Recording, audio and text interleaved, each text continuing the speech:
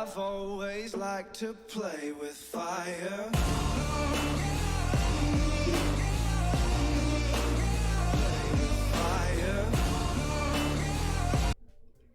Woo! Hello guys! Yes, I'm on another part of the screen. That way we don't cut off any of the text. I might have to move it on the fly. I'm not sure. I haven't really set it up or anything like that. I have played this game previously for like a very short period of time, so I really still don't know what's going on. But yes, this is a viewer requested game, and we are going to play it, and we are going to see what happens in this wonderful world of Doki Doki! Yay! Okay. Hope everybody's having a great Tuesday. I am ready to go, ready to do this. Cheers!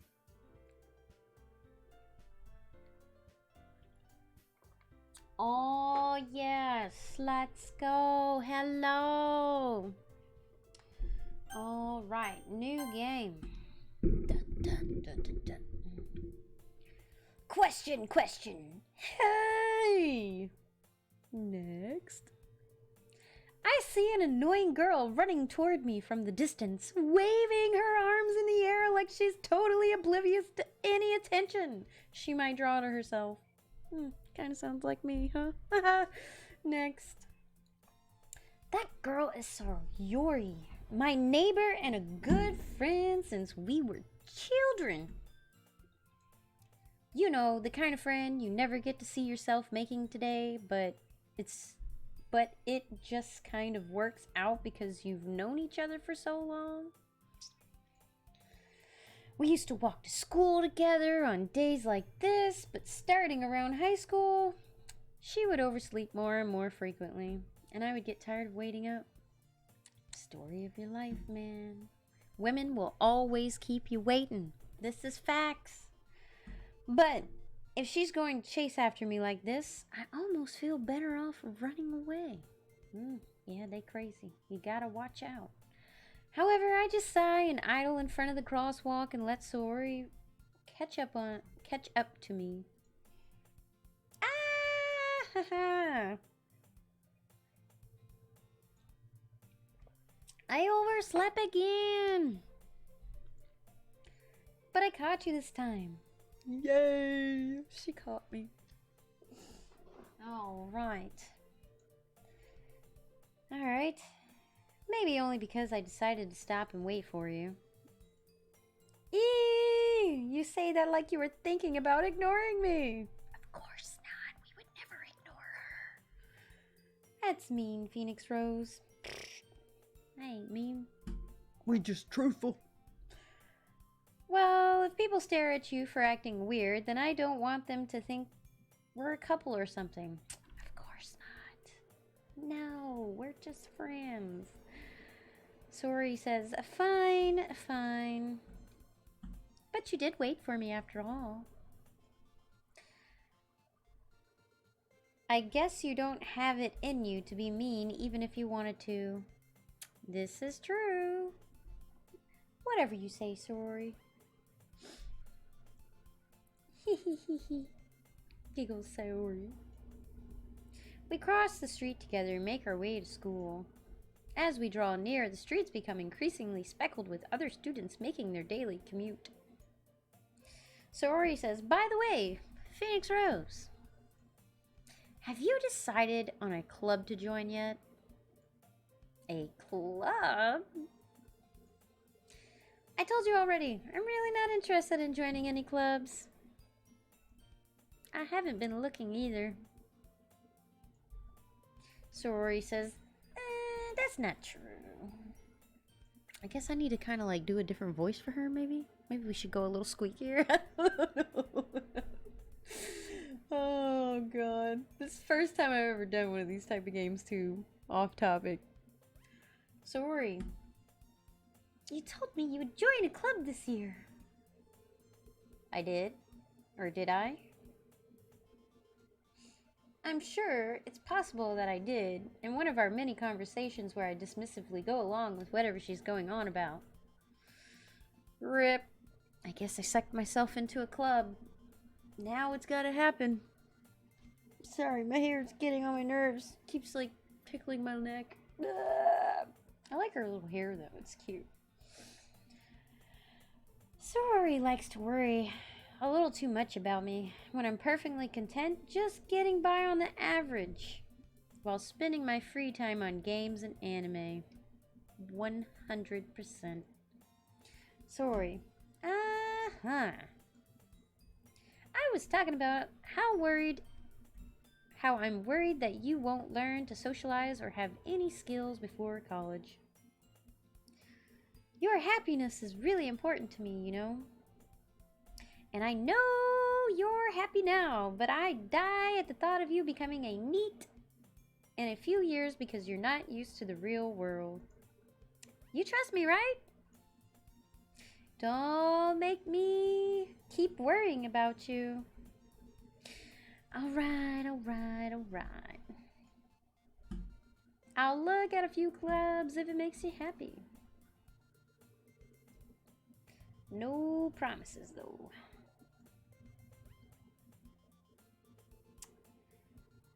Sorry. Will you at least promise me you'll try a little? Yeah, I guess. I'll promise you that. I said. Yay! Why do I let myself get lectured by such a carefree girl?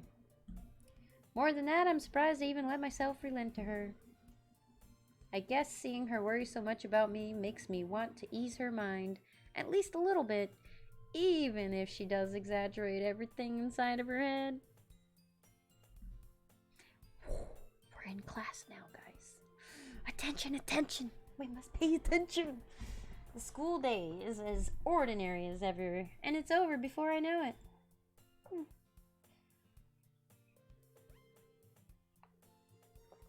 After I pack up my things, I stare blankly at the wall, looking for an ounce of motivation.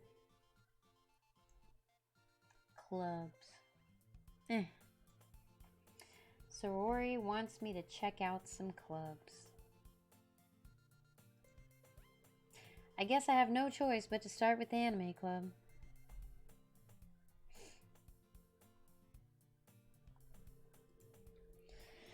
Sorori, hello?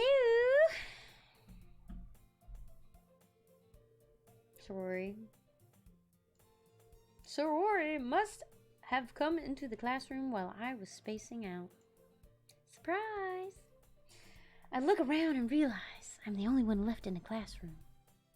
I guess I better wake up. Get moving. Sorry says, I thought I'd catch you coming out of the classroom, but I saw you just sitting here and spacing out, so I came in. Honestly, you're even worse than me sometimes. I'm impressed. Oh, you don't need to wait up for me if it's going to make you late to your own club.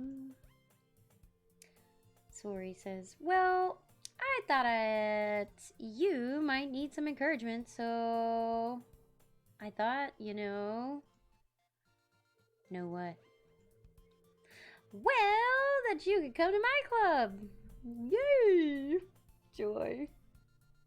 Sorry. Yeah, says Sorry. There's no way I'm going to your club. Meanie? Sawari is vice president of the literature club. Hey, the real Zippy, how are you doing tonight? Have you come to read with me? Sawari is vice president of the literature club. Not that I was ever aware that she had any interest in literature. Hey, what's up? Oh, you changed your name. What's going on, man? How are you? How's iRacing going? It's nice to see you. Thank you for stopping in. I'm doing a viewer requested game right now. I've never played or done a game like this, so it's a little different. Figuring out the sub button stuff. Oh, snap. Hell yeah. I don't even know how to work it myself. Oh, shit. Hell yeah. Congrats, man. That is awesome. Very happy for you. Very cool. Okay, in fact, I'm 99% sure she only did it because she thought it would be fun to help start a new club.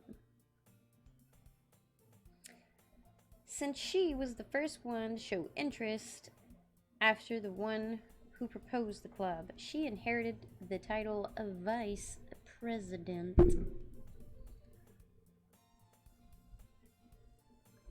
But yeah, how are you? What you been up to, man? You still playing WoW or no? I stopped, and it feels great, and I'm never going back. Never. That said, my interest in literature is guaranteed to be even less. Yeah, I'm going to the anime club, I said. Sorry. Come on, please. Man, I really need to like do my voice a little different, I think. Me reading both people just sounds like I'm crazy, doesn't it? I feel like I'm crazy right now. Oh, just a little bit.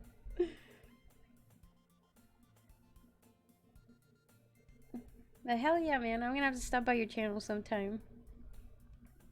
And see you. Sorry. Come on, please. Why do you care so much anyway?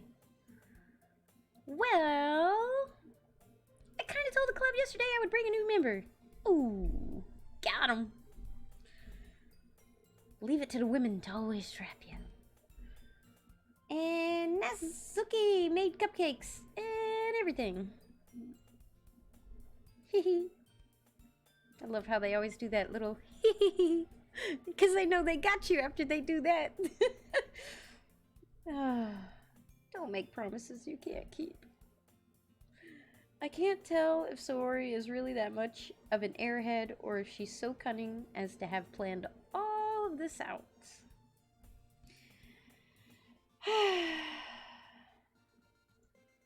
Fine. I'll stop by for one cupcake, okay?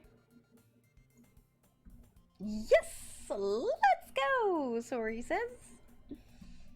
Dun dun dun! We're going down the hallway. Doo doo doo.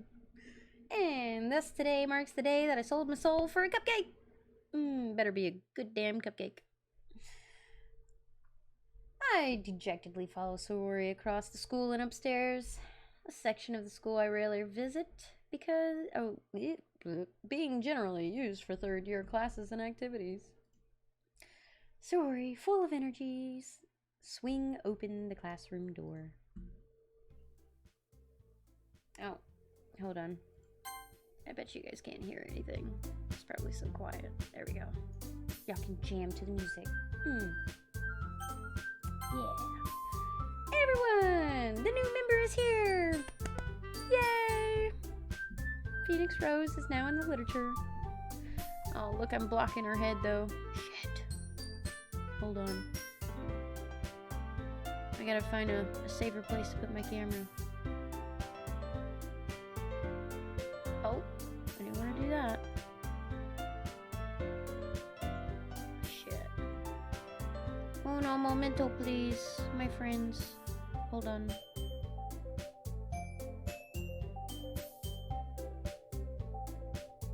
There it is. Let's try this corner. Ooh.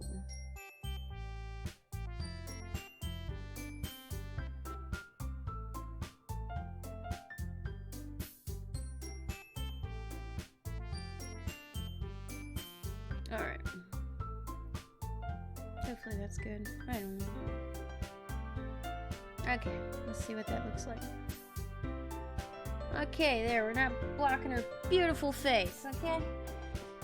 I told you, don't call me a new member. And I glance around the room. Girl 1, welcome to the Literature Club. It's a pleasure meeting you. Saori always says nice things about you. Seriously, you brought a boy. Way to kill the atmosphere. Ah, Phoenix Rose, what a nice surprise. Welcome to the club. All words escape me in this situation. I don't really know what to say. Damn, my camera's just not in a good spot anyway. This sucks. I'm sorry, guys. I can't see your face. I don't know where to put my camera. Oh. Let's try the other corner. Look at this, we're jumping corners right now. This is Doki Doki, Valdane's request.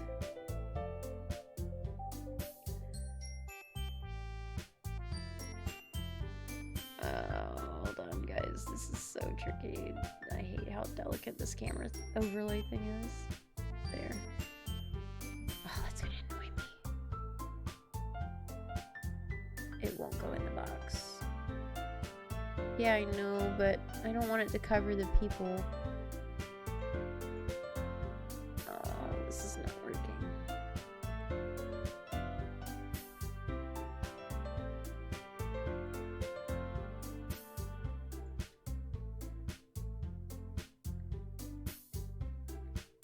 Okay, let's see how that looks. Hold on. I'm sorry, guys. I should have set all this up and tested it before I did all this. I think the camera's hanging over, but I don't know. There you go. At least you guys can see most of it. It's gonna drive me bananas, though.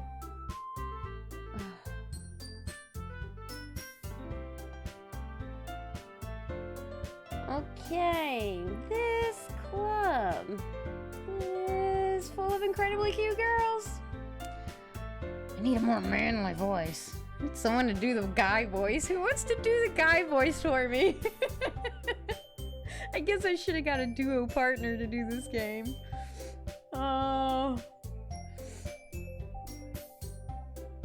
But yeah, they are all cute, aren't they? You got one with this beautiful purple eyes over here. You got one with pink eyes and green eyes. It's just like, ooh, la la. All right. What are you looking at? If you want to say something, just say it. Sorry? Nazuki.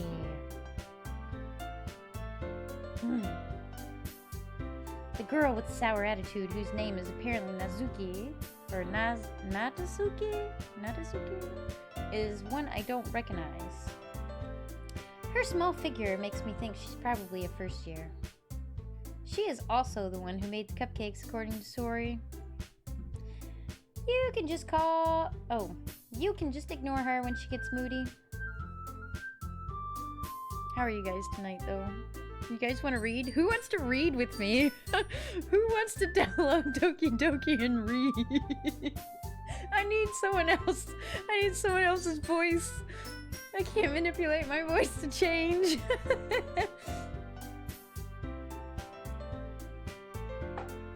All right. Sorori says that quietly into my ear and then turns back toward the other girls. Anyway, this is Nazuki, always full of energy. And this is Yuri, the smartest in the club. Don't say things like that. Yuri, who appears comparably more mature and timid, seems to have a hard time keeping up with people like Sorori and Nazuki. Well, it's nice to meet both of you. And it sounds like you already know Monica. Is that right? Oh god, anyone named Monica, you know they trouble. Oh no. Oh. That's right. It's great to see you again, Phoenix Rose. Monica smiles sweetly. We do know each other well. We rarely talk, but we were in the same class last year. Monica was probably the most popular girl in class. Smart, beautiful, and athletic.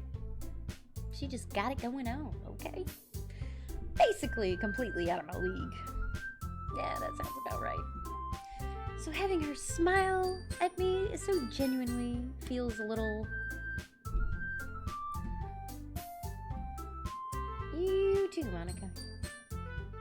Come sit down, Phoenix Rose. We made room for you at the table, so you can sit next to me or Monica? Totally gonna sit next to Saori, because you know, I know her the most. I'll get the cupcakes. Saori says, Nazuki. Hey, I made them, I'll get them. Sorry, I got a little too excited. Then how about I make some tea as well, says Yuri. The girls have a few desks arranged to form a table. As Saori mentioned, it's been widened so that there is one space next to Monica and one space next to Saori. Natazuki and Yuri walk over to the corner of the room where Natazuki grabs a wrapped tray and Yuri opens the closet. Still feeling awkward, I take a seat next to Saori. Natazuki, that cannot be how you say her name. I know I'm butchering it so bad. Nazuki. I'm gonna call her Nazuki. Proudly marches back to the table, tray in hand.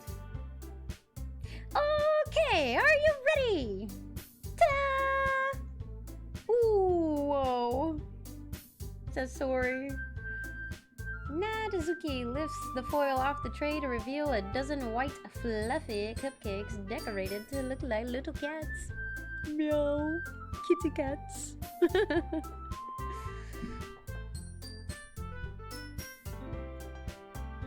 Alright. The whiskers are drawn with icing, and the little pieces of chocolate were used to make the ears. Oh, how adorable. So cute, says Saori.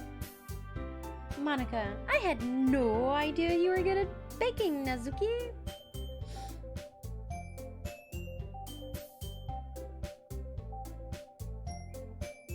What? Right. Well, you know, says Nazuki. Just hurry and take one. Saori grabs one first, then Monica, and then I follow. Num num. Delicious. It's so fluffy. I'm gonna die. It's delicious, says Saori. Saori talks with her mouth full and has already managed to get the icing on her face. How convenient. White stuff on her face. What? Just saying.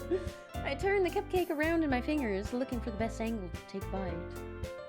Because, you know, I'm a guy. I don't want white stuff on my face. Natazuki is quiet. I can't help but notice she's sneaking glances in my direction. Is she waiting for me to take a bite? I finally bite down. Oh. Hello! How are you? How are you? Oh yeah, what's up, Eclipse? That's Eclipse, right? Quackabis, I'm pretty sure that's Eclipse. How have you been? Hi! The icing is sweet and full of flavor. I wonder if she made it herself. This is really good, I said. Thank you, Natazuki. Why are you thanking me? It's not like I haven't heard this somewhere before. Made them for you or anything. I thought you technically did, Saori said.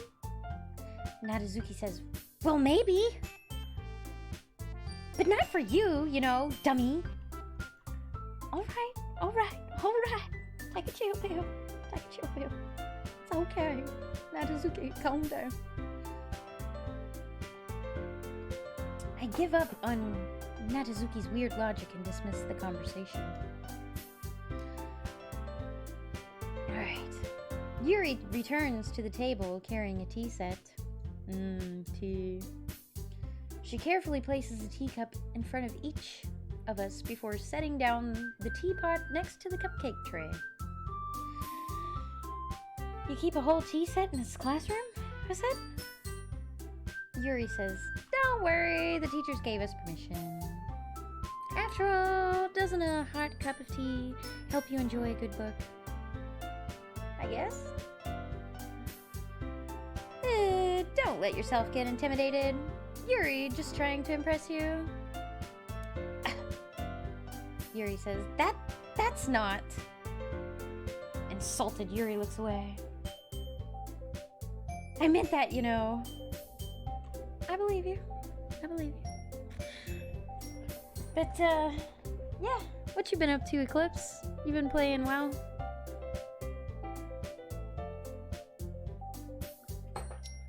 They got me playing all these crazy games. First, you know, Outlast, Visage, then this, and now more scary games after this. I don't know. I don't see how this one can be scary though, but I've heard rumors that it gets crazy. I don't know. Well, tea and reading might not be a pastime for me, but at least I'll enjoy the tea. Yuri says, I'm glad. Yuri faintly smiles to herself in relief. Monica raises an eyebrow and then smiles at me. God, it seems like they're all after me, like right now. Like I'm the only dude and they're just like, ah! So what made you consider the literature club? Monica says, I was afraid of this question. Something tells me I shouldn't tell Monica that I was practically dragged here by Sorori. Well, I haven't joined any clubs yet, and Sorori say I'm really happy here, so... Monica says, that's okay, don't be embarrassed. We'll make sure you feel right at home, okay? As president of the literature club, it's my duty to the club. Oh, my duty to make the club fun and exciting for everyone. Monica, I'm surprised. How come you decided to start your own club? I said. You could probably be a board member of any of the major clubs. Weren't you the leader of the debate club last year? Well, you know, says Monica. To be honest, I can't stand all the politics around the major clubs. It feels like nothing but arguing about the budget and publicity and how to prepare for events. I'd much rather take something I personally enjoy to make something special out of it. And if it encourages others to get into literature, then I'm fulfilling that dream. Ooh, she's really bouncy, ain't she? Sorori, Monica really is a great leader. Yuri also nods in agreement. And I'm surprised there aren't more people in this club yet, I said. It must be hard to start a new club. Monica, you could put that away. Not many people are very interested in putting out all the effort into starting something brand new. Especially when it's something that doesn't grab your attention, like literature. Yeah, who likes to read, right? I love to read. Monica says, you have to work hard to convince people that you're both fun and worthwhile. But it makes school events like the festival that much more important. I'm confident that we can all really grow this club before we graduate. Right, everyone? Yeah, I still actually have to clip, stream... Or no, I have to put all my, highlights from Visage from streams 3, 4, 5, and 6 together. It will be very, very interesting.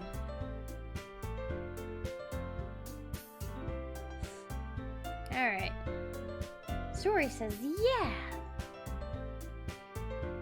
Yuri, we'll do our best. You know it! Nezuki says. Everyone enthusiastically agrees. Such different girls, all interested in the same goal. Yay! Monica must have worked really hard just to find these three. Maybe that's why they were all so delighted by the idea of a new member joining. Though I still don't really know if I can keep up with their level of enthusiasm about literature. So, Phoenix Rose, what kinds of things do you like to read, says Yuri. Well, considering how little I've read these past few years, I really don't have a good way of answering that. Manga. I mutter quietly to myself, half joking. Nadazuki's head suddenly perks up. It looks like she wants to say something, but she keeps quiet. Not much of a reader, I guess, says Yuri. Well, that can change, I said. What am I saying? I spoke without thinking after seeing Yuri's sad smile. Anyway, what about you, Yuri? Yuri says, well, let's see. Yuri traces the rim of her teacup with her finger. My favorites are usually novels that build deep and complex fantasy worlds.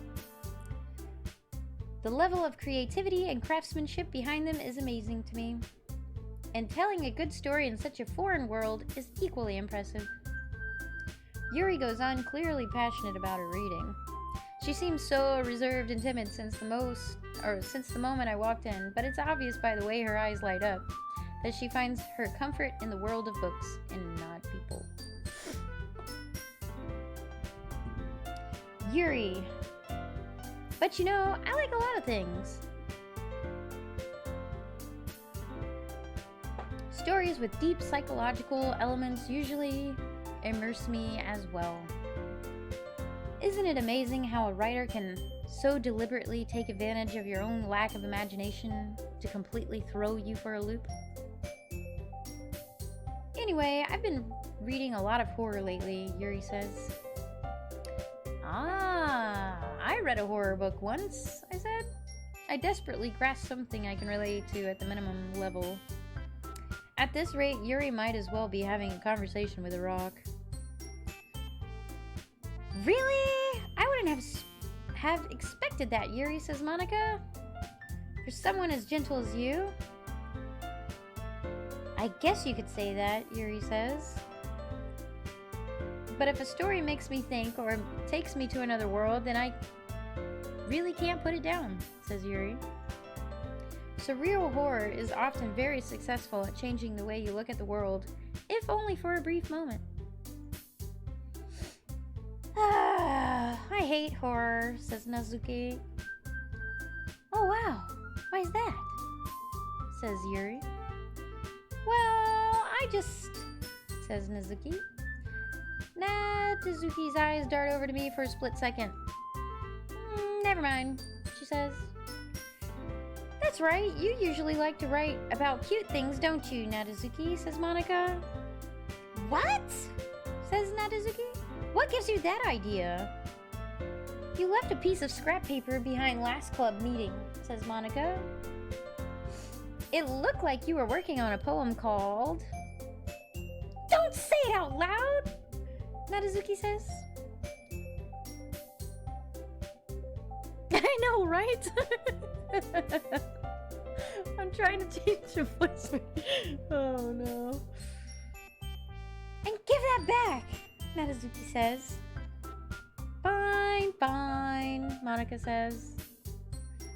Sorry. Hey, your cupcakes, your poems. Everything you do is just as cute as you are. Zaori sidles up behind Nadazuki and puts her hands on her shoulders. Nadazuki, I'm not cute! Nadazuki, you write your own poems, I said? Well, I guess sometimes. Nadazuki says. Why do you care? I think that's impressive. I said, why don't you share them sometime? No, Nadazuki says. Nadazuki averts her eyes. You wouldn't like them. Ah, not a very confident writer yet, then.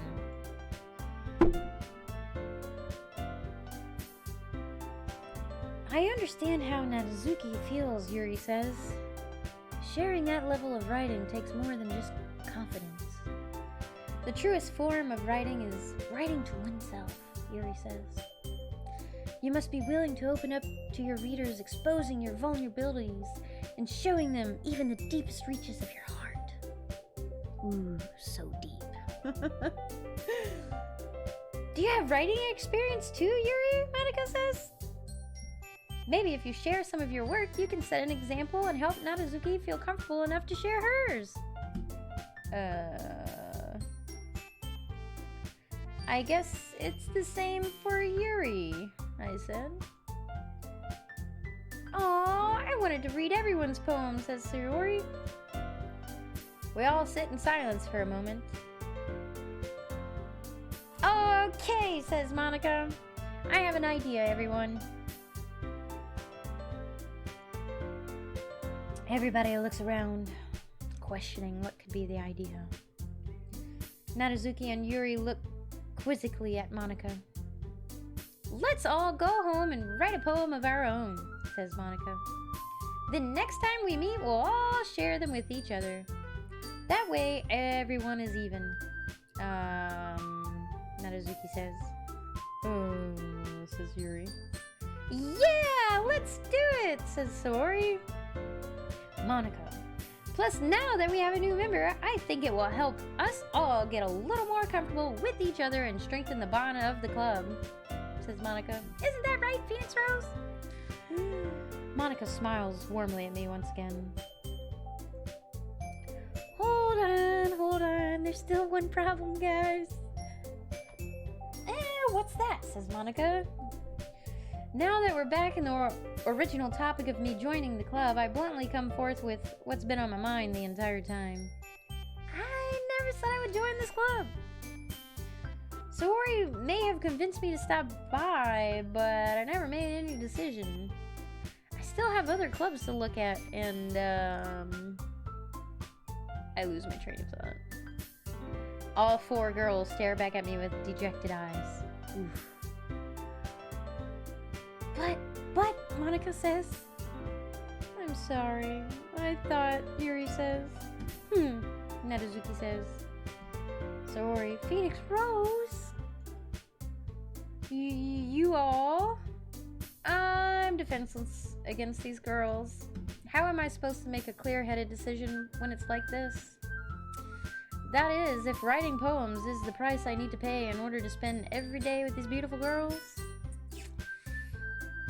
Right. Okay, I've decided then. I'll join the literature club. One by one, the girls' eyes light up. Yay! Joining the club. Yes, I'm so happy, said Sayori. Sayori wraps her arms around me, jumping up and down. Hey, I said. You really did scare me for a moment, says Yuri. If you really just came for the cupcakes, I would be super pissed, says Nozuki. Then that makes it official, says Monica. Welcome to the literature club. Thanks, I guess. Okay, everyone, Monica says, I think with that, we can officially end today's meeting on a good note. Everyone remember tonight's assignment? Write a poem to bring to the next meeting so we can all share. Monica looks over at me once more. Phoenix Rose, I look forward to seeing how you express yourself. Yeah, I said. Can I really impress the class star Monica with my mediocre writing skills? I already feel the anxiety welling up inside of me. Meanwhile, the girls continue to chit-chat as Yuri and Nadazuka clean up their food. Hey, Phoenix Rose! Since we're already here, do you want to walk home together, says Sayori? That's right, Sayori and I never walk home together anymore because she always stayed after school for clubs. Sure, might as well, I said. Yay, says Sayori. Dad, we're walking home. Yay! Oh gosh. With that, the two of us depart the club room and make our way home. The whole way, my mind wanders back and forth between the four girls. Sayori, Nadazuki, Yuri, and of course the lovely Monica. Will I really be happy spending every day after school in the literature club? Perhaps I'll have the chance to grow closer to one of these girls. Oof, you know what he's thinking of. All right. I'll just need to make the most of my circumstances, and I'm sure good fortune will find me. And I guess that starts with the writing. Starts with writing a poem tonight. Ooh, we get to write now. It's time to write a poem. Pick words you think your favorite club member will like. Something good might happen with whoever likes your poem the most. Ooh, alright. We've got skipping, music, electricity, determination, socks, vanilla, holiday, unending, bouncy, and bliss. So I just pick words and hope that they make sense together, I guess. Alright, so we are gonna do... Let's do music. Oh no, how do I go back? I totally didn't want... I don't know what I clicked for the second one. Socks. Ha ha ha. Cocks. Let's see. We've got music. I don't know what the second one was that I clicked, so that's random. We're gonna go with music and... I don't know, waterfalls are nice. And the passion. And the fantasy. And the destiny. And clouds. And...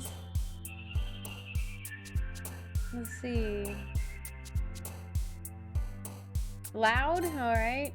And let's see, we got excitement, suicide. Ooh, God, that's dark. Inferno, comfort, fluffy. Oh, fluffy. Tears, jump, family, frightening, and joy. Let's go with excitement.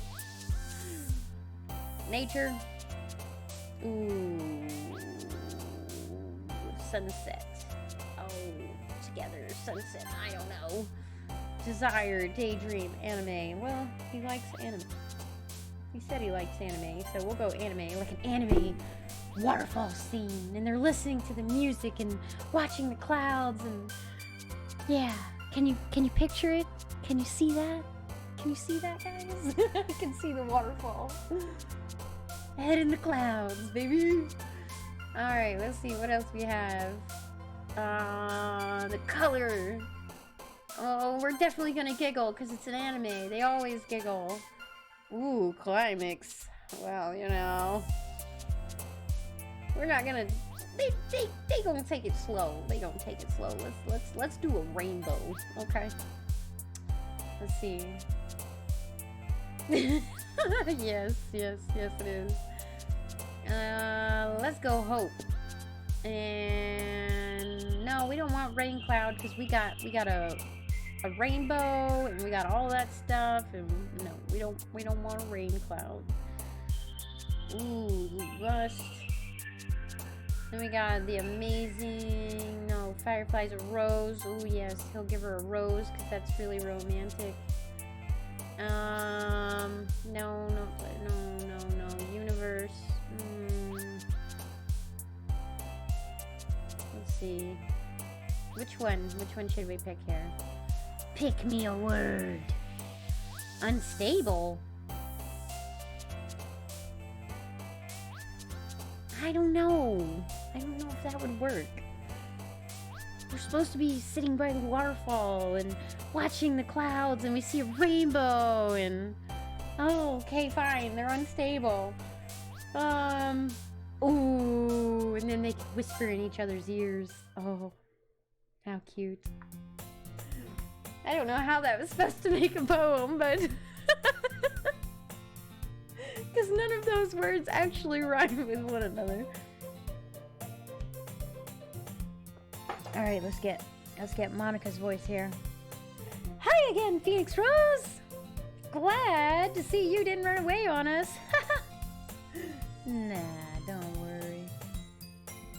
This might be a little strange for me, but at least I kept my word. Well, I'm back at the Literature Club. I I was the last to come in, so everyone else is already hanging out. Thanks for keeping your promise, Phoenix Rose, Yuri says quietly. I hope this isn't too overwhelming of a commitment for you. Making you dive headfirst into literature when you're not accustomed to it, Yuri says. Oh, come on! Like he deserves any slack, says Nadazuki. Saori told me you didn't even want to join any clubs this year. And last year, too. I don't even know if you plan to just come here and hang out or what. But if you don't take us seriously, then you won't see the end of it. Oof. Nadazuki, you certainly have a big mouth for someone who keeps her manga collection in the club room, says Monica. Nadazuki. Nadazuki finds herself stuck between saying Monica and manga. Manga is literature! Swiftly defeated, Nadazuki pops back into her seat. Don't worry, guys, Saori says. Phoenix Rose always gives it his best, as long as he's having fun. He helps me with busy work, without me even asking, says Saori. Like cooking and cleaning my room. How dependable, says Yuri. Saori, that's because your room is so messy it's distracting. And you almost set your house on fire once. Is that so? Says Saori. You two are really good friends, aren't you? Says Yuri. I might be a little jealous. How come? You and Phoenix Rose can become good friends too, says Saori. Says Saori? I said, says Saori. As usual, Saori seems oblivious to the weird situation she just put me into. Oh, Yuri even brought you something today, you know? What? Wait, Saori? Says Yuri. Me? Not really, says Yuri. Don't be shy, says Saori. It's really nothing, Yuri says. What is it? Never mind. Saori made it sound like a big deal when really it's not, says Yuri. What do I do? I'm sorry, Yuri, I wasn't thinking, says Saori. I guess that means it's up to me to rescue the situation. Hey, don't worry about it, I said. First of all, I wasn't expecting anything in the first place. So any nice gesture from you is a pleasant surprise. It'll make me happy no matter what. Is that so, says Yuri?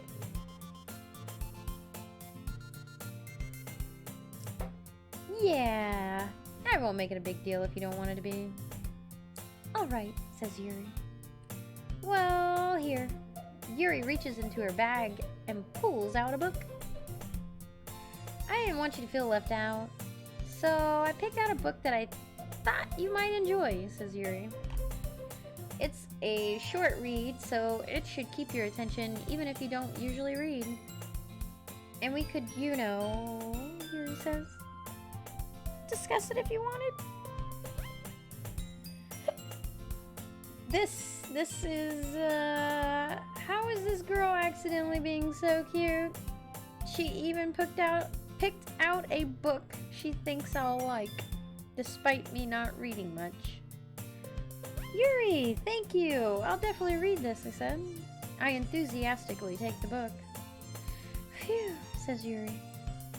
Well, you can read it at your own pace. I look forward to hearing what you think, says Yuri. Now that everyone's settled in, I expected Monica to kick off some scheduled activities for the club, but that doesn't seem to be the case. Saori and Monica are having a cheery conversation in the corner. Yuri's face is already buried in a book. I can't help but notice her intense expression, like she was waiting for this chance.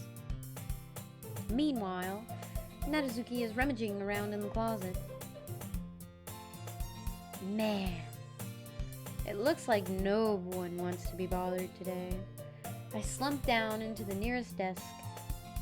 How am I supposed to occupy myself with something literature related by myself like this? I guess I could always read some of the book Yuri gave me. But I'm feeling a little too tired to read. I could probably fall asleep right now. I close my eyes and end up listening in on Sorori's conversation with Monica.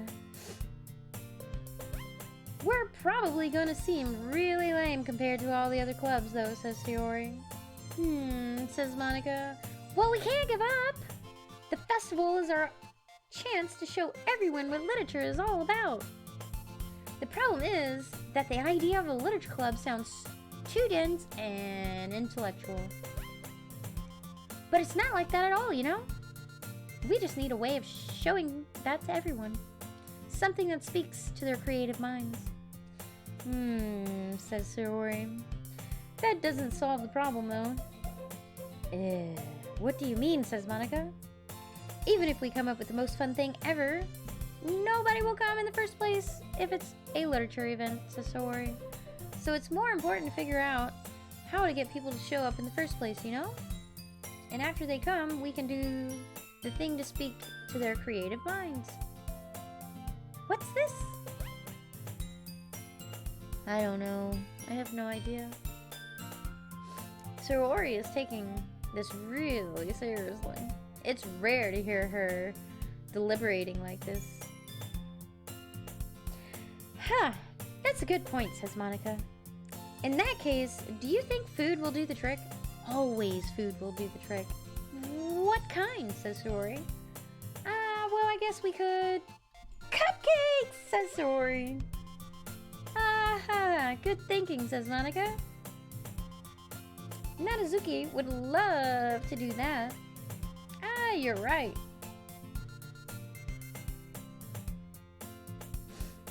Says Sorori.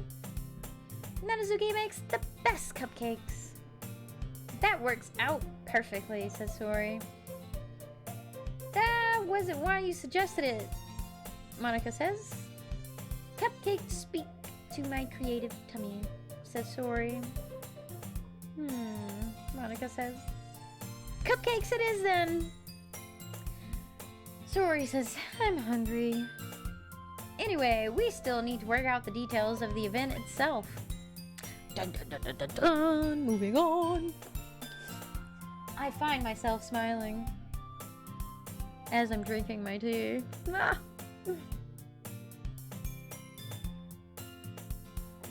In the end, Sorori is still her usual self, but therein lies the unexpected reason why I admire her.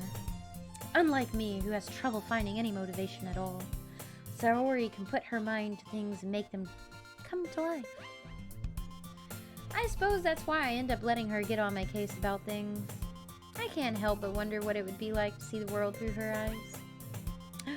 Oh. Wow! I open my eyes to find that Sorori's face is filling my vision. I nearly fall out of my chair. Sorry, says Sorori. Wait! Actually, I'm not sorry at all. It's your fault for sleeping like that. This isn't the napping club.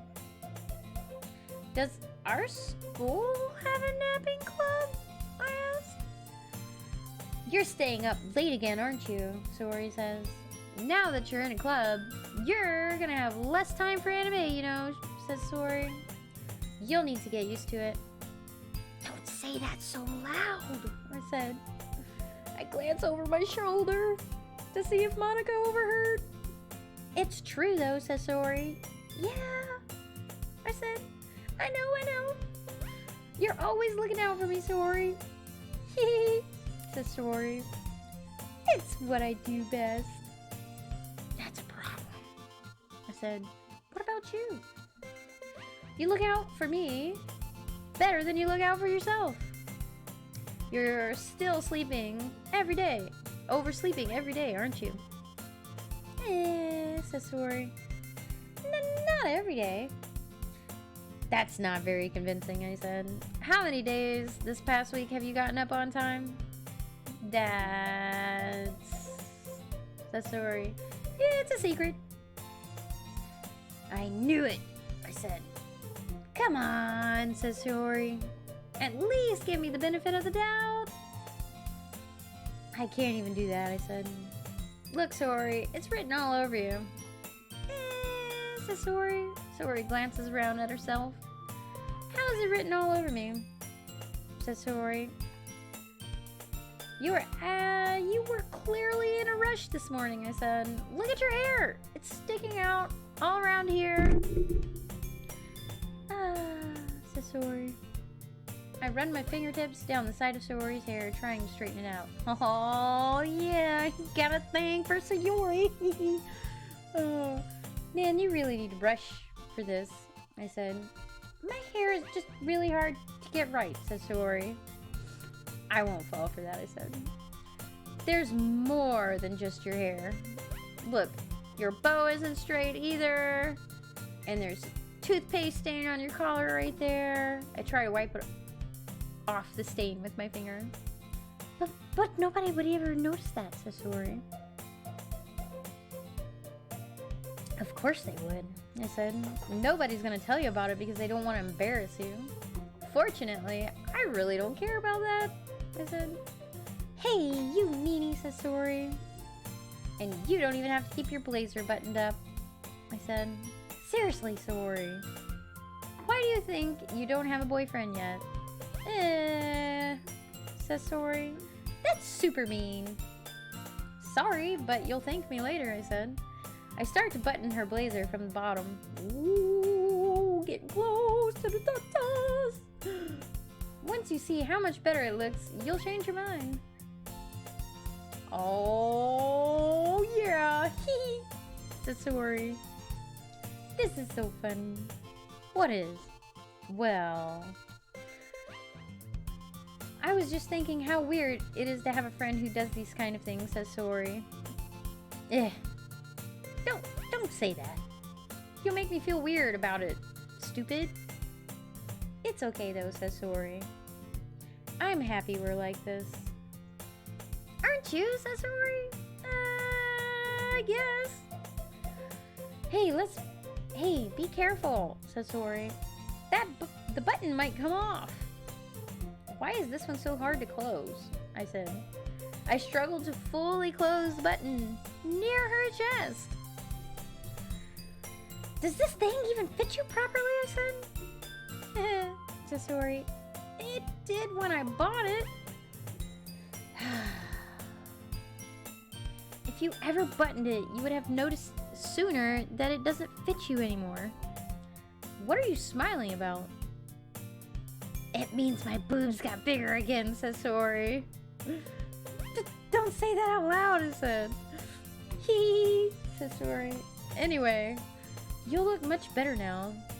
So, why does it feel strange to see Saori's blazer buttoned up like that? I said. But it's so stuffy, says Saori. Ooh. Oh, I thought that was gonna be ooh. It's fucking game. Oh my god, what do you guys have me playing? It's not worth it at all, says Saori. Saori hastily unbuttons her blazer once more. Phew, says Saori. That's so much better. Saori puts her arms out and twirls around. So if I keep it unbuttoned, then I won't get a boyfriend, right? What kind of logic is that, I said. And why are you saying that like it's a good thing? Because, says Saori, if I had a boyfriend, then he wouldn't then he wouldn't even let you do things like this.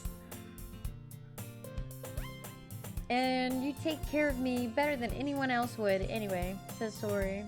So that's why I'm keeping it unbuttoned.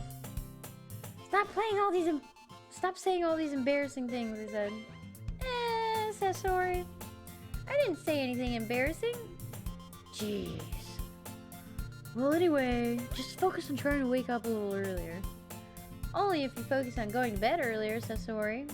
Fine. It's a deal. Hee, says Saori. I guess we really are better at taking care of each other than we are taking care of ourselves. Yeah, I guess so, huh? So maybe you should come wake me up in the morning. Oh, you're doing it again, Saori. Oh, but I was joking that time, says Saori. Man, it's impossible to tell with you sometimes. Okay, everyone, Monica says. Huh? Monica suddenly calls out. Why don't we share the poems we wrote now, says Monica. Yay, says Saori. Phoenix Rose, I can't wait to read yours. Yeah, same. I fail to sound enthusiastic, but Saori still trots away to retrieve her poem. By the way, did you remember to write a poem last night, says Monica. Yeah. My relaxation ends. I can't believe I agreed to do something so embarrassing. I couldn't really find much inspiration since I've never really done this before. Well, now that everyone's ready, why don't you find someone to share with, says Monica. Saori's, I can't wait, says Saori.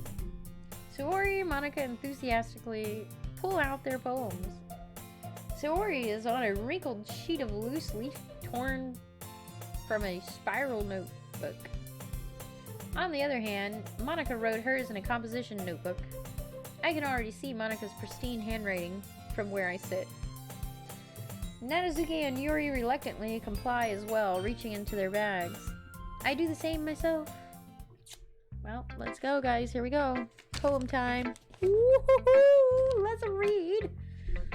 Who should we choose first? Someone pick someone while I take a sip of my tea.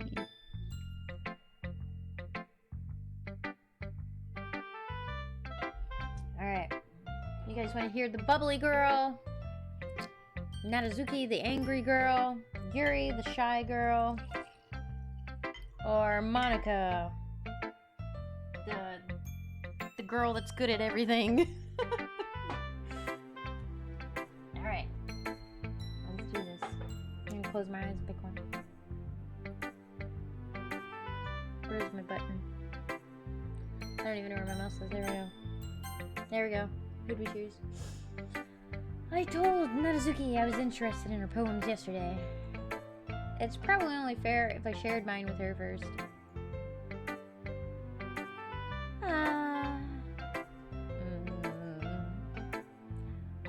Well, it's about what I expected from someone like you, says Nanazuki. That's a little blunt, I said. Well, excuse me, says Nanazuki. It's not like I said it was bad. It just didn't evoke any emotions. What are you talking about? We had waterfalls in there, we had rainbows, we had lust and clouds and unstable. I don't know. So basically, it's not cute enough for your tastes. Is that what I said? Do you want to get smacked? Says Nanazuki. I'll pass. Sigh. Well, anyway, I guess I need to show you mine. Not that you'd like it. Eagles can fly. Monkeys can climb. Crickets can leap. Horses can race. Owls can seek. Cheetahs can run. Eagles can fly. People can try, but that's about it. Oh, how cute. Yeah, Nanazuki says. I told you that you weren't gonna like it.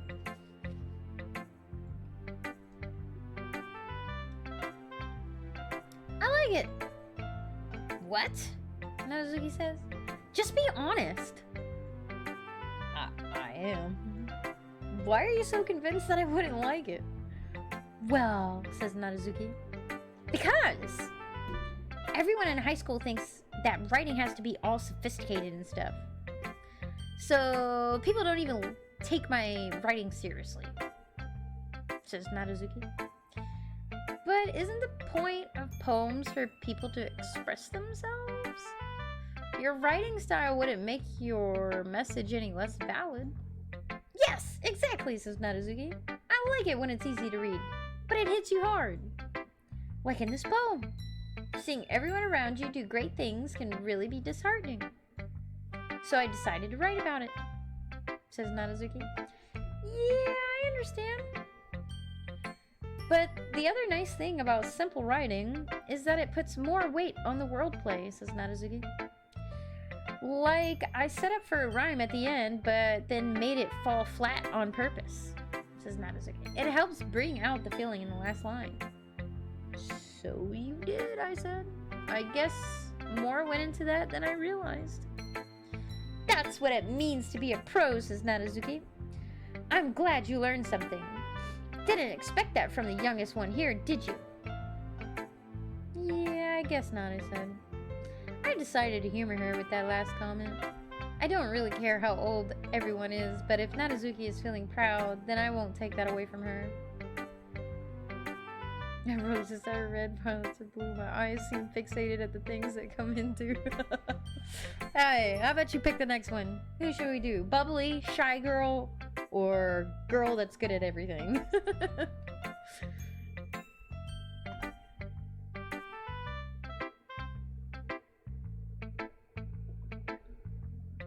Yuri, okay, shy girl, let's go. Oh, it's Yuri's turn. Yuri stares at the poem. A minute passes, more than enough time for her to finish the reading. Oh, says Yuri. Sorry, I forgot to start speaking. It's fine, don't force yourself, I said. I'm not, says Yuri. I just need to put my thoughts into words. Hold on, Yuri says. Okay. This is your first time writing a poem, right? Yeah. Why do you ask? I'm just making sure, says Yuri. I guess that it might be after reading through it. Ah, so it's that bad, I said. No, says Yuri. Did I just raise my voice? I'm so sorry. Yuri buries her face into her hands. I couldn't help but notice that it's been several minutes and we really haven't gotten anywhere.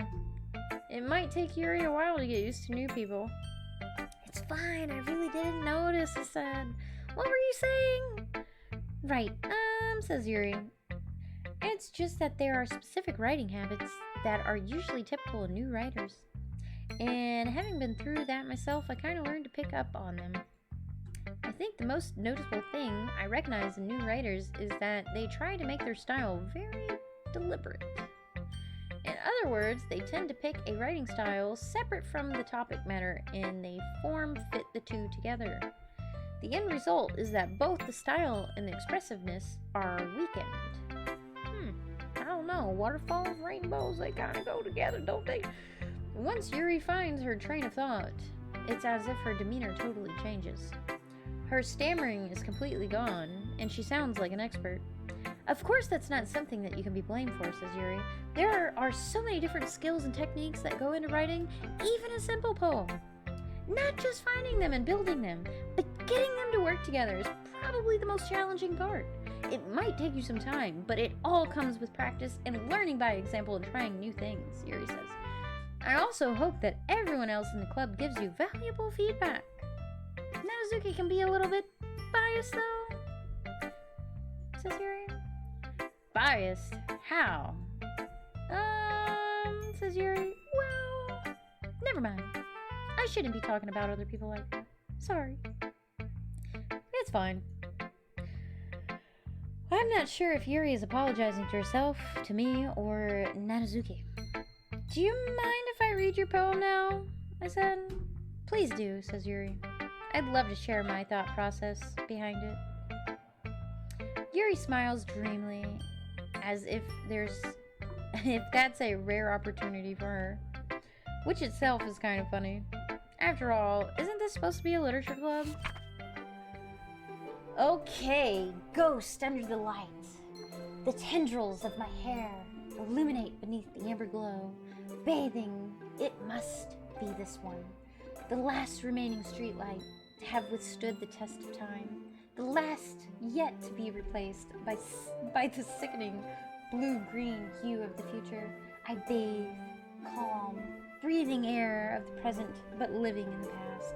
The light flickers, I flicker back. Oh, how cute.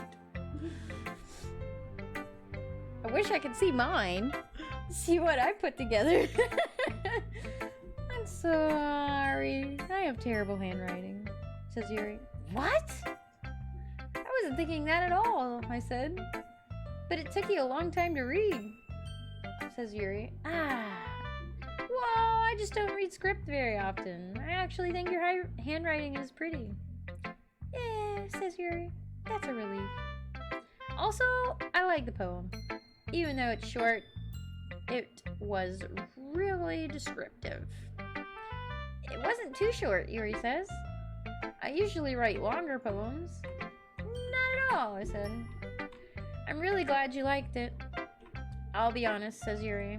Since it's our first time sharing, I wanted to write something a little more mild. Something easy to digest, I suppose. Are you into ghosts, Yuri? I said. Oh, Yuri says. Actually, the story isn't about a ghost at all, Phoenix Rose. Really? I said. I must have totally missed the point. Well, I suppose you did only glance over it after all, says Yuri, but remember that poets often express their own thoughts, feelings, and experiences in their work. They usually do more than tell a simple story or paint a picture. In this case, perhaps the subject of the poem is only being symbolically compared to a ghost, lingering in her last remaining place of comfort, unable to let go of the past, and soon to be left with nothing. Ooh, that's a lot more solemn putting it that way, I said. I hadn't even thought of that. That's impressive. It's nothing really, says Yuri. Well, it makes me happy that you think that. Just remember that it won't be long before you pick up on these things too, says Yuri. Yeah, maybe you're right, I said. I guess I'll have to keep trying. I'm counting on you, says Yuri. Who should I show my poem to next? Let's save Sorori for last. Let's go, Monica. Hi, Phoenix Rose, says Monica. Having a good time so far? Yeah. Good. Glad to hear it, says Monica. By the way, since you're new and everything, if you ever have any suggestions for the club, like new activities or things we can do better, I'm always listening. Don't be afraid to bring things up, okay? Says Monica. Alright, I'll keep that in mind. Of course, I'll be afraid to bring things up. I'm much better off just going with the flow until I'm more settled in. Anyway, says Monica, want to share your poem with me? It's kind of embarrassing, but I guess I have to. Monica says, don't worry, Phoenix Rose. We're all a little embarrassed today, you know? But it's that sort of barrier that we'll all learn to get past soon. Yeah, that's true, I said. I hand Monica my poem. Says Monica. I like this one. It makes me think of something Saori would like. Is that so? I said. You and Saori are really good friends, right? I wouldn't be surprised if you had those sort of things in common, said Monica. Well, we may be good friends, but Saori and I are actually really different. Says Monica. Well, that may be the case. But maybe there are also some similarities that you wouldn't expect, says Monica. The way she talks about you. It sounds like the two of you really care about each other's well-being, says Monica. Even if you show it in different ways, it ends up being more similar than you think.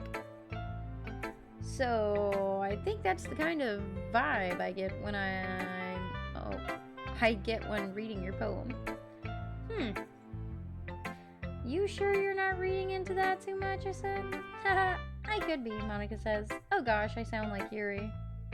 But in any case, Rory's writing has kind of a gentle feel to it. I can tell that she likes exploring with emotions like happiness and sadness.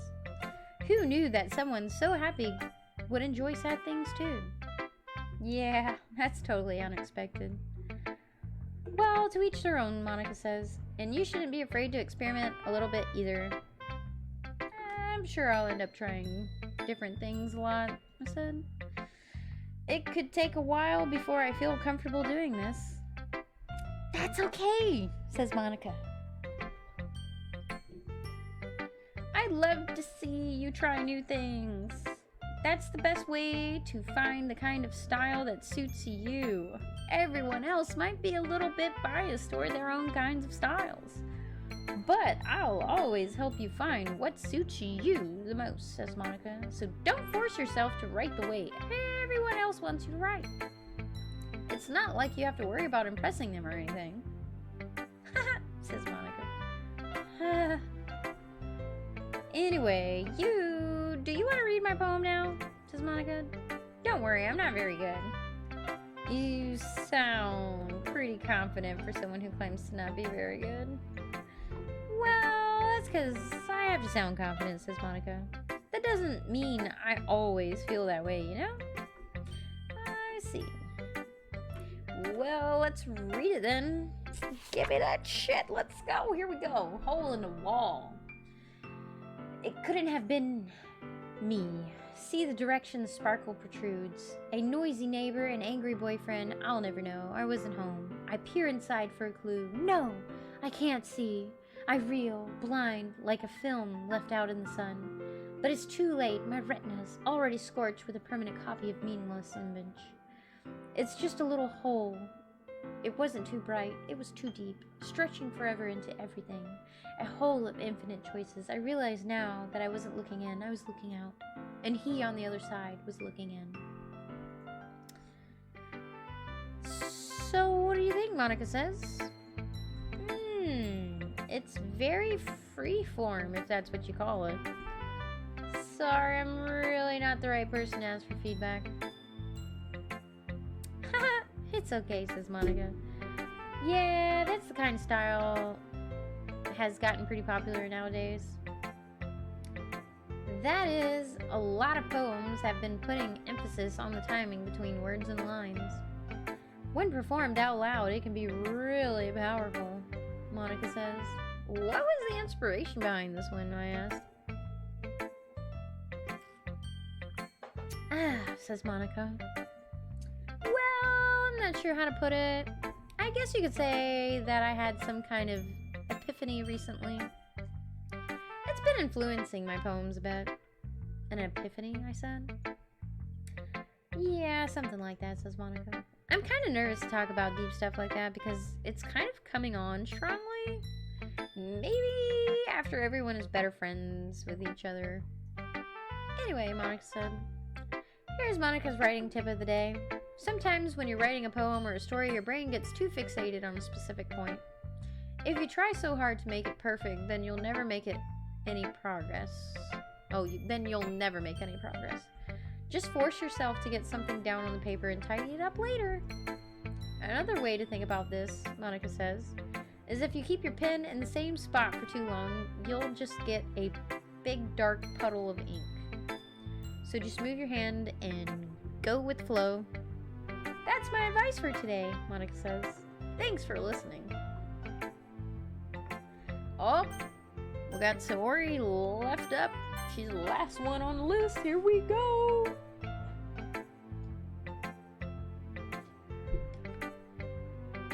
Okay, Saori. Oh my goodness! This is so good, Phoenix Rose! I love it, said Saori. I had no idea you were such a good writer. Saori, you must be seriously overreacting. I'm not a good writer at all. I honestly have no idea what I'm doing. Well, says Saori, maybe that's why. Because I have no idea what I like either. Jesus. Yuri's opinion was way more constructive than this. Are you sure you don't like it just because I wrote it? Says Saori. Well, I'm sure that's part of it. I think I understand you better than a lot of other people, you know? So when I read your poem, it's not just a poem. It's Phoenix Rose poem! And that makes it feel extra special. Like I can feel your feelings in it. Saori hugs the sheet of paper against her chest. You're weird. You're so weird, Saori. Says Saori. I'm really happy that you wrote one. It just reminds me of how you are really part of the club now, Sasori. Not to mention the fact that I'm standing in front of you in the club room. Well, of course. I'm not really into it yet, but that doesn't mean I'll break my promise. See, Sasori? It's like I said before, Phoenix Rose. Deep down, you're not selfish at all, you know? Trying new things like this for other people. Oh, this is true. We do try new things for other people. That's something that's something that only really good people do. Thanks, Saori, I said. I'm not sure if Saori sees the full picture of my motive here. Then again, I can't deny that she's part of the reason I joined. Knowing how much this means to her and all. Yeah, says Saori. And I'm gonna make sure you have lots of fun here, okay? That will be my way of thanking you.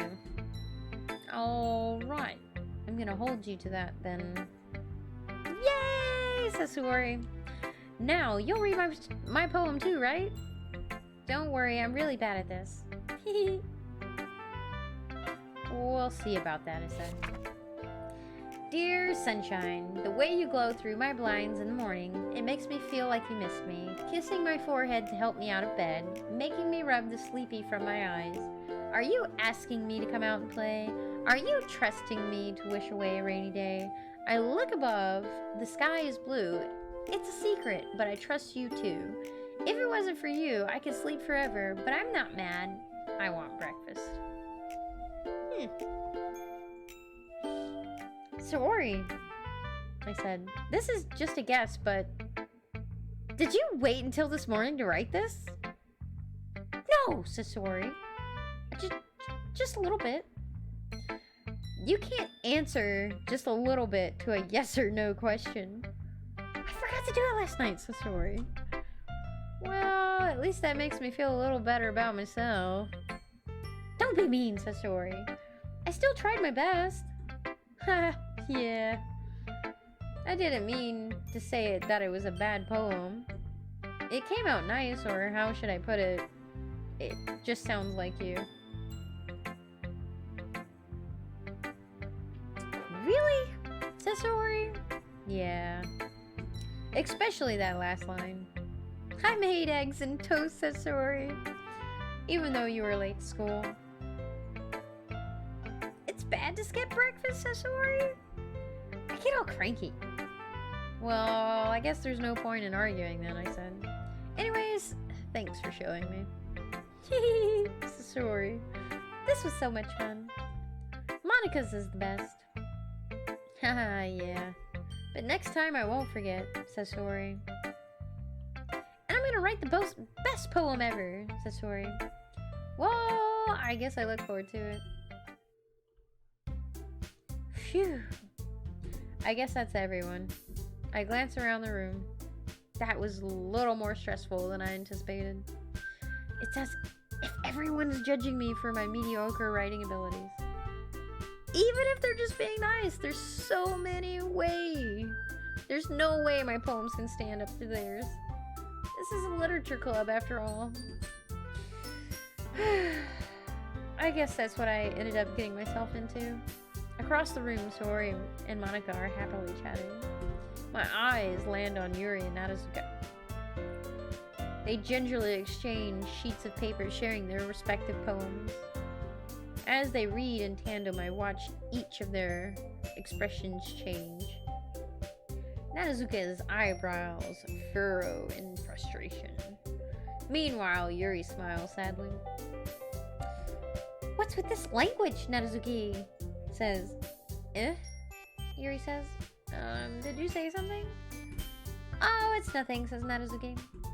Natsuki dismissively returns to the poem to the desk with one hand. I guess you could say it's fancy. Ah, thanks, says Yuri. Yours is cute, says Yuri. Cute, says Natsuki. Did you completely miss the symbolism or something? It's clearly about the feeling of giving up. How can that be cute? I know that, says Yuri. I just meant the language, I guess. I was trying to say something nice. Eh, Nadazuki says. You mean you have to try that hard to come up with something nice to say? Thanks, but it really didn't come out nice at all, says Nadazuki. Says Yuri. Well, I do have a couple of suggestions. Says Nadazuki. If I was looking for suggestions, I would have asked someone who actually liked it. Which people did, by the way. Suori liked it, says Nadazuki. And Phoenix Rose did too. So, based on that, I'll gladly give you some suggestions of my own, says Nadazuki. First of all, excuse me, Yuri says. I appreciate the offer, but I've spent a long time establishing my writing style. I don't expect it to change anytime soon, unless, of course, I come across something particularly inspiring, which I haven't yet. Nadazuki says. And Phoenix Rose liked my poem too, you know? Says Yuri. He even told me he was impressed by it. Nadazuki suddenly stands up. Oh! I didn't realize you were so invested in trying to impress our new member, Yuri. Says Nadazuki. Says Yuri. That's not what I... You're just... Yuri stands up as well. Maybe you're just jealous that Phoenix Rose appreciates my advice more than he appreciated yours, Yuri says. Ha!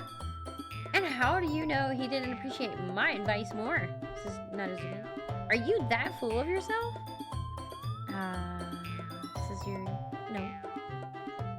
If I was full of myself, I would deliberately go out of my way to make everything I do overly cutesy. Says Yuri.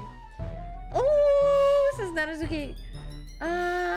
Says Sayori, is everyone okay? Well, you know what, says Nadazuki? I wasn't the one whose boobs magically grew a size bigger as soon as Phoenix Rose started showing up. Nadazuki! Nadazuki, that's a little, says Monica. This doesn't involve you. I don't like you fighting, guys, says Sayori. Suddenly, both girls turned towards me, as if they just noticed I was standing there. Phoenix Rose, says Yuri. She's trying to make me look bad, says Yuri. That's not true, says Nadazuki. She started it. If she could get over herself and learn to appreciate that simple writing is more effective, says Nadazuki, then this wouldn't have happened in the first place. What's the point in making your poems all convoluted for no reason? The meaning should jump out at the reader, not force them to have to figure it out, says Nadazuki. Help me explain that to her, Phoenix Rose. What? Says Yuri. There's a reason we have so many deep and expressive words in our language.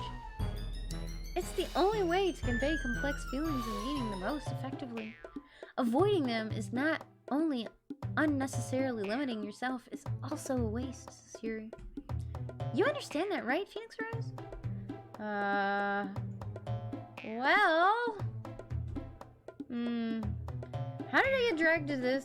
How did I get dragged into this in the first place? It's not like I know anything about writing, but whomever I agree with, they'll probably think more highly of me. So, of course, that's going to be... Oof. Well, we don't want to get into two girls wanting my opinion, so I think we're going to do a bailout. Because if we favor one over the other, they're going to get pissed. So, to diffuse this situation, I'm going to call in Sayori, because she's the bubbly one. Nadazuki, I said. Nadazuki glares at me, drying up any words I had in my mouth. So instead, I turn to Yuri. Yuri?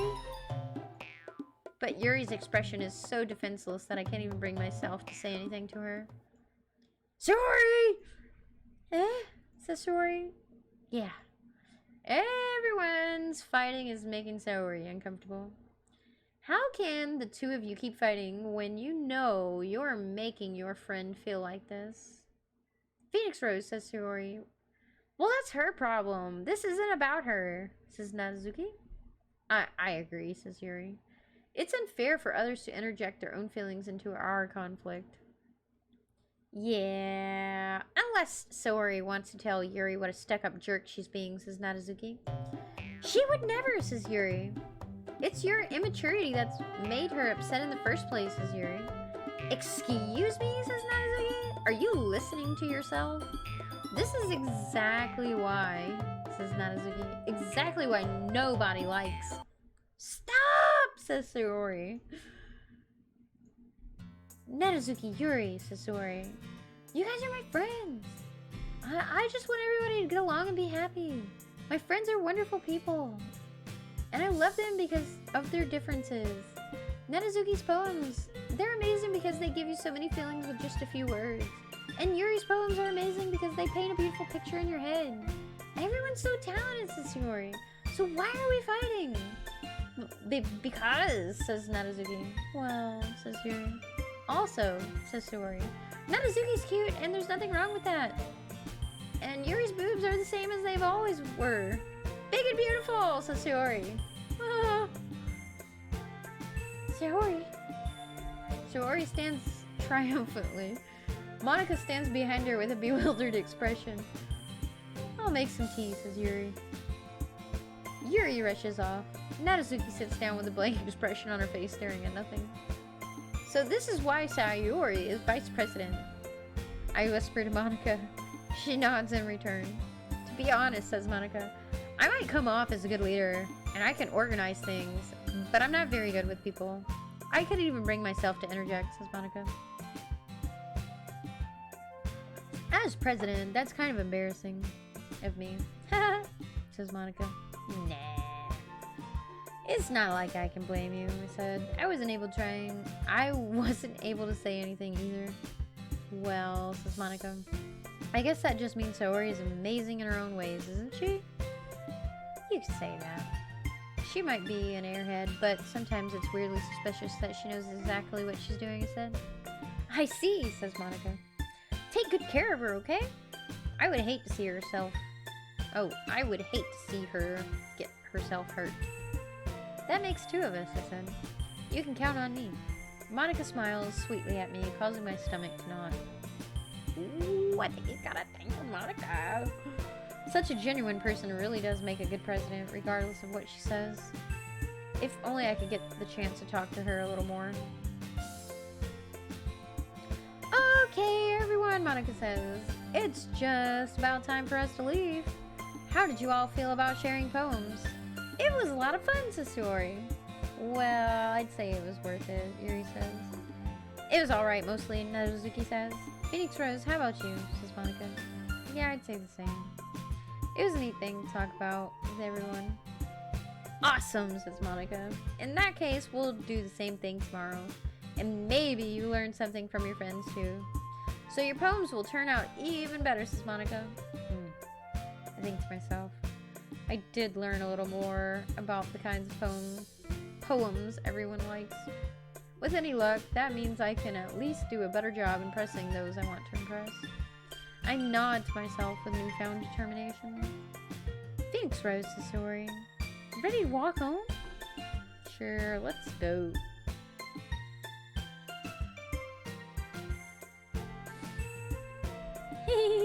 Says Saori. Saori beams at me. It truly has been a while since Saori and I have spent this much time together.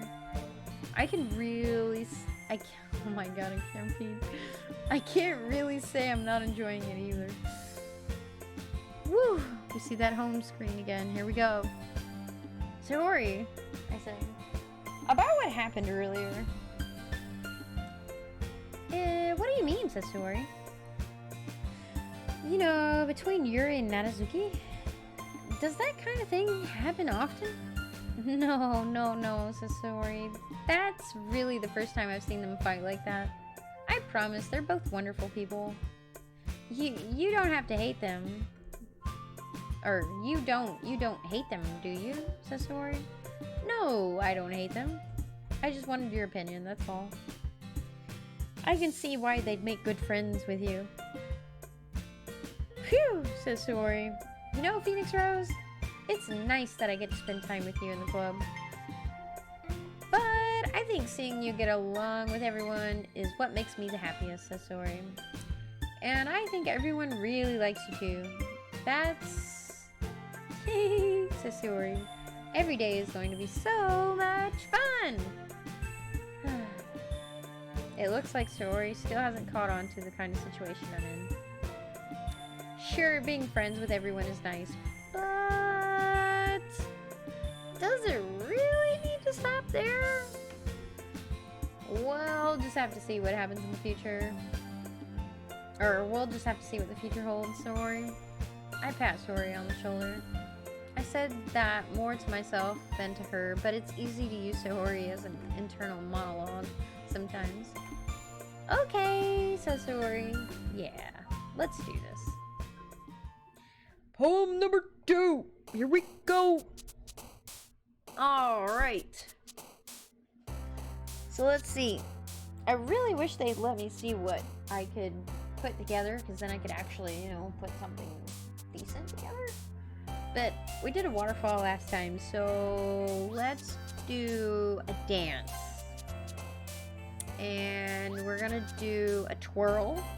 And we are gonna do... ooh, a whisper. And we're gonna do... an aura. And we're gonna do... together. And we are going to do... together a sensation of comfort and happiness and a whirlwind of bliss and romance and memories and love and laugh.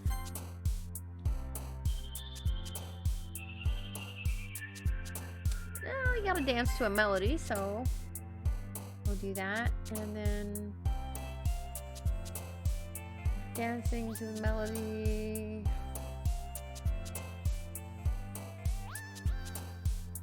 I don't know what would go next. Ooh, what if we were dancing by the ocean? That'd be cool. It doesn't say dancing by the ocean. Huh, let's do... hopeless. Charm. And... ooh, I'm captive by the dance. And it's vivid, you know, an intellectual. Woo! Another day in the club, guys. Another day in the club. Holy molies. Another day passes and it's time for the club meeting already. I have gotten a little more comfortable here over the past couple of days. Entering the club room, the usual scene greets me. Hi, Phoenix Rose, says Saori says. Yo, Saori. Looks like you're in a good mood today. Hehe, says Saori. I'm just still not used to you being in the club, that's all. I see. That's a pretty good simple thing to get you in a good mood. But I guess it's always the simple things with you anyway. Speaking of which, says Saori, I'm kind of hungry. Will you come with me to buy a snack? No, thanks. That's not like you at all, says Saori. I have my reasons.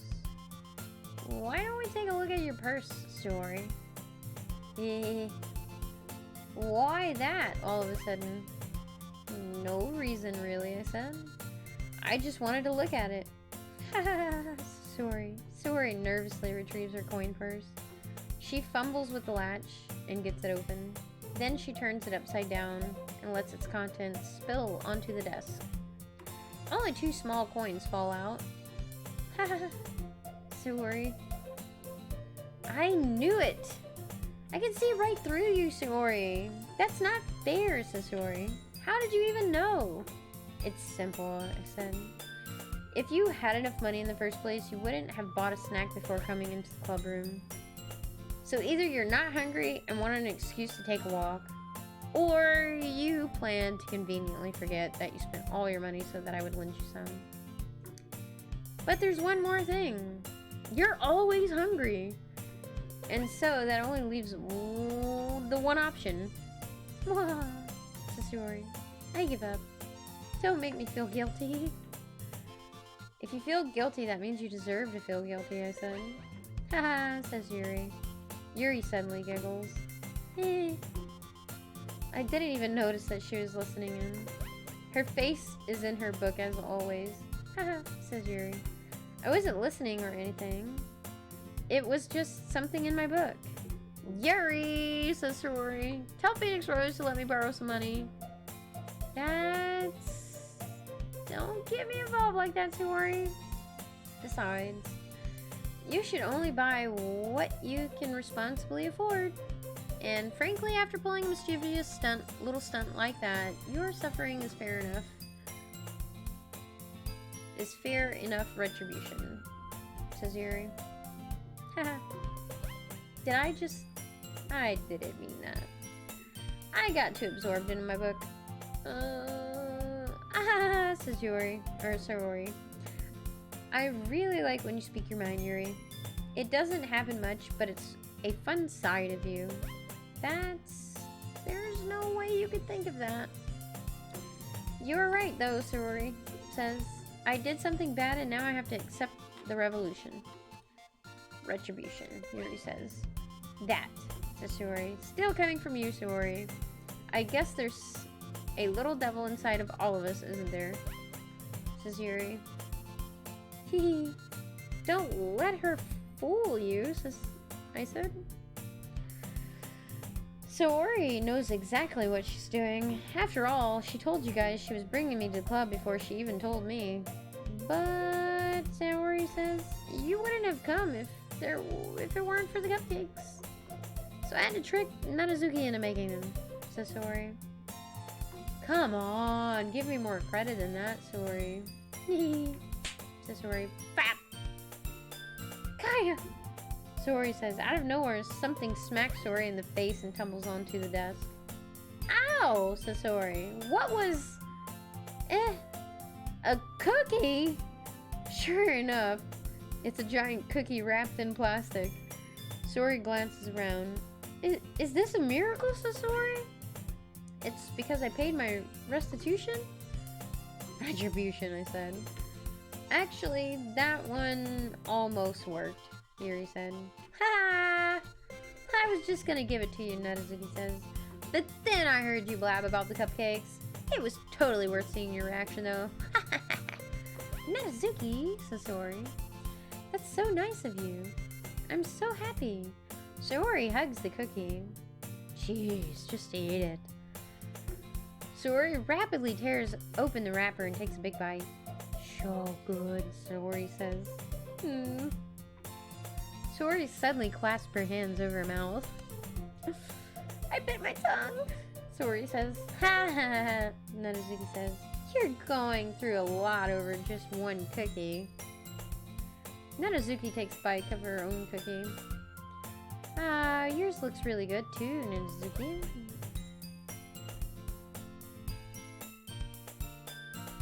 Alright. Can I try it, Saori? Jeez, Nanazuki. Beggars can't be choosers.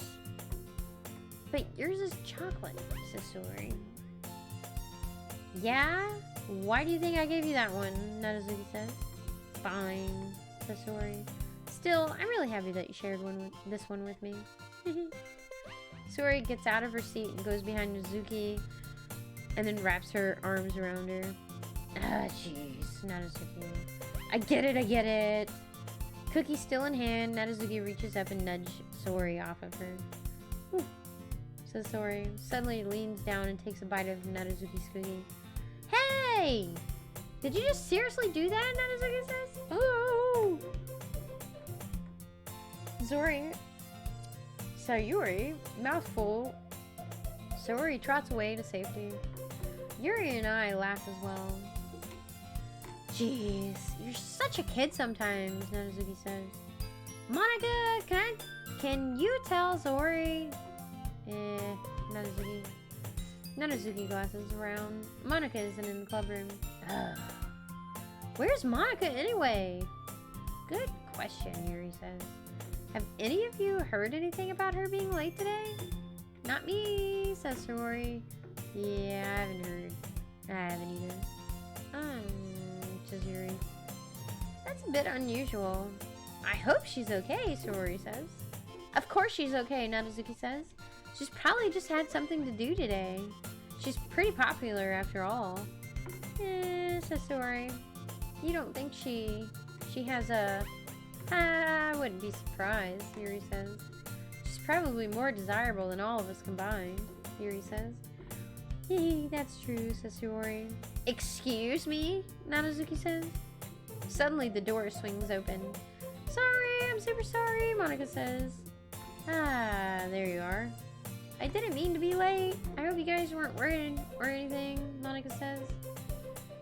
Says Sayori. Monica chose the club over her boyfriend after all. You're so strong-willed. But boyfriend, Monica says? What on earth are you talking about? Monica quizzically glances at me. Never mind that. What held you up anyway? Well, my last period today was study hall.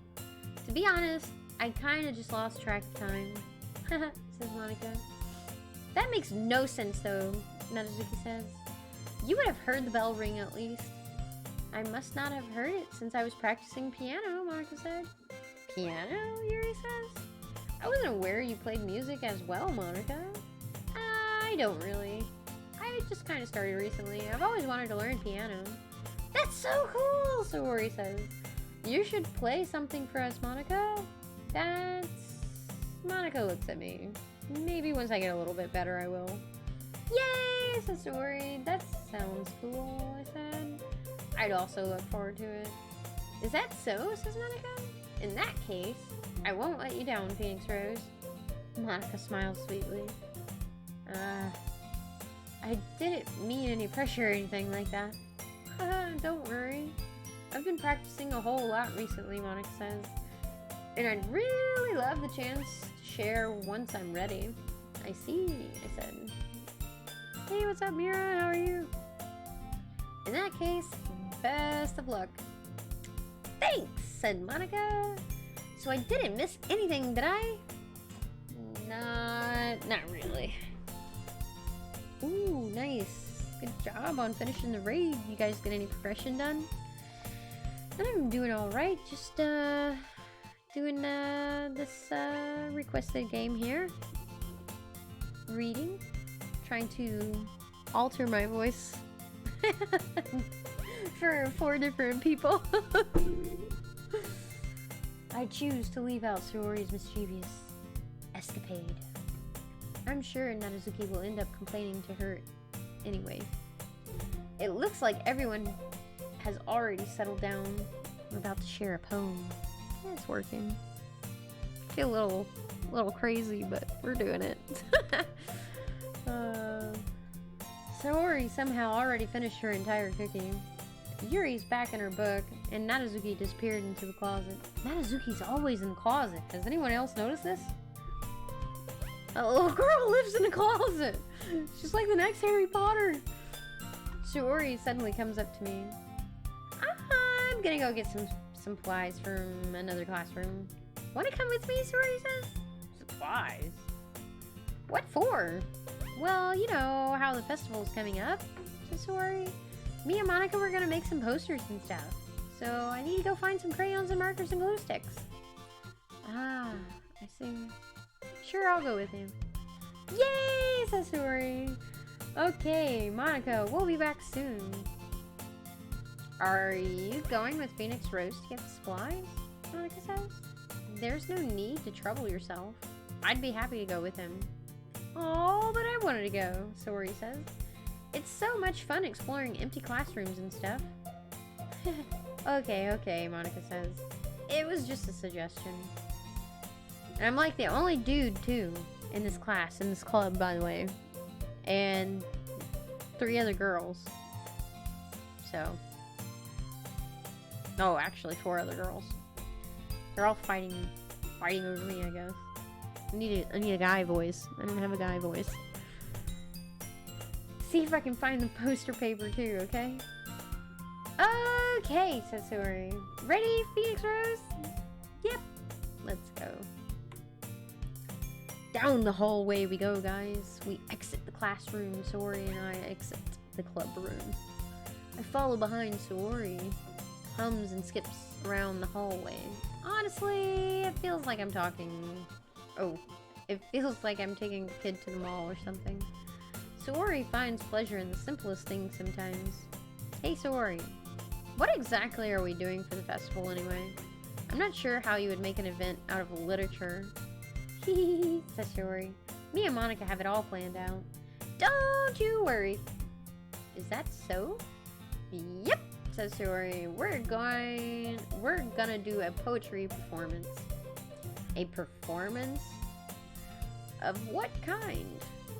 Well, everyone is gonna take turns on stage and recite their favorite poems. Ah, that sounds kind of dull. Phoenix Rose, says Sori. You're not thinking about it the right way at all. It's not just about reading poems, it's about performing them. Like you say, the lines of the poem, like, between my feet.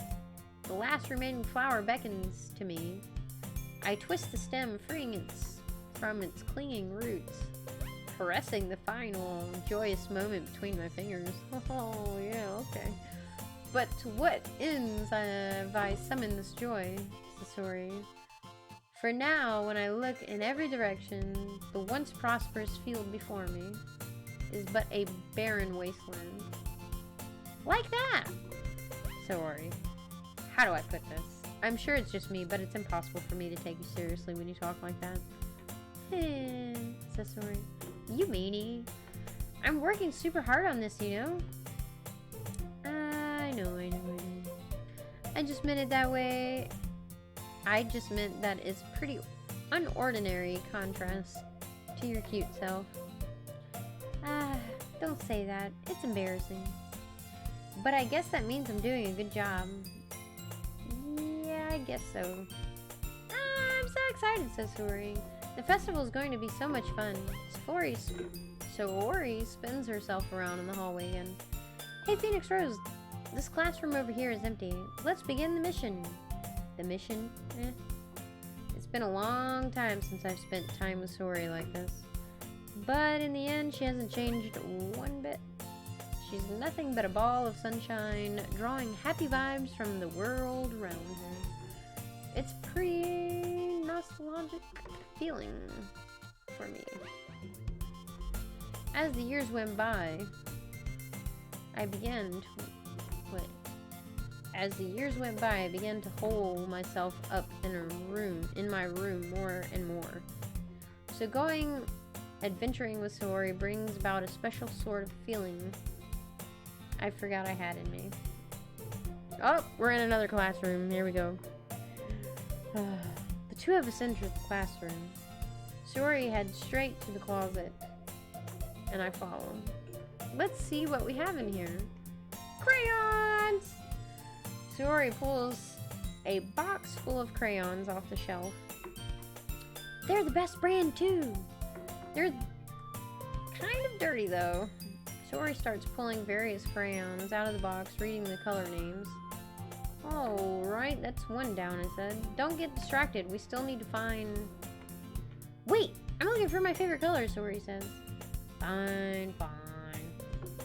Then at least move aside so I can look for the poster paper. Ah, I dropped one by accident, says Sori. Smack! Gaia! Sori bends over and smacks her forehead right into the shelf. She falls to the floor and the crayons spill all over her lap. Ow, ow, ow, ow, ow, ow. Sorry says.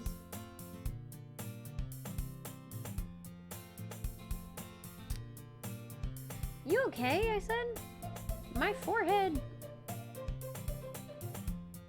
Sori clutches her forehead. Oh. Gee, Sori. That's just like you, isn't it? Come on, let me see. Since Sori is sitting on the floor, I grab her by the waist and pull her out of the closet. You have to move your hand, Sori. But it hurts, Sori says. Just do it for a second. Sori slowly releases her hands from her forehead. I gently brush her bangs to the side. Oh, sorry. There's a huge red mark on the center of your forehead. A bump is starting to form as well. Man, that's gonna swell up, I said. I should find you some ice. Phoenix Rose. Sori says, where would I even find ice around this time, I asked. I guess a cold drink would do. You don't have to, says Sori. I'm fine with looking like a unicorn. Even wincing from the pain, Sori makes a silly joke. Haha, what are you saying? I'll be right back, okay? I said. Okay, says Sori. Whew. Back in the hallway, guys. Back in the hallway. I pat Sori on the shoulder and run out into the hallway. I locate the nearest vending machine. What should I get? It doesn't really matter since it will be used as an ice pack rather than to drink. But I know Sori likes apple juice, so I purchased that one. In just a moment, I'm already returning to the classroom where I left Sori. She has one palm on her forehead and is using the other hand to clumsily scoop crayons back into the box. At least they were already in the wrong spots before I spilled them, Sori says. Sori, here. I hand Sori the bottle of apple juice. Ah, it's nice and cold, says Sori. Sori opens the cap and starts drinking from it. Sori, what are you doing? It's for your forehead, idiot! Ah. Sorry, I forgot. Ah. How hard did you hit your head, I asked. Sori places the bottle against the bump on her head. It stings, Sori says. Just bear with it. It'll feel better soon. Looks like you cleaned up most of the crayons, so that's good. Hey, Phoenix Rose, Sori says. This kind of reminds you of growing up, doesn't it? Eh, what do you mean? You know how we used to play outside all the time? I would always try to keep up with you.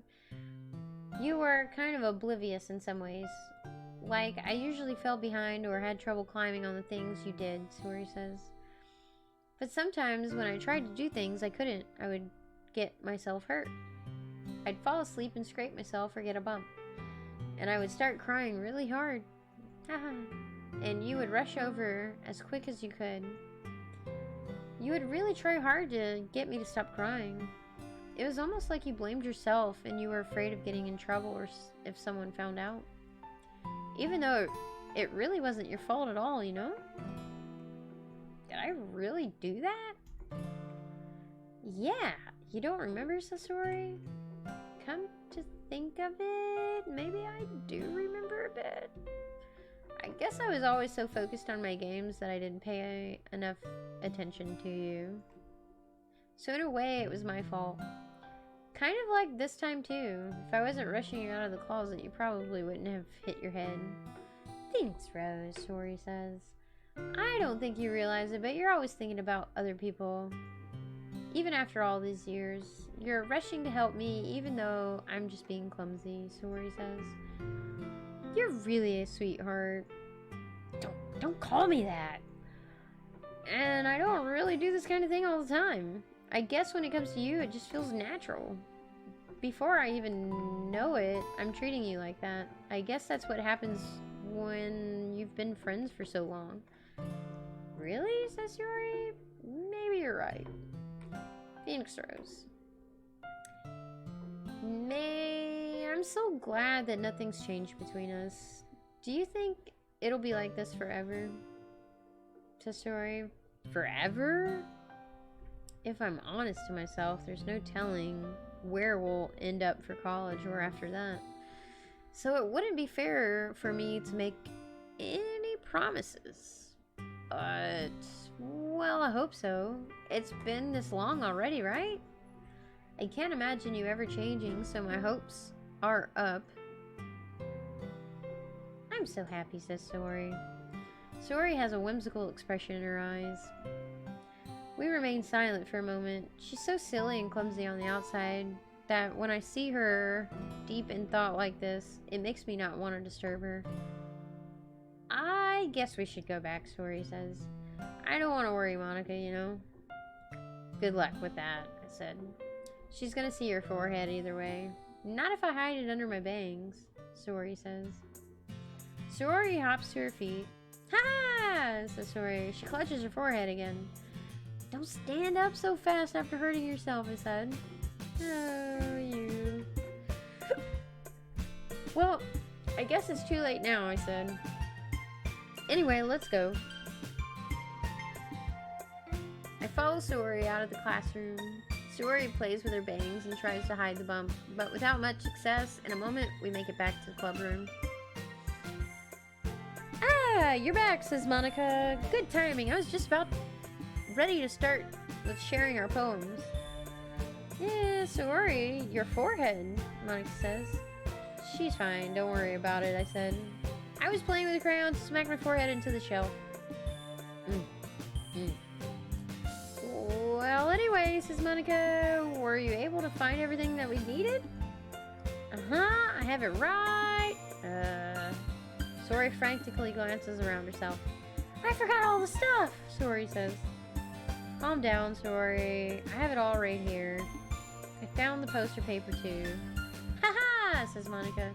Sounds like you ended up doing all the work, Phoenix Rose. Ah, well, Sori, I said. I failed to come up with an excuse for Sori. I made it an adventure, says Sori.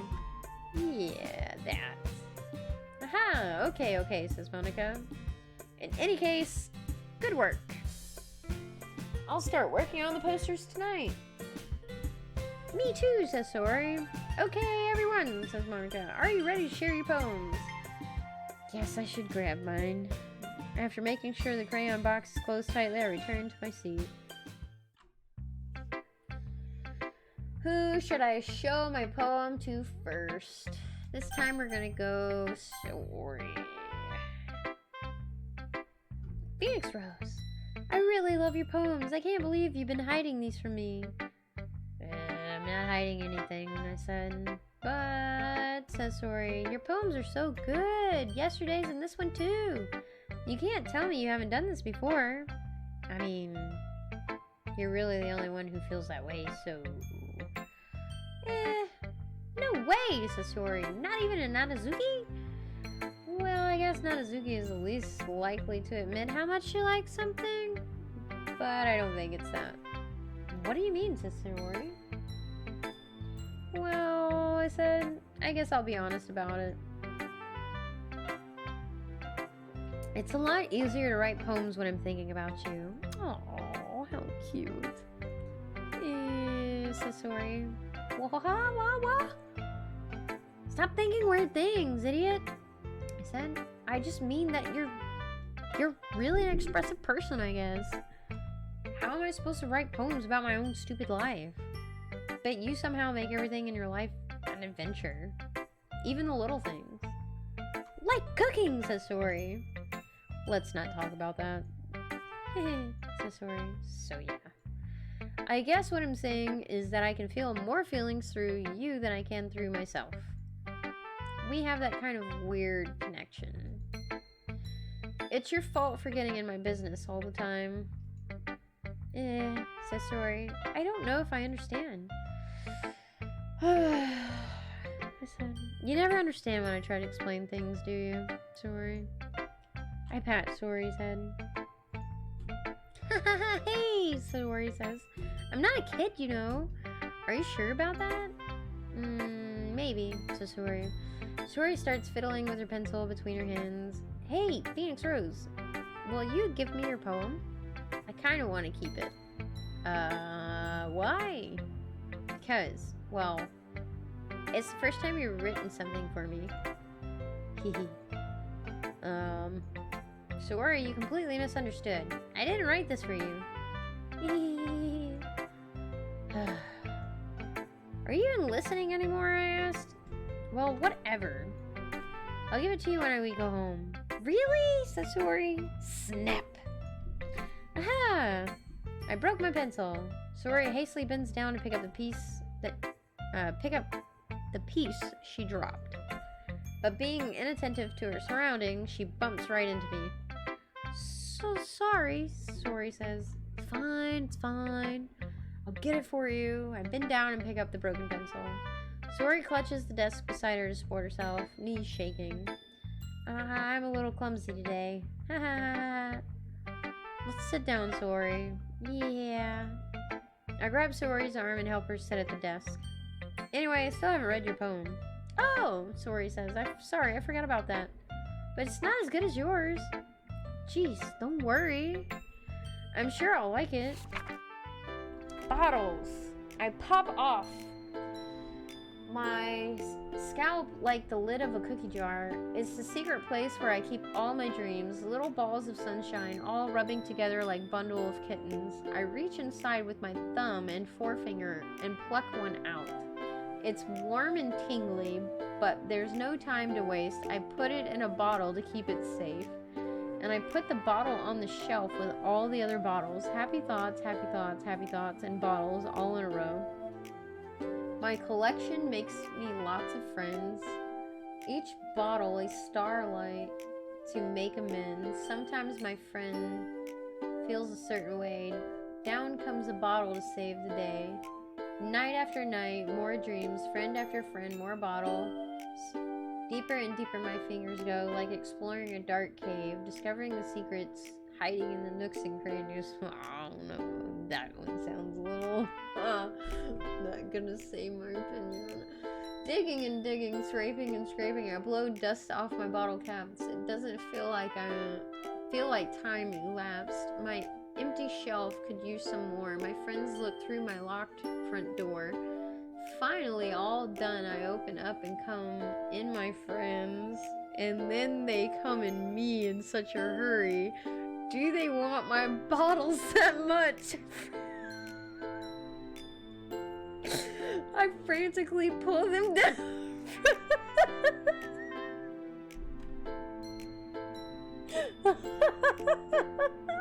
I frantically pull them from the shelf one after the other, holding them out to each and every friend. Each and every bottle. Ooh, she keeps so many bottles. But every time I let one go, it shatters against the tile between my feet. Happy thoughts, happy thoughts, happy thoughts, and shards all over the floor. They were supposed to be for my friends who aren't smiling. They're all shouting, pleading something, but all I hear is an echo, echo, echo inside my head. Just keeping them for rainy days. Let's just do it. Let's fucking get the turkey basted. Oh my god, holy crap, is exactly how I responded to that. Sori, did you really write this? Of course I did, Sori says. Didn't I tell you yesterday I was gonna write the best poem ever? Yeah, but I mean, I didn't expect something like this coming from you. Monica taught me a whole lot, Sori says. And I've really been in touch with my feelings recently. I see that. It's almost kind of creepy. Creepy, Sori says. Well, not exactly. Maybe because I'm so used to you being cheerful. Well, never mind. I'm thinking too hard about it, he said. The point is, it came out good, so you should be proud of it. Aw, thanks, Sori says. I feel like I was meant to express myself this way. It even helps me understand my own feelings a little bit better. Writing is like magic. You've gotten pretty passionate about this, huh? I hope you keep it up. Yeah, Sasori. Writing's the best. I'm gonna keep writing until I die. Ah, don't get ahead of yourself. Sori's always had a habit of getting obsessed with something before dropping it no more than a week later. I wonder if this is one of those times. But seeing the passion in her eyes makes it hard for me to be pessimistic. Alright. Let's go Monica next. We're gonna go backwards in the order of what we went the last time.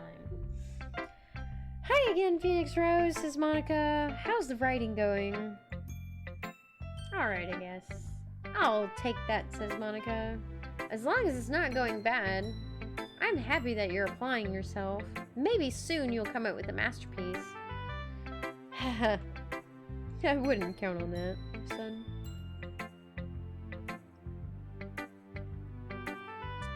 You never know, Monica says.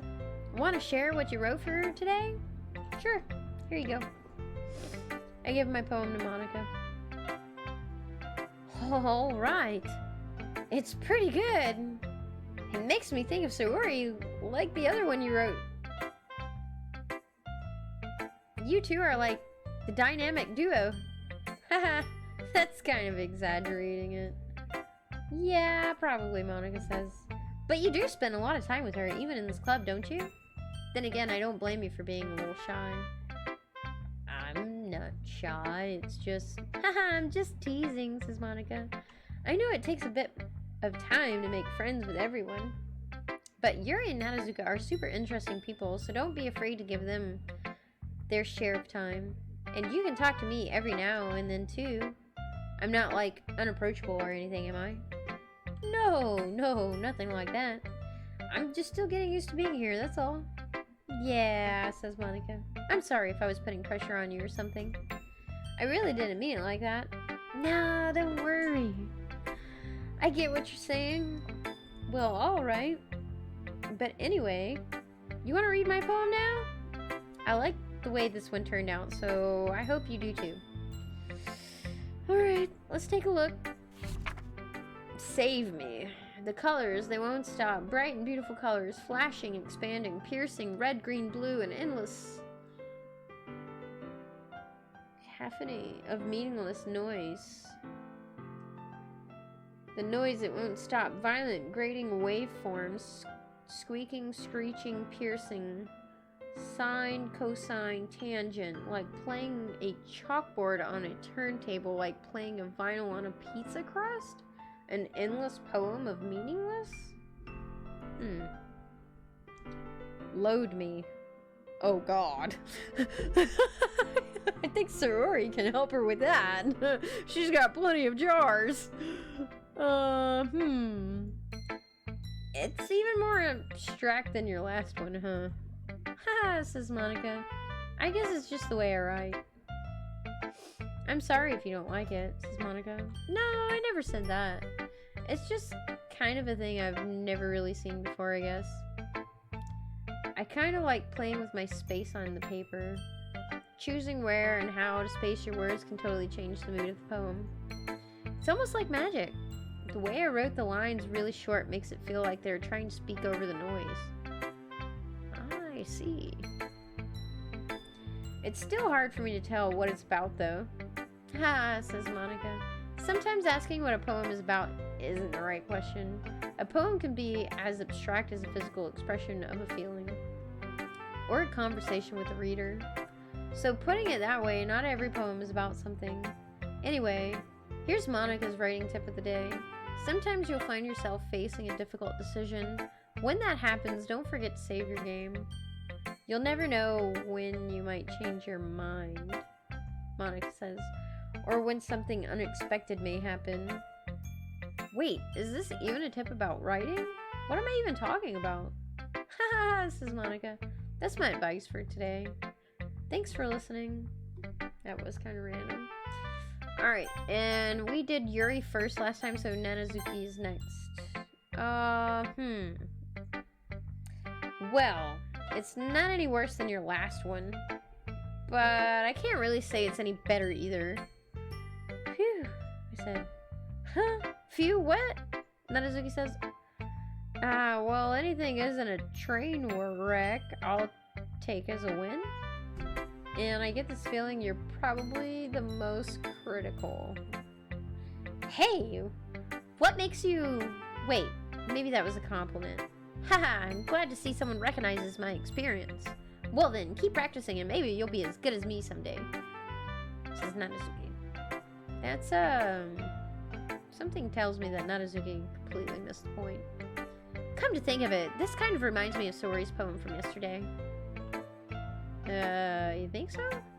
Yeah, well, I guess if you've been friends with her for so long, you might be on the same wavelength, Nanazuki says. But you'll never really struck me as her type. Sori has a type all of a sudden? Well, I don't know, but honestly, how can someone so fluffy spend so much time with someone like you? It's like she's dragging you around a dead weight. Says Nanazuki. That is a little unnecessary. But think of it this way. If it weren't for me, she would probably just fly away like letting go of a balloon. You could say we take care of each other in our own way. Whatever it is, I don't get it, Nanazuki says. Oh yeah, I guess I'm supposed to show you my poem. Here. Whew, Amy likes spiders. You know what I heard about Amy? Amy likes spiders. Icky, wriggly, hairy, ugly spiders. That's why I'm not friends with her. Amy has a cute singing voice. I heard her singing my favorite love song. Every time she sang the chorus, my heart would pound to the rhythm of the words, but she likes spiders. That's why I'm not friends with her. One time, I hurt my leg really bad. Amy helped me up and took me to the nurse. I tried not to let her touch me. She likes spiders, so her hands are probably gross. That's why I'm not friends with her. Amy has a lot of friends. I always see her talking to people. She probably talks about spiders. What if her friends start to like spiders too? That's why I'm not friends with her. It doesn't matter if she has other hobbies. It doesn't matter if she keeps it private. It doesn't matter if she doesn't hurt anyone. It's gross. She's gross. The world is better off without spider lovers. And I'm gonna tell everyone. Not bad, right, says Nanazuki? It's quite a bit longer than yesterday's. Yesterday's was way too short, Nanazuki says. I was just warming up. I hope you didn't think that was the best that I could do. She is. She's a little stout little ball of fire. No, of course not, I said. Anyway, the message is pretty straightforward in this poem. I doubt I have to explain it. Sometimes you can explain complicated issues with much simpler analogies. And it helps people realize how stupid they're being. Like, anyone would agree, the subject of this poem is an ignorant jerk. Nanazuki says, do you know people like that? Of course, it's about how everyone thinks That doesn't matter. It can be about anything. I wrote it to be easy to relate to. Everyone has some kind of weird hobby or guilty pleasure. Something that you're afraid if people find out, they'd make fun of you or think less of you, Nanazuki says. But that just makes people stupid. Who cares what someone likes as long as they're not hurting anyone and it makes them happy? I think people really need to learn to respect others for liking weird things. I think she's the one that likes spiders, I'm just saying. Well, you're definitely right. At least I can relate to that. And I'm sure a lot of other people can relate too. It's what I do best after all, Nanazuki says. I don't like writing unless there's a good message to take away from it. Like, conveying emotions is important, but I want to make people think, not just feel. Remember that. I'm gonna write a good one for tomorrow, too, so look forward to that, Nanazuki says. Whew, alright. Shy Girls up. Here we go. And then we're gonna take a quick break. Alright. Let's see what you've written for today. Well done, Phoenix Rose. Your skills are already improving, says Yuri. Really? Thanks, Yuri. Coming from you, that means a lot. It's nothing. I'm just happy to help inspire fellow writers. I know you're new to this, so don't worry so much if it seems like you can't get your poem to feel perfect. You don't need to be afraid. To be a little more daring, metaphors can go a long way. Don't feel like you need to work your brain like turning a bunch of gears. Try letting your mind wander through your feelings and write down the things that you see and hear. That's one way to truly enable your reader to see into your mind. It's a very intimate exercise. I see. That's certainly an interesting technique. Thanks for sharing, Yuri. I have, well, an example of that if you'd like to read it. Of course. Is this the poem you wrote for today? Yuri nods and timidly hands me her poem. The raccoon. It happened in the dead of night while I was slicing bread for a guilty snack. My attention was caught by the scuttering of a raccoon outside my window. That was, I believe, the first time I noticed my strange tendencies as an unordinary human. I gave the raccoon a piece of bread, my subconsciousness well aware of the consequences. Well aware that a raccoon that is fed will always come back for more. The enticing beauty of my cutting knife was the symptom. The bread, my hungry curiosity. The raccoon, an urge. The moon increments its phase and reflects that much more light off my cutting knife.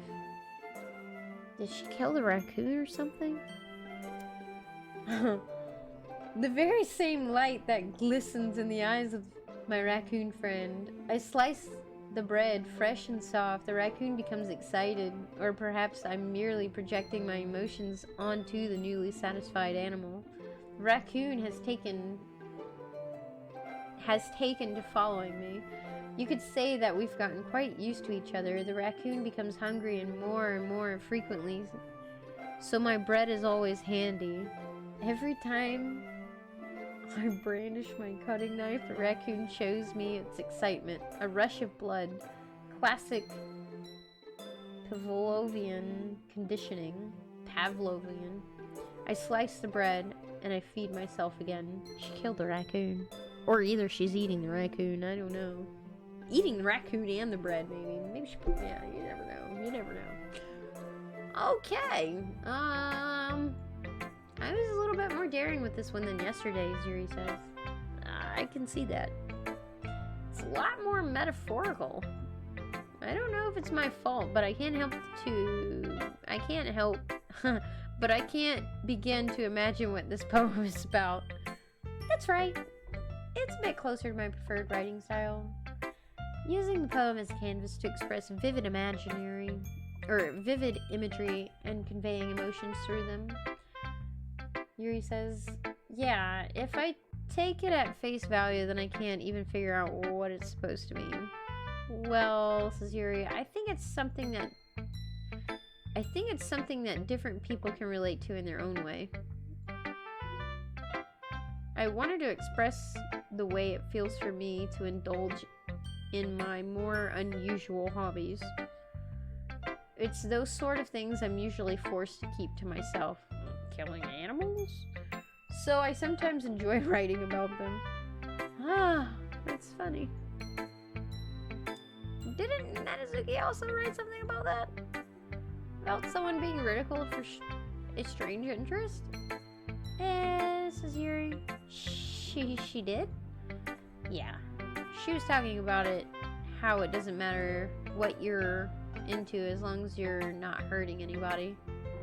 She's right, Yuri says. I mean, does she really feel that way? Yeah. Sounds like you two have that in common. That's well interesting. To me, she seemed like the kind of person who would make fun of my hobbies. But I suppose that's my fault for judging, isn't it? Please don't tell her I said that, Yuri says. Haha, don't worry, I have no reason to. Okay, says Yuri. Well, thank you for sharing it with me. After all, if I hadn't learned to embrace my own weirdness, I would probably hate myself. I might be ranting a little bit now, Yuri says. but I'm glad you're a good listener. Whew. Okay, everyone, Monica says. We're all done reading each other's poems, right?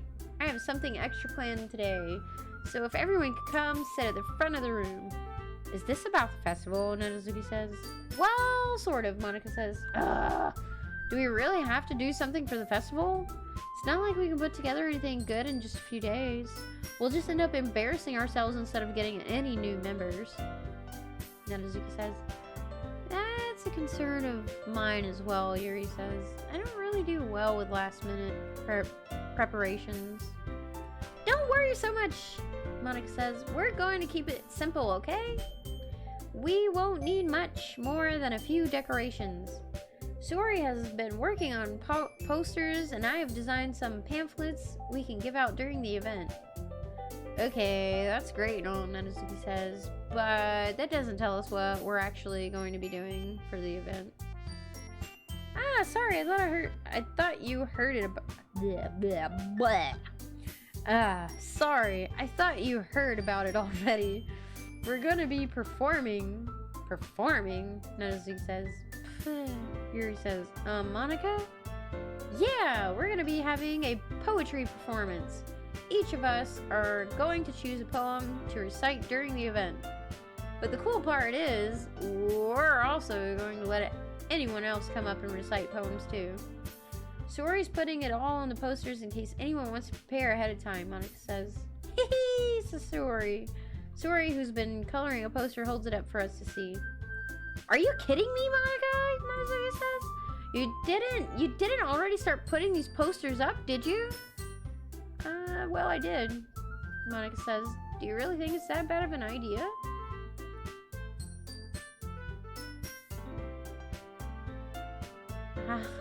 What's up, Ivan? How you doing? We're doing Doki Doki Literature Club. We're reading, okay? We're getting educated. It looks like a porno. I mean, I'm supposedly the only dude surrounded by 4 girls, so come on now. I mean, can't be all bad. Well, no, Nanazuki says. It's not a bad idea. But I didn't sign up for this, you know? There's no way I'm going to be performing in front of a group of people like that. Nanazuki says. I agree with Nanazuki. Yuri says, I could never in my life do something like that. Imagining it, Yuri shakes her head in fear. Guys, Suri says. No, Suri, Monica says. I understand where they're coming from. Remember that Nanazuki and Yuri have never shared their poems with anyone until just a couple days ago. It's a lot to ask for them to recite their poems out loud to a whole room full of people. I guess I kind of overlooked that. So I'm sorry, Monica says. Nanazuki. But I still think we should give it our best shot. We're the only ones responsible for the fate of this club. If we start the event and each put on a good performance, then it will inspire others. It will inspire others to do the same, Monica says. And the more people who perform, the better we'll be able to show everyone what literature is all about. I appreciate you dropping by and saying hey. And yes, this is a requested game that I had for the channel, so, you know, knocking down the list of games. It's definitely a first for me. I've never done a game like this. But I appreciate you stopping by and saying hi. Yeah, says Sori. Hey, Top Dog, what's going on? I hope you guys like your badges. I put you guys as VIP members now. Is this for kids like me who can't read good? Well, I don't know. I don't know. I don't know how to respond to that. It's about expressing your feelings. Supposedly this is a horror game, but I don't see how it can go into a horror game. I don't know. Anime girls, different hair, big boobs, you know, cute eyes. I don't know. It's pretty terrifying so far. You know, trying to manipulate and come up with 4 different voices. Yeah, I'd say so. Being intimate with yourself, says Suri. What are you up to, Dub Dog? Finding new horizons, says Suri. And having fun. That's right, says Monica. And it's those reasons that we're all in this club today. Don't you want to share that with others? To inspire them to find the same feelings that brought you here in the first place? I know you do, Monica says. I know we all do. If all it takes is standing in front of the room for 2 minutes and reciting a poem, then I know you can do it. Nadazuki and Yuri remain silent. Oh snap, you doing it Modern Warfare? Dude, I almost did Modern Warfare the other day, but as soon as I clicked it, it had another 50 gig patch and I was just like, fuck. So I ended up playing Counter-Strike. But I've been actually kind of wanting to jump on Modern Warfare and just do it up for a little bit. I hate that it takes up 250 gigs of my 500 gig card. That shit is redonkulous. It's crazy. I guess that leaves me no choice. I agree. I don't think it's too much to ask. I think that Sorori and Monica have been trying really hard to get new members. The least we can do is help them out a little bit, I said. Well, maybe, but it looks like Nadazuki doesn't want to have any arguments left. Ooh. Okay, fine. I guess I'll just have to get over with it. Or, yeah, I'll just have to get it over with, says Nadazuki. Alright, says Sorori. Yeah, the amount of space that it takes up on one of my fucking hard drives is ridiculous. Out of 500 gigs, it takes up 250, and my other gigs, or my other cards are like almost full. I had to like delete a bunch of shit the other day just to make space. Phew, says Monica. Thanks, Nadazuki. What about you, Yuri? Yuri dejectedly glances around at everyone else's expectant faces. I guess I really don't have a choice, says Yuri. Haha, that's everyone, says Sorori. You're the best, Yuri. This club is seriously going to be the death of me. Oh gosh, says Monica. You'll be fine, Yuri. But anyway, let's move on to the main event. I want each of you to choose a poem of yours. We're going to practice reciting them in front of each other. No way, says Nadazuki. Monica, says Yuri, this is too sudden. Well, if you can't recite your poem in front of the club, how do you expect to do it in front of strangers? Oh no, says Yuri. Don't worry, says Monica.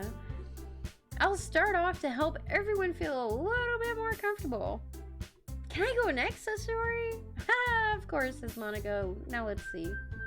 Monica flips through her notebook to the specific poem she has in mind for herself. She then stands behind the podium. The title of the poem is The Way They Fly. Ahem, says Monica. Monica begins reciting her poem. Her clear, confident voice fills the room. More than that, her inflection is pristine. She knows exactly how to apply emotion behind each line she recites, bringing the words to life. Is this something she's done before, or is she simply a natural? I glance around.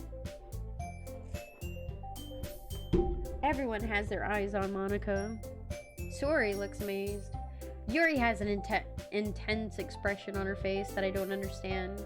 Finally, Monica finishes the recitation. The four of us applaud. Monica takes a breath and smiles. That was so good, Monica, Sorori says. Haha, thank you very much, says Monica. I was just hoping to set a good example. Are you ready to go next, Sorori? I'll go next, says Yuri. Ooh, Yuri's all fired up all of a sudden. Yuri clutches a sheet of paper between her hands and stands up. Keeping her head down, she walks quietly over to the podium. This poem is called... Yuri anxiously glances at each of us. You can do it, Yuri, says Sorori. It is called After Image of a Crimson Eye. Yuri's voice shakes as she starts reading the poem. Just a moment ago, she practically refused to do this. Why is she so suddenly putting in so much effort? As Yuri gets past the first couple of lines, her voice changes. It's almost like what happens when Yuri gets absorbed into her books. Her quivering words transform into the sharp syllables of a fierce and confident woman. The poem is full of twists and turns in its structure that she enunciates with perfect timing. This must be a rare glimpse into the whirling fire Yuri keeps concealed inside of her head. Suddenly she's finished. Everyone is stunned. Yuri snaps back into reality, and she glances around her as if she bewildered her as if she's bewildered even herself. I can't read, guys. Maybe I need to join a literature club. It's up to me to save the situation. I'm the first to start applauding. Everyone joins me afterward, and we give Yuri the recognition she deserves. It's not that we didn't want to applaud for her, but we were caught so off guard that we must have forgotten. As we applaud, Yuri holds the poem to her chest and rushes back to her seat. Yuri, that was really good, says Monica. Thank you for sharing. Looks like Yuri is down for the count. Okay, says Saori. I guess I'm next then. Saori hops out of her chair and cheerfully walks to the podium. This one's called My Meadow. Sorry, I giggled. Hee. Saori. It's a lot harder than I thought, Saori says. How did you guys do it so easily? Says Monica. Try not to think of it like you're reciting to other people. Imagine you're reciting it to yourself, like in front of a mirror or in your own head. It's your poem, so it'll come out the best that way. I see, says Saori. Okay then. Saori begins her poem. Somehow it feels like her soft voice was made as a perfect match. The poem isn't aimlessly cheery like Saori is. It's serene and bittersweet. If I were to read this on paper, I probably wouldn't think much of it, but hearing it come from Saori's voice almost gives it a whole new meaning. Maybe this is what Saori meant when she said she likes my poems. It's like I get to reach more deeply into someone I thought I knew through and through. Saori finishes and we applaud. I did it, Saori says. Good job, Saori, I said. Oh no, Madeline. This is not good. Damn.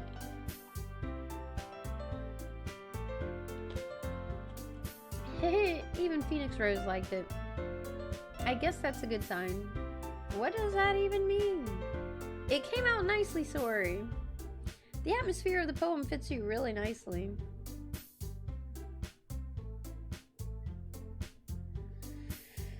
But it might be other poems wouldn't work quite as well with this kind of delivery. I don't really understand, says Saori. In other words, I've seen poems of yours where that sort of gentle delivery wouldn't work as well. They might need a little more force behind them depending on what you're reading, says Monica. Oh, I know what you mean, says Saori. That's, well, I've been practicing that kind of thing. It's just embarrassing to do it in front of everybody, Saori says. Then next time I'm going to make you pick up the poem that challenges you a little more. We don't have much time before the festival, you know? Oh, okay, says Saori. Now, who's next? Nadazuki? Don't make me go before Phoenix Rose. It's not like I compare to you guys anyway. Might as well let Phoenix Rose... Wow, this girl. Might as well let Phoenix Rose lower everyone's standards a little bit before I have to do it. Damn. Talk about burn. It's fine. I might as well get it over with. But it's not like I have much of a selection of what to read. I'll just go with what I wrote for today. Yeah, she is savage. I stand up and step in front of the podium. Everyone has their eyes on me, making me feel terribly awkward. I recite my poem. Since I'm not exactly confident in my own writing, it's hard to put energy into it. Despite that, once I finish, I receive applause anyway. Sorry, I'm not really as good as everyone else. Don't worry about it so much, Monica says. I think it's less about your abilities and more about your lack of confidence in your writing. That's something that you'll improve over time, though, Monica says. Yeah, maybe. Alrighty then, says Monica. That just leaves you, Nanazuki. Yeah, I'm going. Nanazuki begrudgingly gets out of her seat and makes her way to the podium. The poem is called... Why are you all looking at me? Because you're presenting, says Monica. Anyway, the poem is called Jump. Nanazuki takes a breath.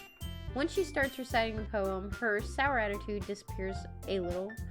While she's still a little unenthused, her poem has a rhythm and rhyme to it. It's Nanazuki's trademark style, and it works surprisingly well when spoken aloud.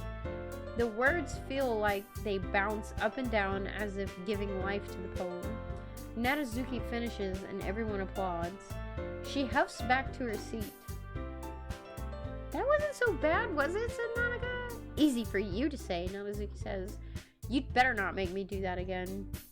Ah, well. Do you at least feel prepared enough to recite a poem in front of other people? Says Monica. I mean, doing it in front of other people will be way easier. I can put on whatever face I want for other people. But when it's just my friends, it's just embarrassing, Nanazuki says. That's a surprise, Nanazuki says Sori. I think it would be the other way around for me. Well, that's just how it is, so, Nanazuki says. Well, I guess in that case, says Monica, you won't have much to worry about for the festival. That said, I want to thank everyone for coming through. It might be hard, but I hope that you all have an idea of what it's like now. Make sure you pick up a poem and get enough practice before the festival, okay? I'll be making pamphlets, so let me know ahead of time what you'll be reciting, says Monica. Jeez. I should probably find some other poem to recite instead. That's fine too, says Monica. It doesn't have to be your own. I'm already pleasantly surprised that you're putting in all this effort for the club. It makes me really happy, says Monica. Yeah, no problem. Okay, everyone. I think that's about it for today. I know the festival is coming up, but let's try to write poems for tomorrow as well. It's been working out really nicely so far, so I'd like to continue that. As for the festival, we'll finish planning tomorrow, and then we'll have the weekend to prepare. Monday is the big day, says Monica. I can't wait, says Sori. I can do this, says Yuri. Alright. I stand up. There's no way I'll be able to find the same enthusiasm as Sori and Monica, but I'll do my best to get through it. If it's for the sake of the club and impressing Monica, then I'll have to do my best. Ready to go, Sori? Yep, says Sori. Look at you two, always going home together like that. It's kind of adorable, isn't it? Monica says. Says Sori. Jeez, guys. Don't make such a big deal out of it. It must be a little nice, though, says Yuri. Well, how am I supposed to respond to that?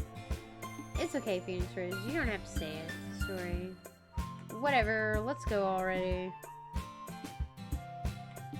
I walk home with Sori once more. Even though it's only been a few days, a lot of the things have already changed. But today, Sori is being a little quieter than usual on the way home. Hey, Sori! Sorry, I was spacing out, says Sori. No wonder. I was thinking about something from earlier, says Sori. I like how we get to, Sori fumbles with her words. So let's just say that one day Yuri asked to walk home with you.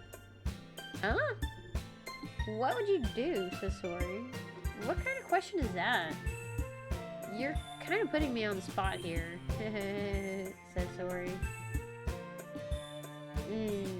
Well, I would still walk home with Sori. You really think I would ditch you for Yuri? Says Sori, but she's so beautiful and smart. Jeez. I already see her in the club every day. Besides, you always seem to really like going home together. I wouldn't just ruin that for you. You're so silly, Phoenix Rose, says Sori. You think about me too much sometimes. Yuri would deserve it if she wanted it, so... Sorry, I've already made up my mind. I really can't figure you out sometimes. Sorry, says Suri. Besides, what's the point in speculating something that's never going to happen? Just Suri. Conversation trails off. It's kind of a weird thing for Saori to care so much about, but I want to respect her and keep her happy too. Then again, the festival is only a few days away. Who knows what will happen in that time? Poem number 3, guys. Oh, man. Alright. Let's go totally odd. Let's do anger. And fear. Oh, and shit. I don't know what the third one was. Eternity. And secretive. And tears. And sadness. And Doki Doki. And cry. And a cage. And a whirlwind. Frightening. Games. Uncontrollable. Defeat. And capable.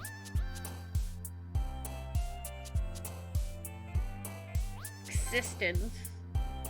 Anxiety. Broken. Pain. We went totally emo on that one. Oh man.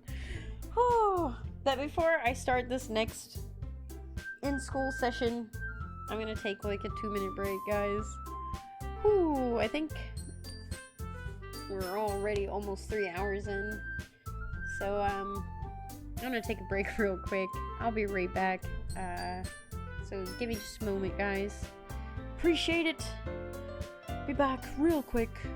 Uno momento.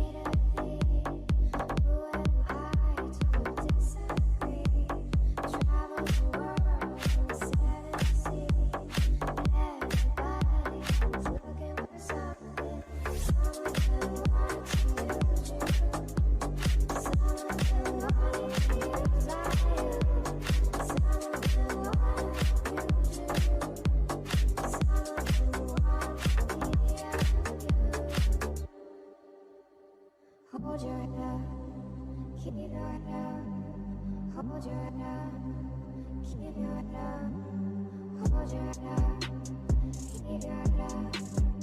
Hold your head up, keep your head up. Sweet dreams are made. Who am I to disagree? Travel the world, set the sea. Everybody's looking for something. Someone can want to use you. Someone can want to be used by you. Someone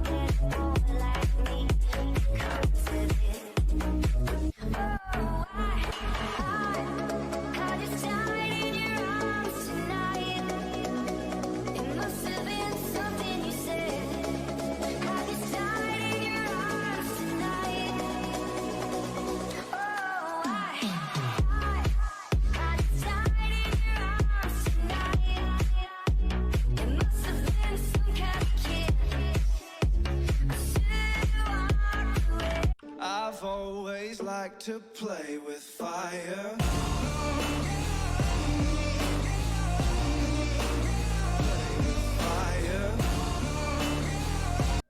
I should have walked away. Oh man, that's a good song. I like that song. All right, had to get up, stretch, and I ran over a freaking magic school bus in the middle of my hallway there. Fucking damn toys. Oh, it hurt. Oh, all right. Something's got to happen in this game here.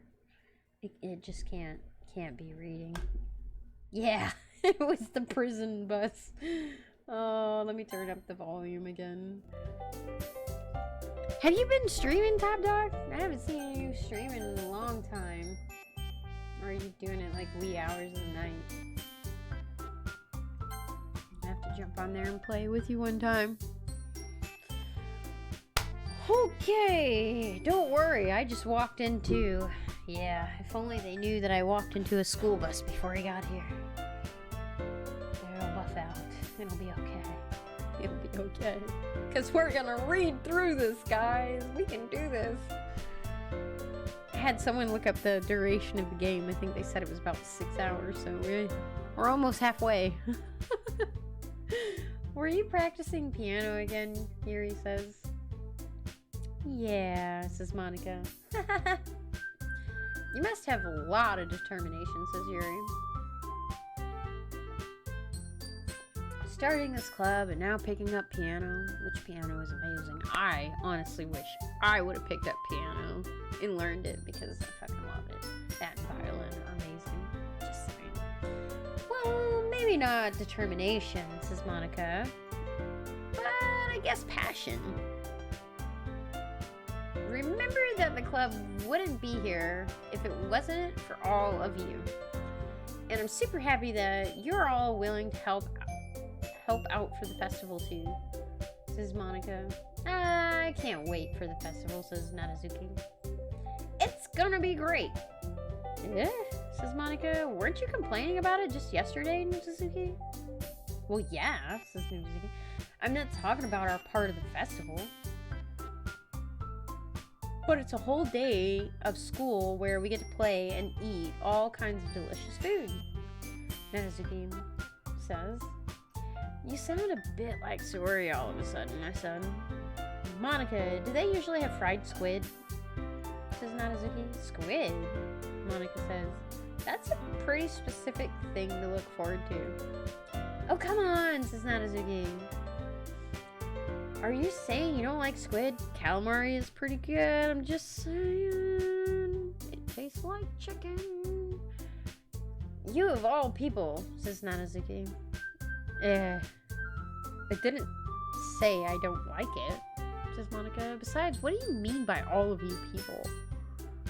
Because, Nanazuki says, it's right in your name. Monica. That's not how you say my name at all, says Monica. Also, that joke makes no sense in translation. Never mind, says Monica. Let's just focus on our own event for now, okay? Hehe, says Nanazuki. Fine. Your actions aren't as fun as Yuri's or Sori's anyway. Excuse me, says Yuri. Where's Sori anyway? Oh, there you are.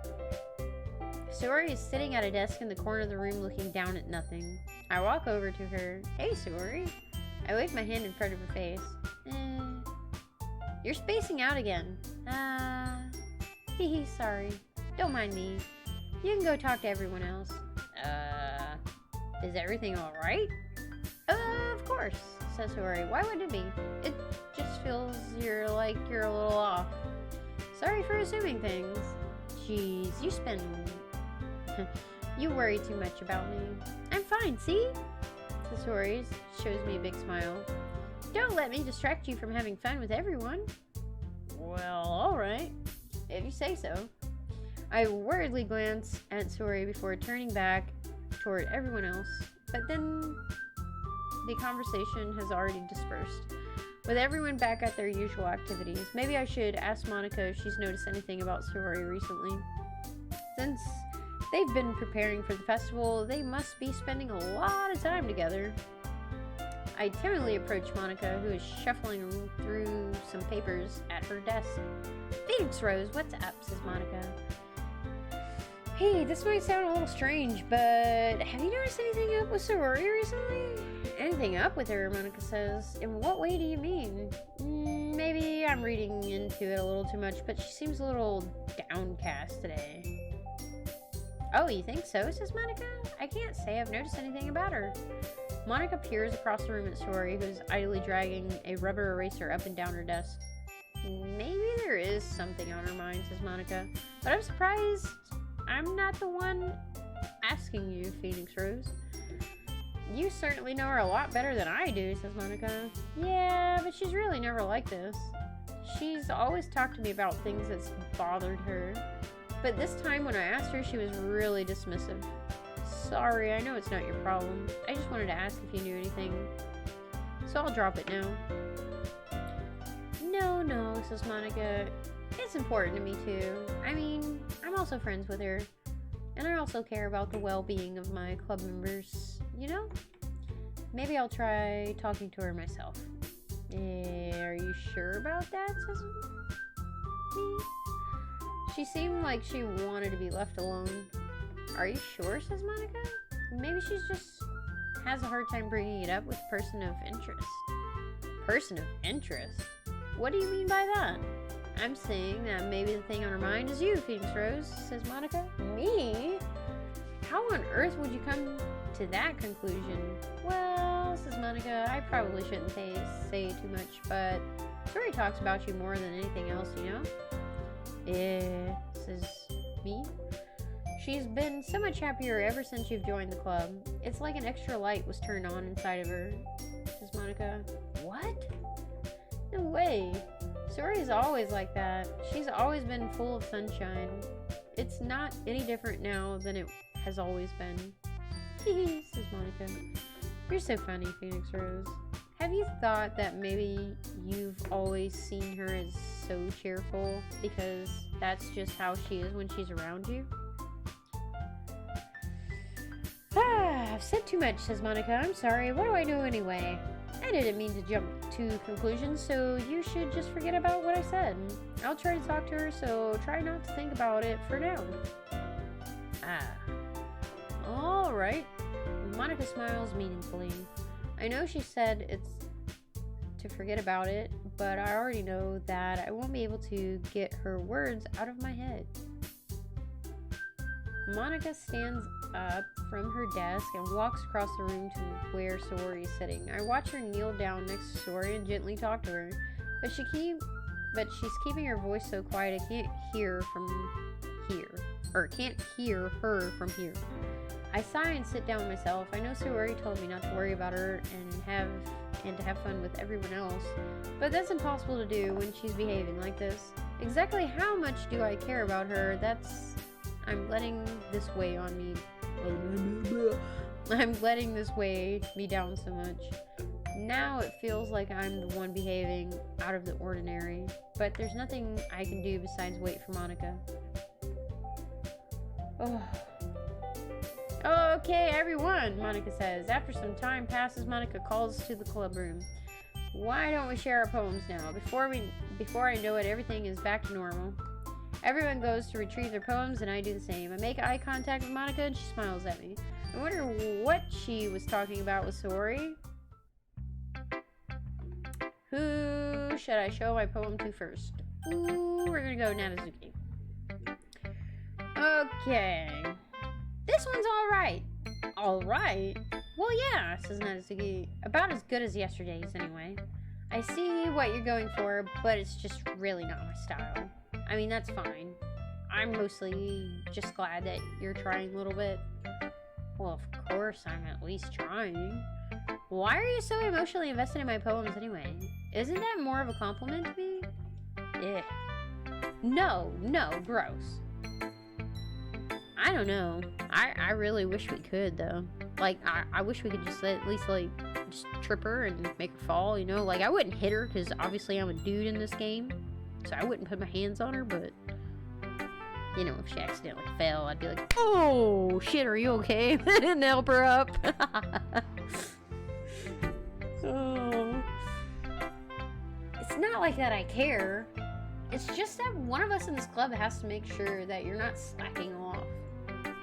Yeah, tough love. I got a piece of hair stuck in my mouth now.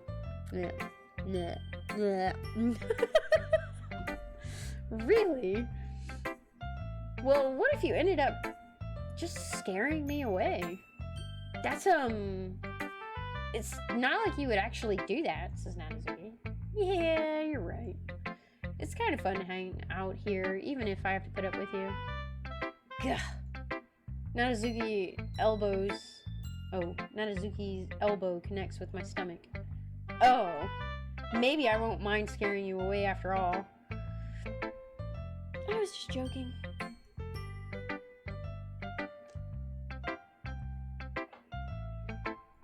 Oh, I know. Don't worry. I was too. Aha! How the hell do you call that a joke? That seriously hurt. Well, maybe it wasn't funny to her. I guess that's the kind of the point. I should really just watch my mouth around Nanazuki. Anyway, Nanazuki holds her poem out to me like nothing even happened. I'll be your beach. I'll be your bitch. What? Beach? Beach? Your mind is so full of troubles and fears that diminished your wonder over the years, but today I have a special place, a beach for us to go. A shore reaching beyond your sight, a sea that sparkles with brilliant light.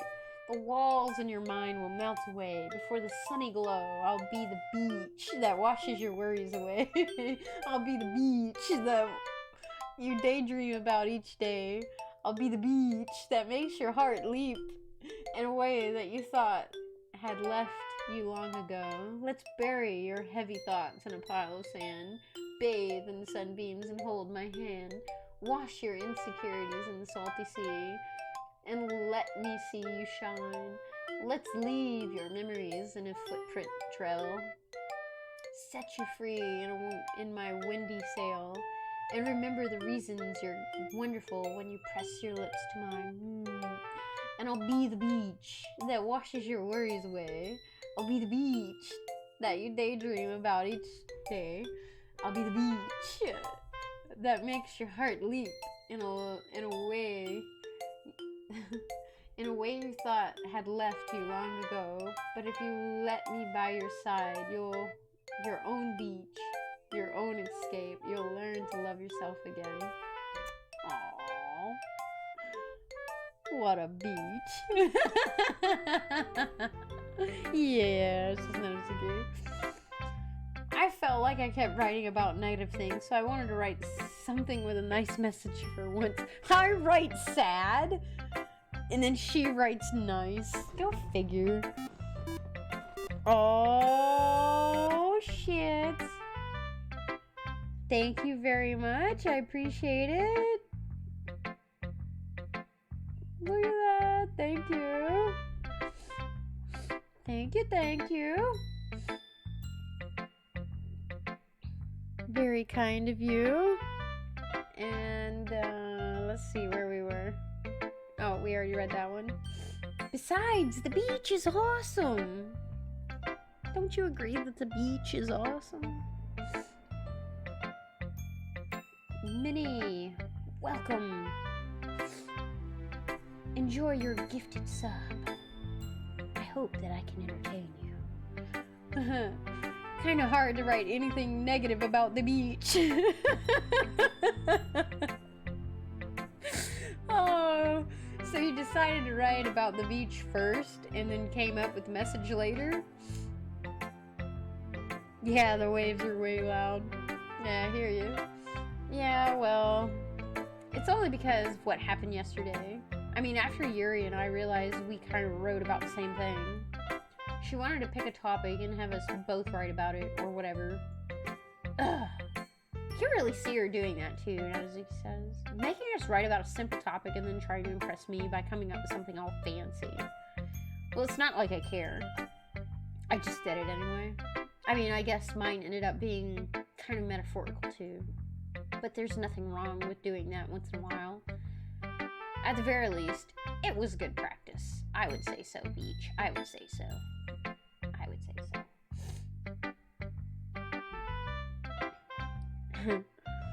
Alright. Pick me a next person. Yes. Who should we pick next? Monica?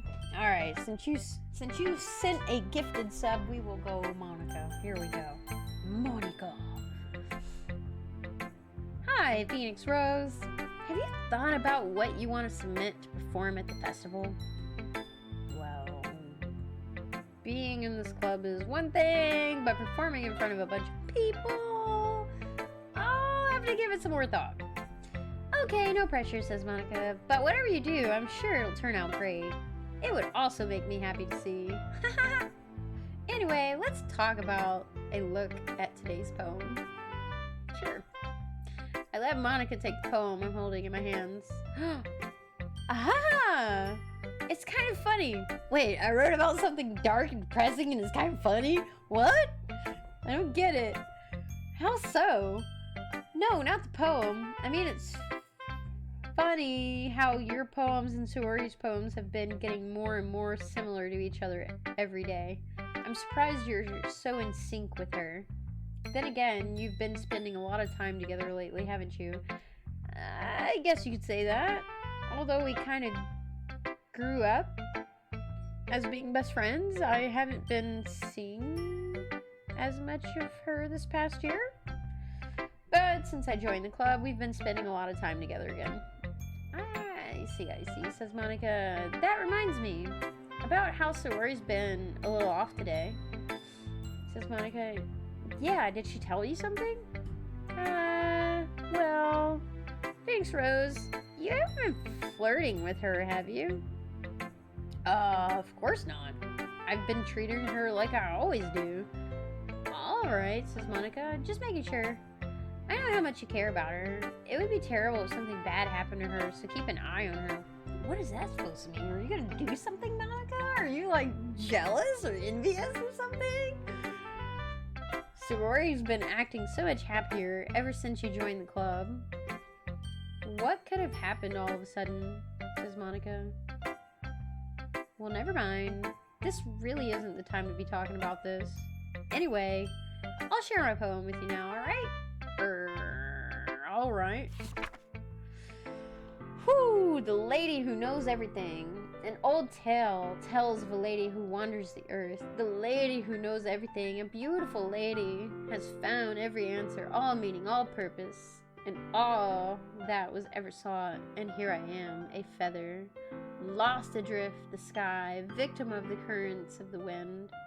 Day after day I search, little hope, knowing legends don't exist, but when all else has failed me, when all others have turned away, the legend is all that remains, the last dim star glimmering in the twilight sky.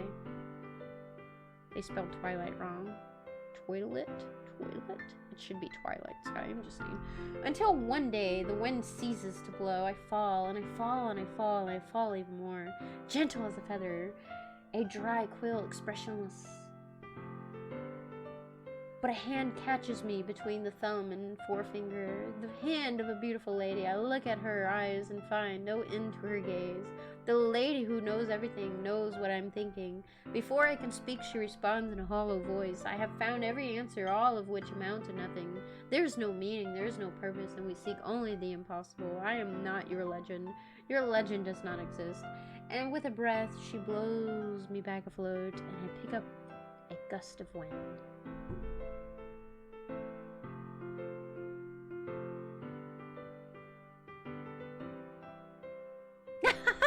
Right? It's gonna be Monica.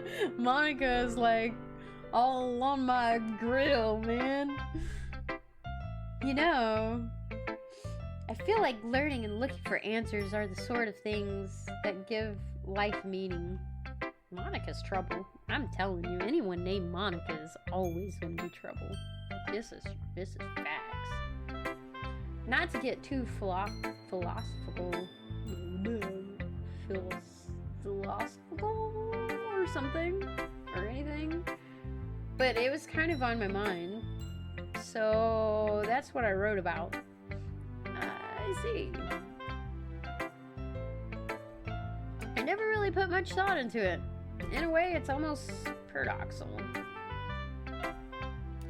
Because if we had all the answers, wouldn't the world start to lose its meaning?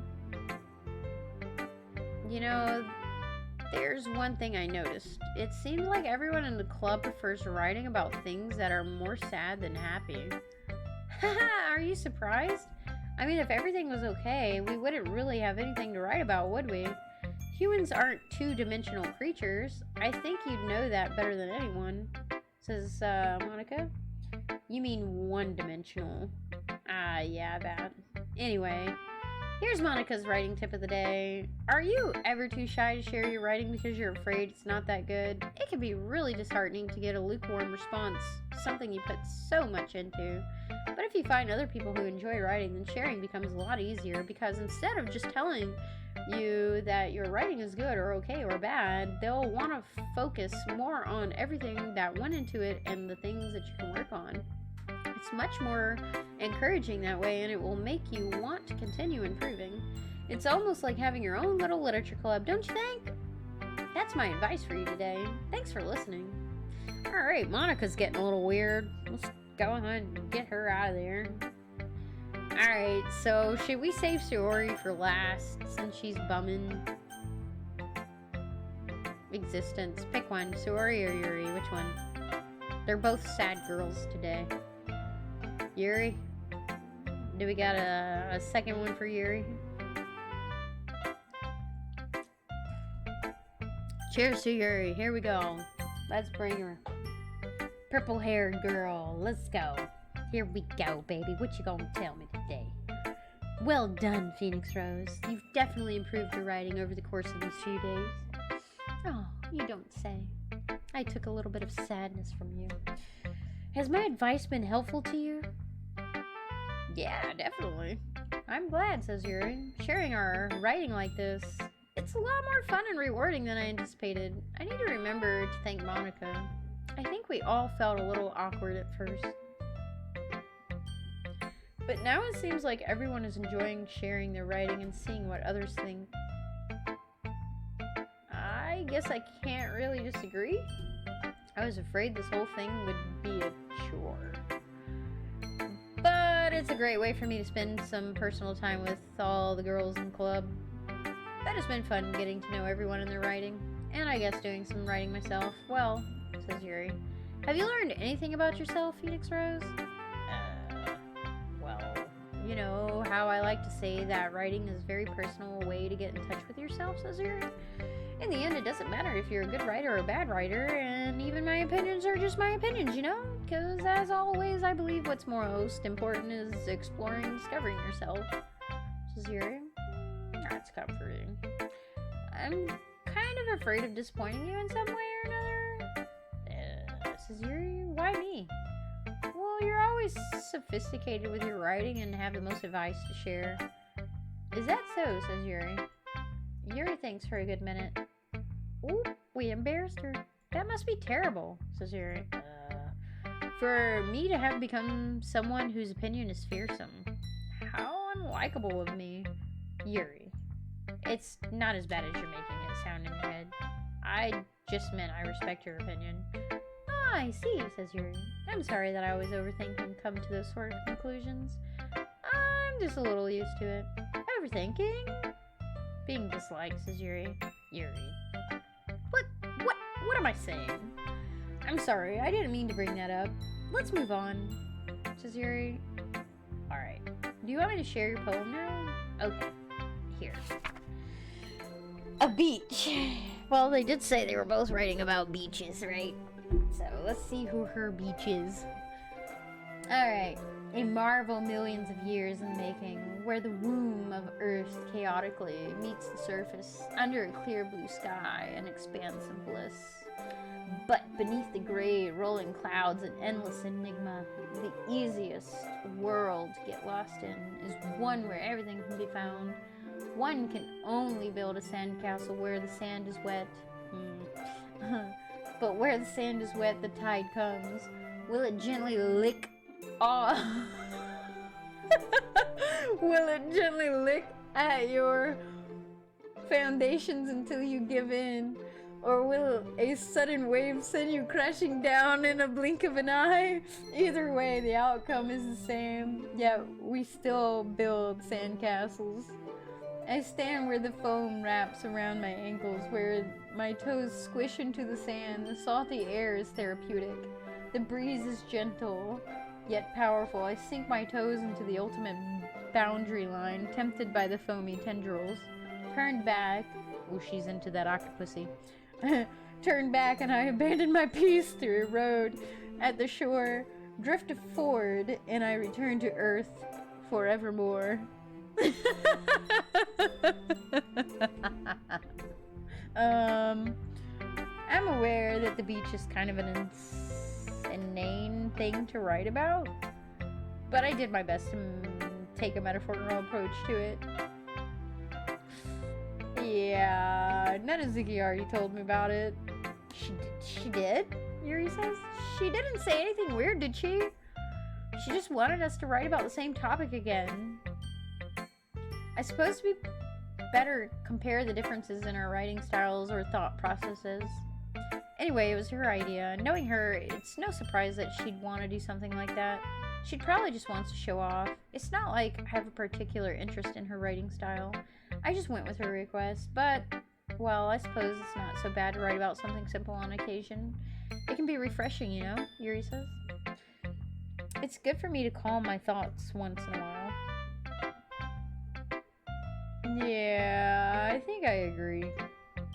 Thanks for sharing.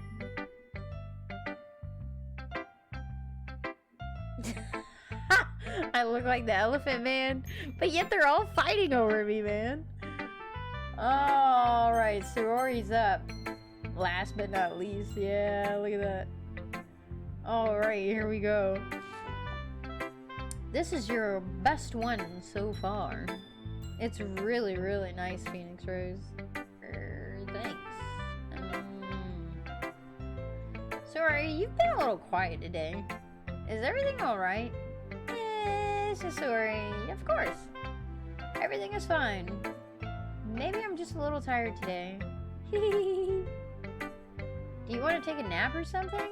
No, that's silly, says Sorry. Don't worry about me, okay? I only want to see smiles on your faces. Well, alright. Hey, Phoenix Rose. I'm still a little surprised. I really thought you would try writing your poems like the way Yuri does. What's your thing with Yuri? Or even Nadazuki. She wants me to write about a beach? Maybe she wants to be my beach. I'm just saying. The octopusy, right? Right. The tendrils. But in the end... Yeah, I guess you're the one who likes this one the most. Why, Sasori? You don't want to get closer with everyone else? Wait. Of course I do, but that doesn't mean I need to try so hard to impress them. I still understand you the most, Sasori. I know you have to sometimes put up with me, and I have to sometimes put up with you, but we have a wavelength or something, and this is how the poem came out. Sometimes it feels like you're the only one. Ooh, feels like you're the only exciting thing in my life. So sometimes it's just easier to write when thinking about you. Sorry. No. Phoenix Rose, I don't deserve this. You're too nice to me. Why are you doing this? Sorry has trouble keeping her voice steady all of a sudden. If you had fun with everyone else instead, this would be so much easier. Says Sorry. Sorry? I glance around the room to make sure nobody has noticed this. Sorry. I've probably never said this before, but I don't understand what you're feeling right now. Tell me what will cheer you up. Sorry shakes her head. She sniffles and keeps shaking her head. Finally, she gathers herself and puts on a smile. It's nothing, Phoenix Rose, says Sori. It's just a little rain cloud. I'm sorry you had to see that. I promise it won't happen again. Just smiles from everyone, okay? That's all that matters. Go play with everyone else. I'm gonna go home a little bit earlier today. Sori, tell Monica I wasn't feeling well, okay?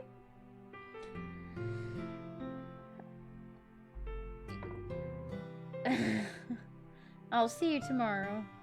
Before I can say anything else, Sori cheerfully walks out of the classroom, humming to herself. Okay, you three. We're all done sharing poems, right? Why don't we start figuring out, says Monica. Hold on a second. Is it just me, or did someone say something strange just now? Says Nadazuki. Says Monica. Something did sound a bit unusual, said Yuri. That's right. You deviated from your usual catchphrase when addressing the club. Catchphrase, says Monica? I don't have a catchphrase. Jeez, says Nanazuki. Why is the mood so weird today? Look, even Yuri isn't immune to it. Stagnating air is common, foreshadowing that something terrible is about to happen. In your books, maybe? Look, the only thing different is Saori isn't here. Ah, says Yuri. It seems you're right. Sigh, says Monica. Saori always helps lighten the mood a little bit, doesn't she? It's almost like It's almost like everyone's balance is thrown off a little when she's not around. Where the heck did she run off to anyway, says Nanazuki. I thought she just went to pee. Nanazuki, please show some decency, says Yuri. Oh, come on, says Nanazuki. Actually, she wasn't feeling too well and she went home early. Is that so, says Yuri? I hope she's alright. Seriously, says Nanazuki. Of all the times to not go home with her, you pick the time she's not feeling well. So much for you two being all lovey-dovey. No. First of all, stop misunderstanding my friendship with Saori. And second, she's kind of been avoiding me today, so I don't want to force it. Oh, says Yuri. That curious expression coming from Yuri of all people. Calm down, guys, says Monica. I talked to her earlier and everything is fine. What did she say? Anyway, we need to figure out the rest of this festival preparation, so let's decide what everyone will be doing this weekend. I already know what I'm doing, Nanazuki says. That's right, says Monica. Nanazuki will be making cupcakes, but we might need a lot of them in different flavors. Can you handle all that by yourself, Nanazuki? Says Monica. Challenge accepted, says Nanazuki. And as for myself, I'm gonna be printing and assembling all the poetry pamphlets. Poison cupcakes, right? Saori will be helping me design them, says Monica. And as for Yuri, you can, guys, can you help me come up with something for Yuri? I am useless, says Yuri. No, that's not it at all. You're the most talented person here, you know. Now Nazuki's pouting too. Jeez, even I can tell now. I guess I never gave Saori enough credit, but I can tell things are even harder on you when she's not around. That might be the case. But if I can't also be a leader on my own, then I won't grow as a person. So, Yuri, says Monica, you have a beautiful handwriting, you know? So you should make some banners and decorations to help set up the atmosphere. Atmosphere, says Yuri. About that. I love atmosphere.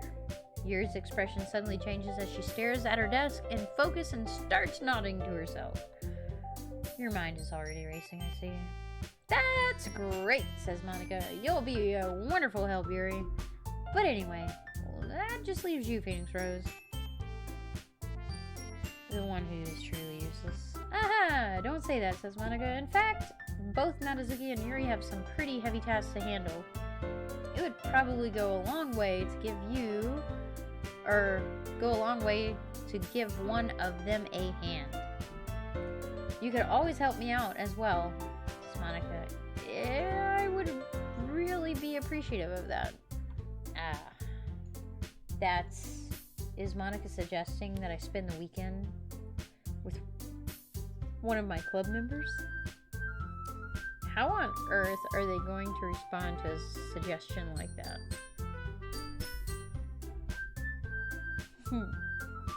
Says Yuri. I suppose I wouldn't mind a bit of help. Well, even if you don't know how to bake, there's always some dirty work I give to you. This is Nadazuki. Oh no, they're gonna start fighting, guys. They're fighting! It's a cat fight! It's going down! Who's gonna win? It's not like Monica's gonna give me a choice, and you shouldn't be sitting on your butt anyway, Nadazuki says. Nadazuki tries to mumble a bunch of excuses like that. Yuri says, if I recall, Nadazuki, you mentioned that you would like to handle the baking on your own. Phoenix Rose might not like to be around you if you only make him out to be a nuisance, says Yuri. So therefore, he may be more suited to assisting with the decorations. Hold on, I never said that, Nadazuki said. How hard could it be to make a few decorations anyway? Sounds more like you're just making excuses for Phoenix Rose to... What are you saying? Says Yuri. Here we go. Who's gonna win? It will be extremely meticulous work. And baking isn't, says Nadazuki. Just what do you think? Guys. Let's settle down for a moment. In the end, I think it's up to Phoenix Rose to decide how he'd like to contribute. Besides, he hasn't really gotten the chance to spend any time with me yet, you know? Oh boy. So I'm sure he's interested in... You literally just said, Nadazuki. I'm surprised as well, Yuri. Sorry, Monica says. I was just saying though. Jeez. Can we just settle this already? Yeah, Monica says. Phoenix Rose, you're okay with this, right? In the end, it's up to you. Of course. Very well, says Yuri. In that case, everyone looks straight at me. Oh, here we go. Hit her with the what? Alright. I'm thinking, you know, because I think he's got a thing for Monica. And he wants to give Saori space. He really doesn't... I don't know. Nadazuki is like tough love, annoying. And Yuri is just like... Saori's like kind of jealous of Yuri, I think. So... I think we're gonna go with Monica. We're gonna go with the troublemaker. Definitely not Nezuka. Oh no. Okay. We're not gonna go with the pink one. So let's go with Monica. Let's go with Monica. That way they can't argue over Yuri and Nadazuki about who won between the two, since they're always in a competition with each other.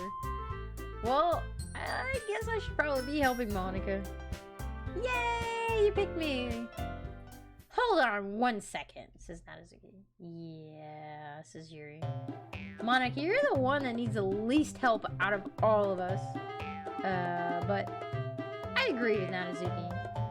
Not only is your work already most suitable for one person, but you already have Saori as well.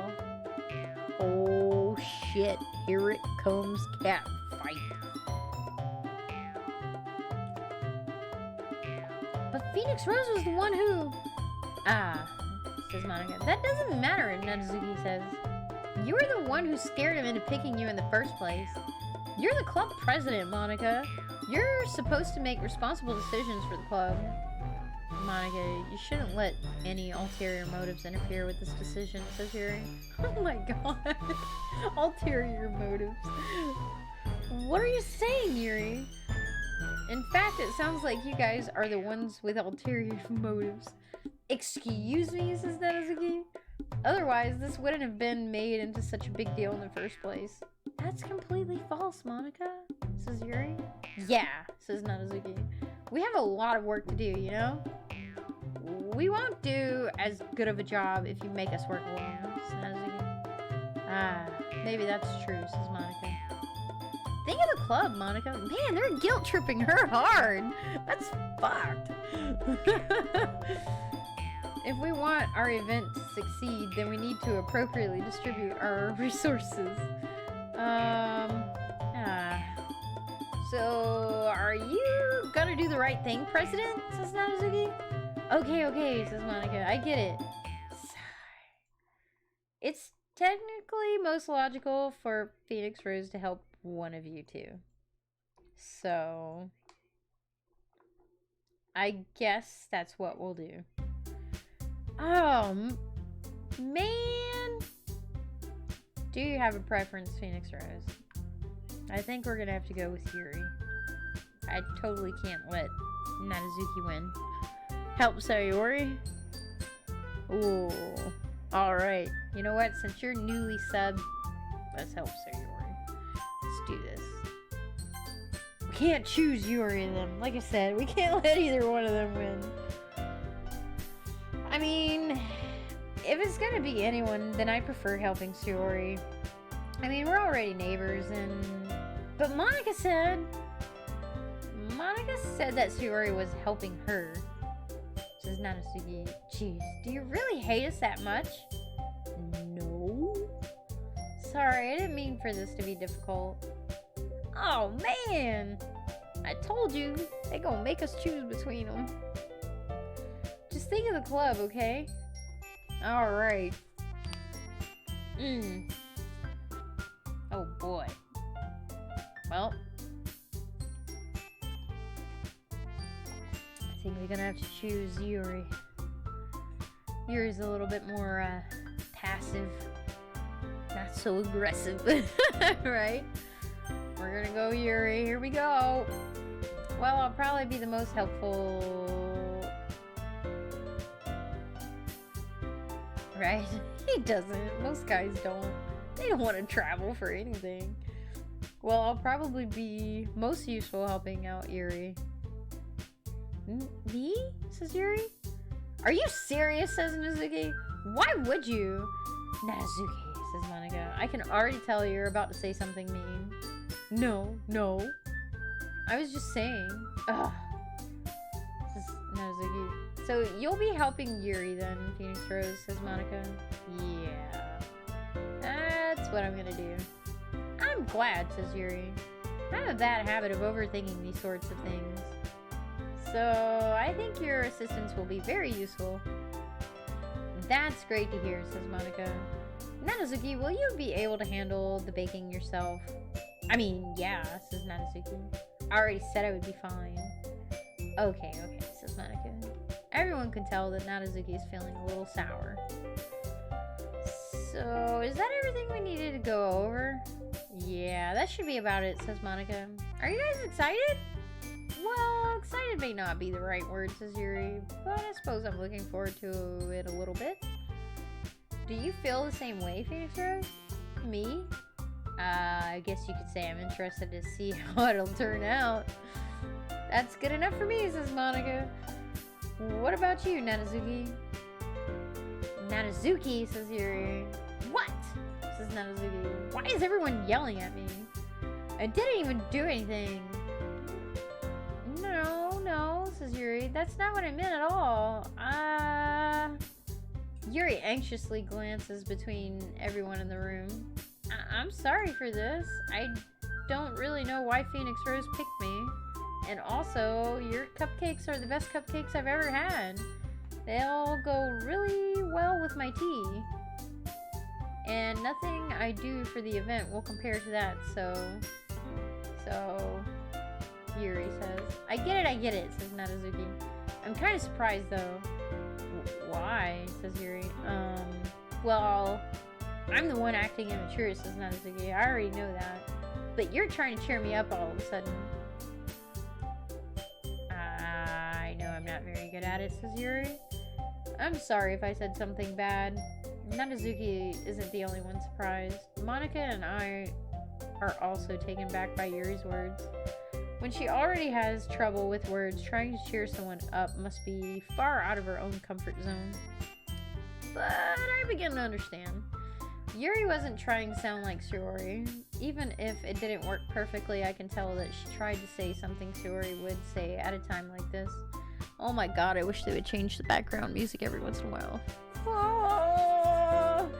Because Saori is always helping everyone smile and feel good about themselves. No, says Natsuki. I kind of appreciate it. I'm sorry for making a big deal out of nothing. But I'm going to say this, says Natsuki. You better bet that my cupcakes are going to be the best part of the whole event, says Natsuki. Ah, says Yuri. I believe you. Yeah, says Monika. I hope to see everyone do their best. But with that, there's nothing more for today, so I guess it's time for us to head out. Alright, let's get out of here then, says Natsuki. Whew, she's real sour. She's not happy. Everyone packs up their things. I start to follow Monika and Natsuki out the door as they chat between each other. Yuri, I turn around. Sorry, says Yuri. I realize that I don't have any way of contacting you this weekend. Oh, you're right. I can't believe that slipped my mind. Should I give you my phone number? I think that would be the best way, yes, says Yuri. Alright then. Yuri and I exchange phone numbers. Okay, says Yuri. Then I'll be stopping by your house on Sunday. My house? Is that a problem? No, not at all. I just thought that I would be the one going to your house since I'm the one helping you. Ah, I suppose that makes sense, says Yuri. But if you don't mind, I think I'd prefer going to your house. Alright. In that case, it won't be a problem. I decide not to press Yuri for a reason. It's not like it should matter much either way, so I'll just need to make sure my room is clean. I hope I manage to make myself useful in some way. I'm not nearly as creative as you are. So, don't underestimate yourself, Phoenix Rose, says Yuri. I think that will make a very productive team. Even if you only choose me because you felt bad or something. Wait. You don't actually think that, do you? I don't know, says Yuri. It's difficult to come up with any other reason you may have chosen me. Says Yuri, you're forgetting the one reason with the most common sense. I chose to help you because that's what I want to do. But Yuri thinks to herself with an extremely tense expression. Yuri, you're overthinking this. You wanted to point out when you're overthinking, right? Says Yuri. I didn't realize. I'm telling you I want to. That's all there is to it. Do you believe me? Yuri thinks really hard again. She looks straight into my eyes for a long while. I believe you, says Yuri. As if it took her tremendous effort, Yuri finally says that and relaxes her expression. And I'm really looking forward to Sunday. Yeah, I am too. Oh boy, Shiori is going to be fit since they're neighbors and Yuri's going to his house. After that exchange, I make my way out the door and Yuri follows.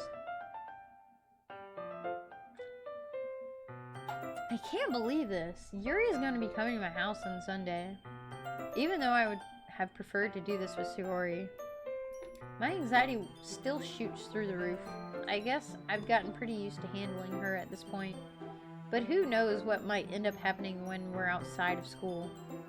She even told me she was looking forward to it. I shake my head. Why do I feel so nervous that Shiori finds out about this? It's not like we feel that way about each other. Besides, like Monica said, this is about the club. I have nothing to worry about. If I just go with it, then I'll have a good time. Oh, man. It's already Sunday. I've been getting increasingly anxious about Yuri's upcoming visit. I keep telling myself there's no reason to be nervous, but it doesn't help much. Yuri is clearly an introvert and also an intimate person in general. There's no doubt that she'll open up a little bit when it's just the two of us. Meanwhile, we've been texting occasionally. She was extremely apprehensive at first, but it wasn't long before I was already learning more about her. But putting Yuri aside, I haven't heard a thing from Saori since she left the club early the other day. It's not like we text each other all the time or anything, but I've been worried about her in the back of my mind. Yep.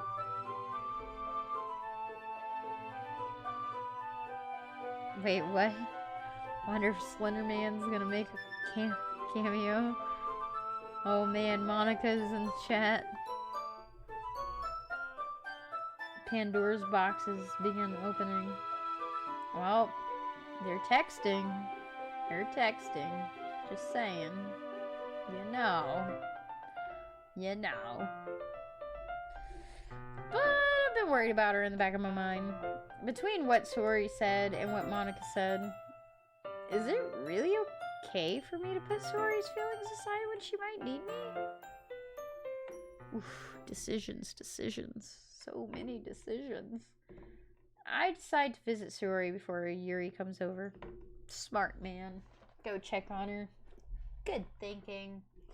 Rather than asking, I simply tell her I'm coming over, much like we've done in the past. Once I reach Saori's house, I knock on the door before entering it myself.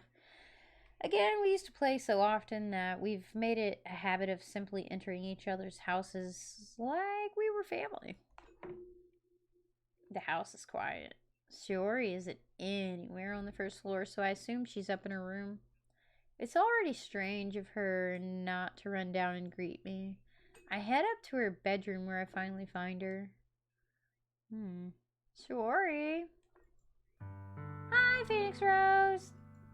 I sit down in her room. Saori forces a smile, but it's easy to tell that she's different. There's a minute of silence between us. You haven't come over like this in a long time, have you? Says Saori. I guess you're right. It's been a long time. Not much has really changed, has it? Saori's room is as messy as always been. I also recognize the same stuffed animals and wall decorations that she's had for years now. Hee says Saori. If you came over more often, it wouldn't be such a mess. That's because I end up cleaning it for you. How come you suddenly wanted to come over today? Says Saori. Aren't you supposed to see Yuri today? Oh, she knows. You know they've been talking. They've been texting. They know. Yeah, but... Wait, how did you know about that? Saori already left by the time we decided the last meeting. Monica told me. It's only natural for her to keep me informed about the festival preparations, right? That's true, I said. But what about you? Aren't you going to be helping Monica today? Of course, says Saori. But I'm just helping her online. We didn't plan to meet up or anything. So just me and Yuri then. Yep, says Saori. There's more silence between us. Saori stares in a random direction. Everything about her behavior is really uncharacteristic. I finally get to the point. I just wanted to see how you were doing. After you left on Friday, when something's wrong, you can't hide it from me. I know you too well. So... Saori smiles, shaking her head. That's no good, Phoenix Rose. Why can't it just be like it's always been? This is all my fault. If I didn't get so weak and accidentally express my feelings, if I didn't make that stupid mistake, then you wouldn't have been worried about me at all. You wouldn't have come here. You wouldn't have even been thinking about me right now.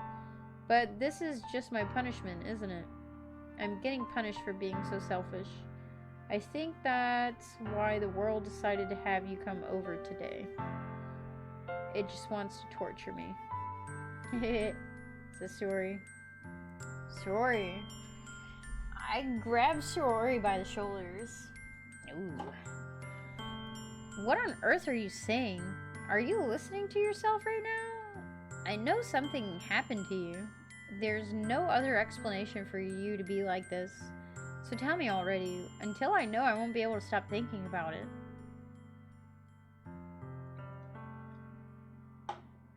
Ah, says Sorori. Haha. Sorori gives me an empty smile.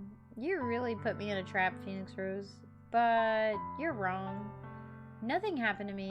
I've always been like this. You're just seeing it for the first time. Seeing what? What are you talking about, Sorori? Hehe, says Sorori. You're really just gonna make me say it, aren't you, Phoenix Rose? I guess I have no choice this time. The thing is, I've really had bad depression my whole life. Did you know that? Why do you think I'm late to school every day? Because most days I can't even find a reason to get out of bed. What reason is there to do anything when I fully know how worthless I am? Why go to school? Why eat? Why make friends? Why make other people put their energy and caring to waste by having them spend it on me?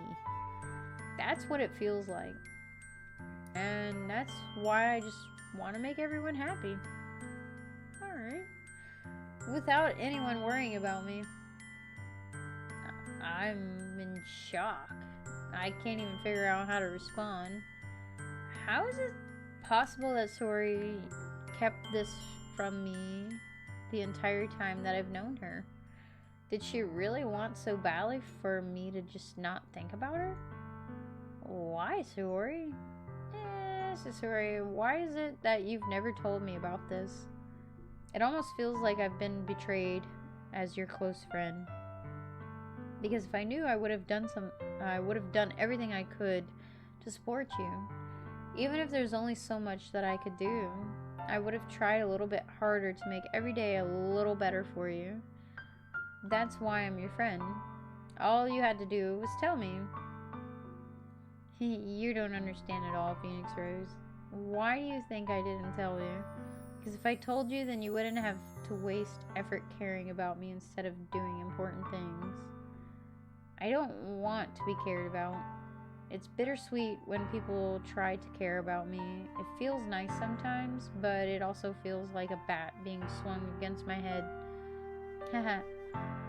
That's why I wanted so badly for you to make friends with everyone else. Helping everyone be happy together is the best thing for me. But then I discovered something else too. Seeing you make friends and get closer with everyone in the club, it feels like a spear going through my heart. So that's why. That's why I decided the world just wants to torture me. Every path leads to nothing but hurt. Well, that is life, unfortunately. Life does that. Huh. You're right, I don't understand. I don't understand your feelings at all, Sorori. But I don't need to understand. Whatever it takes for me to help you stop hurting, that's what I'll do. No, Phoenix Rose, says Sorori. There's nothing at all. The only thing that could have helped is if everything could be like it always was. But I was always selfish. I finally showed you what a horrible person I am. Tears streaked down Sorori's face. I made you join the literature club because I was selfish. And I was punished by my heart, hurting in a way that I couldn't understand. Now you came here and I made you hurt too. I'm just weak and selfish. That's all I am. And that's why I'm going to accept these punishments. Because I deserve every last one. Without thinking, I once again grab Sorori's shoulders. This time I pull her into a tight embrace. Yeah, this shit just got serious, huh? Yeah, it was just like... But you know what? The most happiest people are usually the most saddest people. This time I pull her close, into a tight embrace.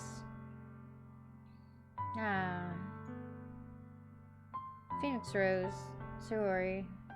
I don't care if you feel selfish. I'm really happy that you convinced me to join the club. Seeing you every day makes it worthwhile enough.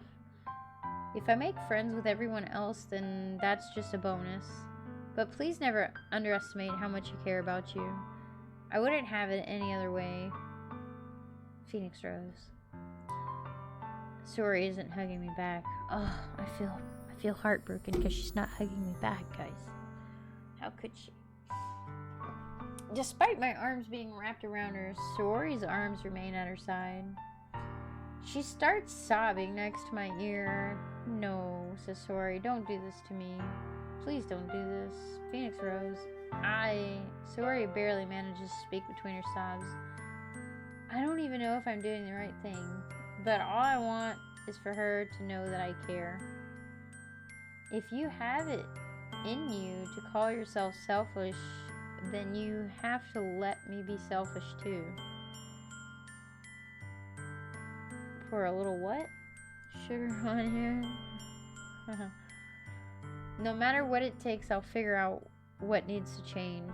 Hey, at least he's a good friend, you know, because a lot of people, they don't care. And that's the thing about this generation, is a lot of people are extremely selfish, and they don't take the time to stop and care about other people and how they feel. So, you know what?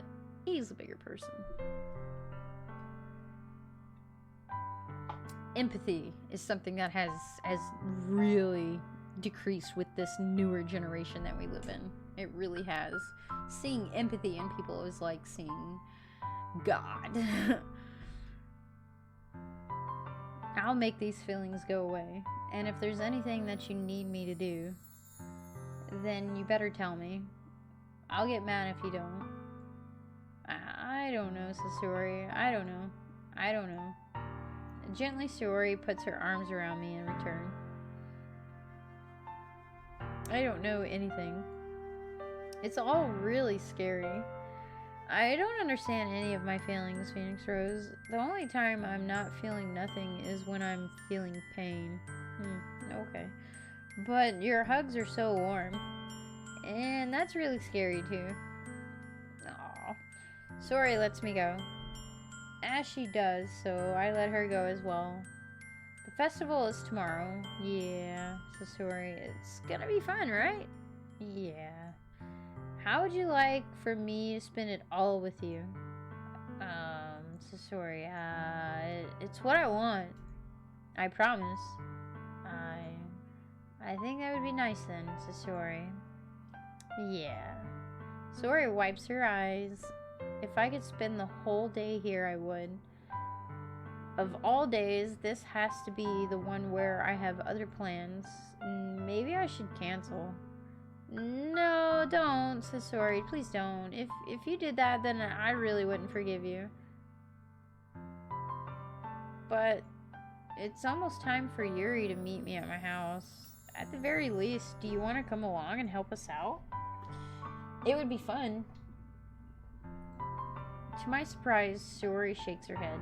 I'm sorry. I don't know if that would be very good for me today. You understand, right? It's kind of hard for me to fully understand, but I'm trying my hardest. It's okay. Don't worry too much about it, Sasori. I'll see you tomorrow, okay? Alright. I'll look forward to it. Whew! Alright, I say goodbye to Sasori and exit her house. On the way home, I find myself still feeling uneasy, but it's hard for me to keep thinking about it when Yuri is about to come over too. I think Sasori is right. I shouldn't be worrying too much, and we're definitely going to have a great time tomorrow. I should just focus on what's ahead of me. As I approach my house, I see something that makes me feel a moment of panic.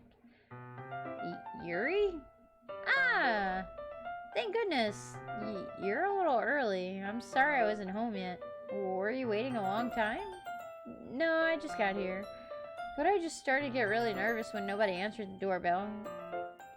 You always could have texted me. If I had known, I would have reassured you and hurried more on my way home. I suppose that's true, said Yuri. I didn't think of that for some reason.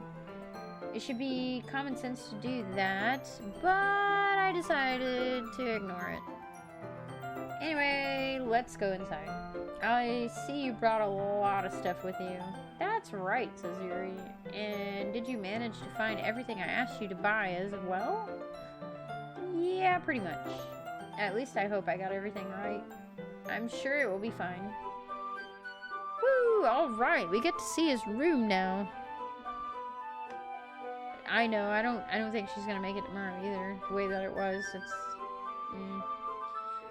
The first thing she does is glance around the room curiously, which makes me feel anxious.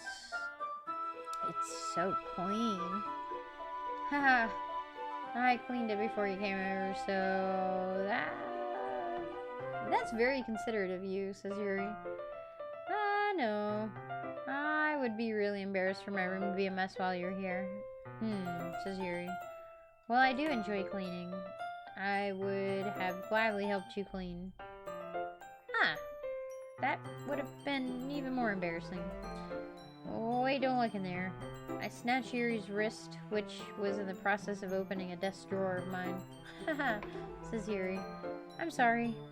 I wasn't thinking for some reason. I was just spacing out. It's fine, it's fine. I let go of Yuri's wrist. She puts both of her hands firmly in her lap, as if making sure she's keeping track of them. So, should we get started? Says Yuri. Yes. I have a few things planned that you can help with. Decorations and other atmospheric enhancements.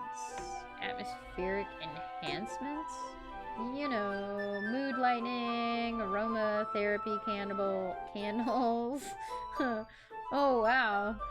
I didn't think you planned on taking it that far. Of course. I just want to help take our guests to a faraway place. Although many will stop by just out of curiosity. And for cupcakes, I guess, says Yuri. I'm determined to provide an experience that will leave them wanting more. That's great. It's easy to forget that you're a pretty intense person. Intense. I guess that's the best way to put it. Is that a bad thing? No, not at all. It's something that I like about you, actually. Is that so, says Yuri? That makes me feel relieved. And kind of happy. Yeah, no need to be anxious. You can relax a little. Relax. I brought some things for relaxation, says Yuri. I was gonna use them during the poetry event. Oh yeah? Like what? Let's see. Yuri rummages through her bag. She pulls out a few candles and a wooden cylinder-shaped object. I did some shopping on the way here, so I happen to have these in my bag. I plan to cover the windows in black paper and use the candles to light the room. I think that would be amazing, don't you? Yeah, that would be really neat. Like, she wants to do that to my windows? What's the wooden thing, though? Oh, this? It's a diffuser for essential oils. How familiar are you with aromatherapy? Yuri says, not familiar at all. Is that so? It's one of my favorite contributors to a positive atmosphere. Depending on the oils or herbs you choose, you can change the mood of the air itself. You can even feel it permeate through your body. Relaxation, positive energy, romance, reflection. It's almost like magic, Yuri says. Yuri takes the cylinder and pushes a switch on the bottom. In just a moment, a thin ray of vapor begins to spout through a small hole on the top. Wow, that smells wonderful.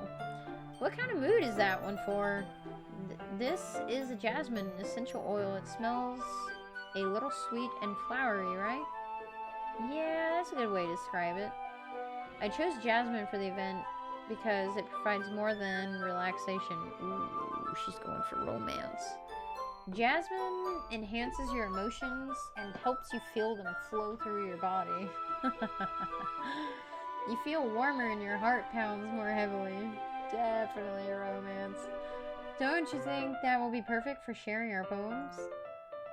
It does sound suitable, but you seem to know a lot about this, so I'll trust your opinion with anything. Yuri smiles gently, clearly enjoying herself. She again reaches into her bag and pulls out several spools of thin ribbon. What are those for? Well, She's gonna tie you up to your bed. You better watch out. Did you purchase the origami paper I asked you to get? Yeah, I have it over here. We won't be using the paper for folding origamis, Yuri says. What I'd like to do is write a different word on each paper. We'll need about 100 of them. Oh yeah? What will those be used for? Well, I'm going to cut pieces of ribbon to hang from the doorway of the classroom. Then we can fasten the paper onto the ribbons to create a doorway curtain. Okay. Wouldn't that be beautiful? It would also catch the eye of those passing the room. It may attract some to peek inside. That's really creative. Okay, yeah. I had no idea you'd be so good at this, Yuri.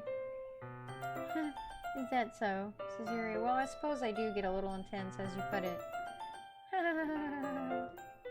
Yuri giggles with red cheeks.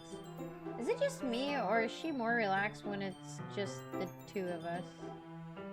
Or maybe it's the excitement she feels from sharing something that she enjoys. Here's a marker, Phoenix Rose. You can write any characters you want. I'll help you once I finish cutting the ribbons, says Yuri. Alright.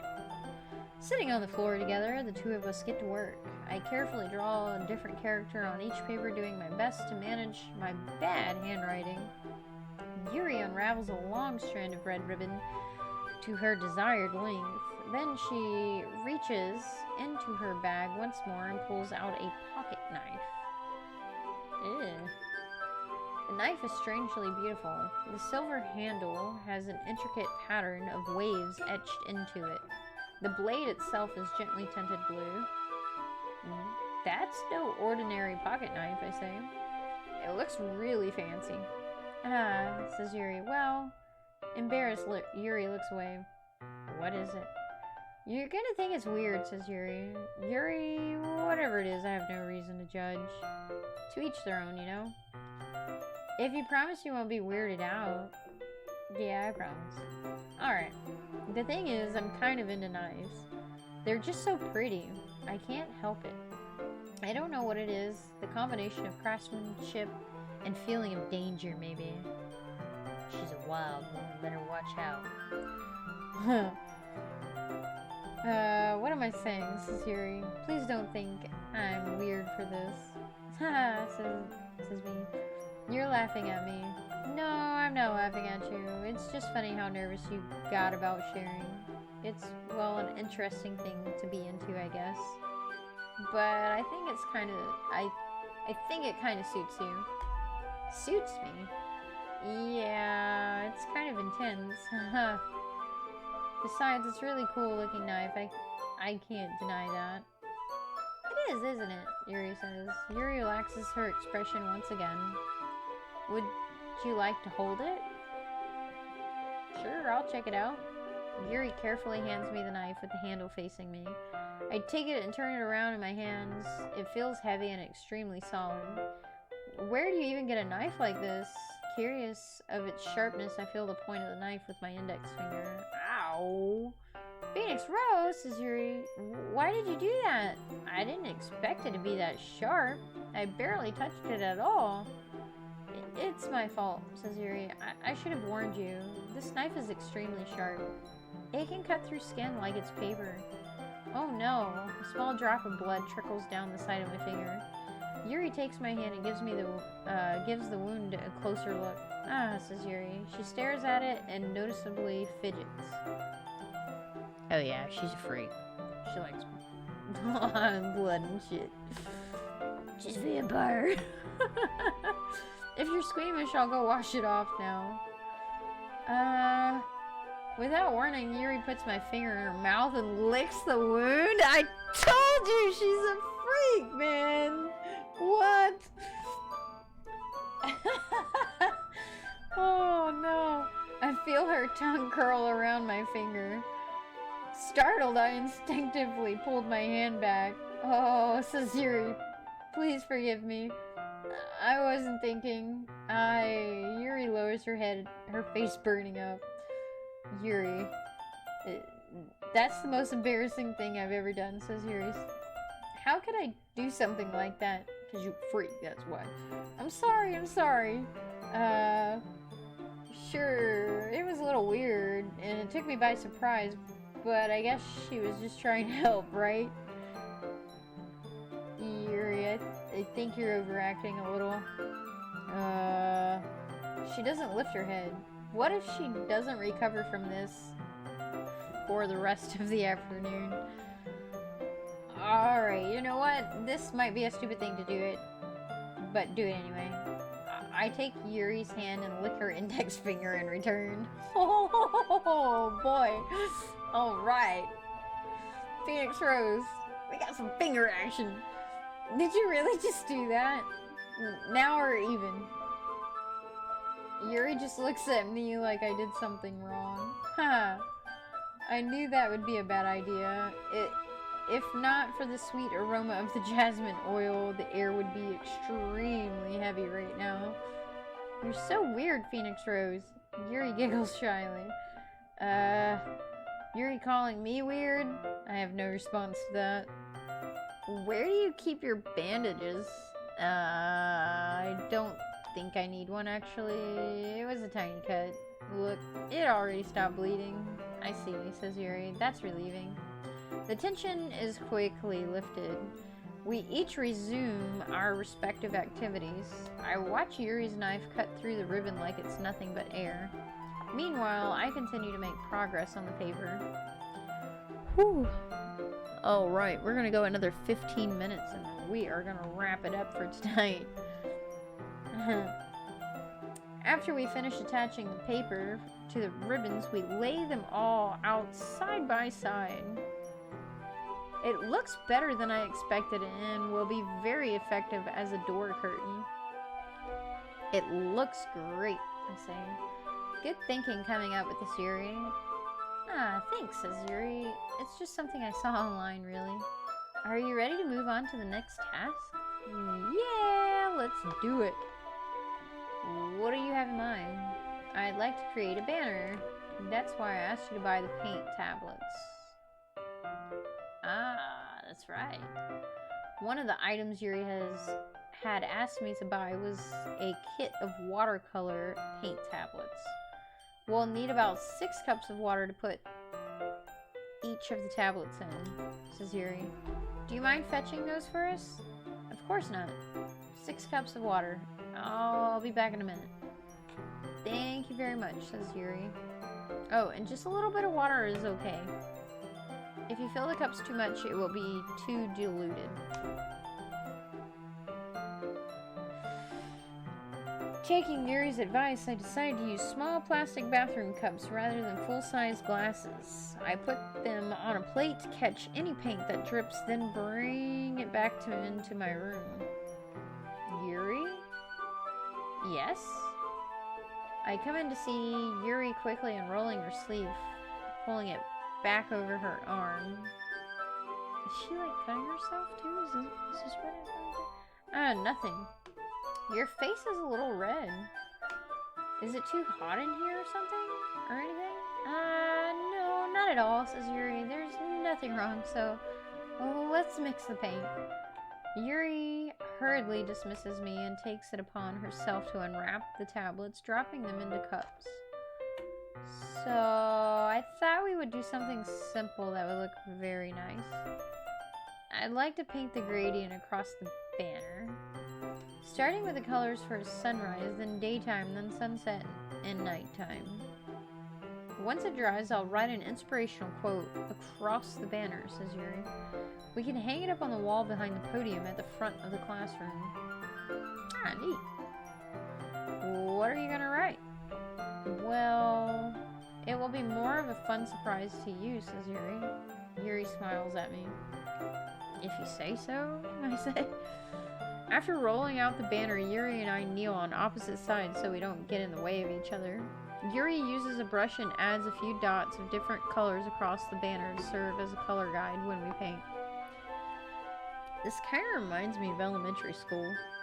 Painting on a banner with watercolors feels a lot like the art class projects we had back then. It's relaxing. Ah, says Yuri. I'm sorry if this feels too childish. No, I didn't mean that at all. It's kind of fun, you know? Yeah. It is fun. I'm glad you feel that way too. Yuri stops painting for a moment, thinking to herself. For me, I don't need to go out and do crazy things to have fun. In fact, I usually don't even want to. I just like when I can spend time with one other person. Even if it's something simple like reading, it doesn't even matter if we don't talk much. Just having a friend next to me makes things feel a little bit nicer. I think that's all it takes for me to be happy. Is that so? Even if Yuri and I are quite different, I can understand where she's coming from. I feel that way about things like anime and games, where simply sharing the experience with someone can make me happy. I think I feel the same way. Yuri smiles gently. I knew you'd understand. Yuri leans over the banner to grab an unused paintbrush, but I move at the same time, causing my head to bump into hers. Says Yuri. Sorry. Yuri reels back and I quickly lift my hands in surprise. Are you hurt? No, I'm not hurt. It just startled me, that's all. Sorry, I should have asked you to get it for me. It's not your fault. Ah, your face.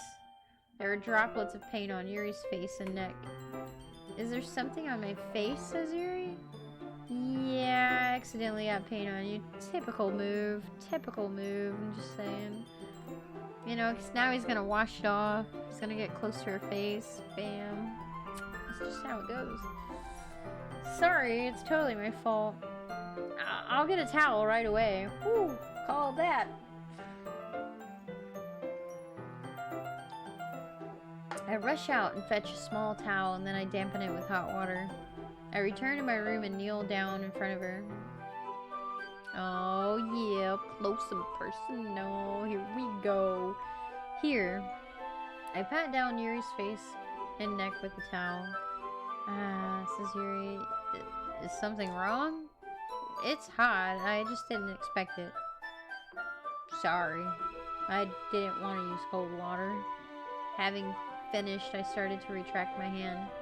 But Yuri suddenly holds my wrist. Wait. Says Yuri. Just a little longer? It feels really nice. Ah. I keep my hand still against Yuri's neck. She looks into my eyes. It's an intense expression that I recognize when she reads her books. Almost as if she's lost in a daze, enveloped in her own thoughts. She breathes gently, half through silently parted lips. What is happening? Is it the aroma of the jasmine oil giving me the dizzy feeling?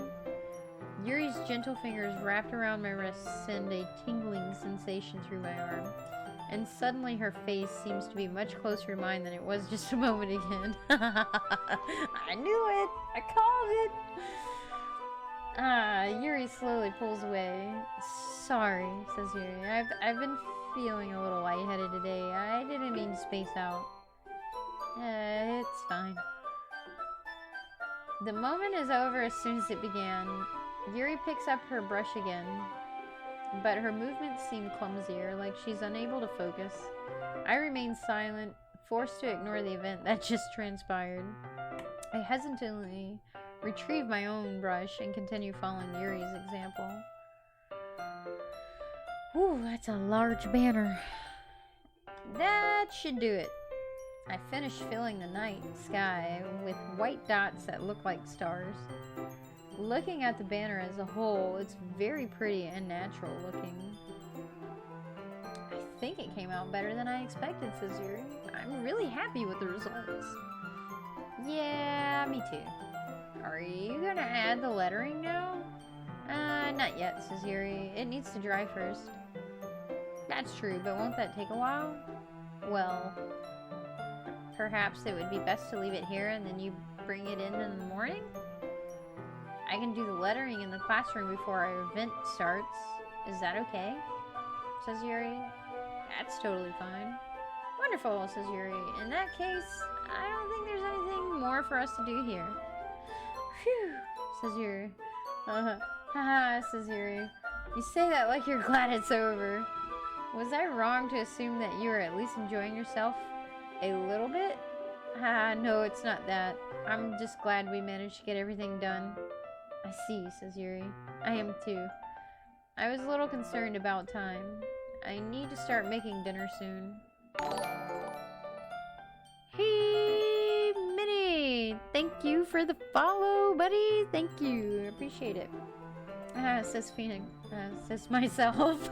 See, I can't even talk to myself. So you don't have any time left? I was secretly hoping we would have extra time after finishing the work. Secret time after finishing. Wow. Wow. Yuri thinks to herself, I think it would be too irresponsible of me to wait much longer. I'm sorry. I was hoping there would be more time as well. Says Yuri, it's probably my fault. Sorry for being such a slow worker. No, it's not your fault at all, says Yuri. And the important thing is that we got everything done, right? Yeah. So, I shouldn't be disappointed or anything. Gathering all her things, Yuri seems to look a little downcast. I understand why. It sounded like she rarely gets the opportunity to spend time with friends in a relaxed environment. But that doesn't mean that... this is the last time it can happen. Whew! Sunday's visit is over, guys. It is over. Once Yuri packs up, I walk her out to the front door. What a gentleman. How sweet. Thank you very much for having me today, says Yuri. No problem. I'm glad I was able to help. Just let me know if there's anything else you need me to bring tomorrow.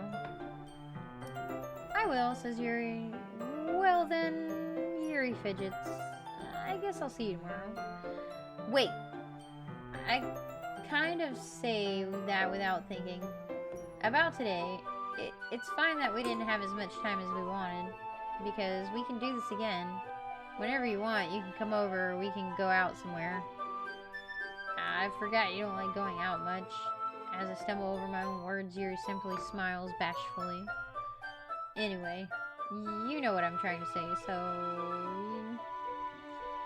You're very thoughtful, Phoenix Rose, says Yuri. Yuri takes a step closer to me and then briefly squeezes my hand.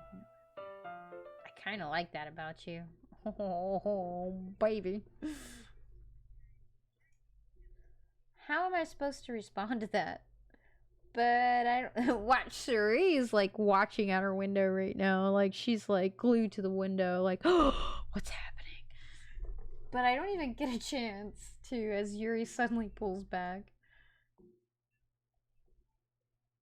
Hey, what's up, Dew on the grass? How you doing? Sorry. Eh? Sa. I told you she wasn't gonna be far away. She was waiting. That's good. Good to hear, man. Hi, Phoenix Rose. Sorry. Just now we weren't... Hey, says Sorry. It's okay, Phoenix Rose. I just stopped by to say hi. Says Yuri. Well, it's nice to see you. I'm sorry, but I'm already on my way to leave. Oh, really, says Sayori? That's too bad. I'm sorry, says Yuri. But we'll be all together at the festival tomorrow, so...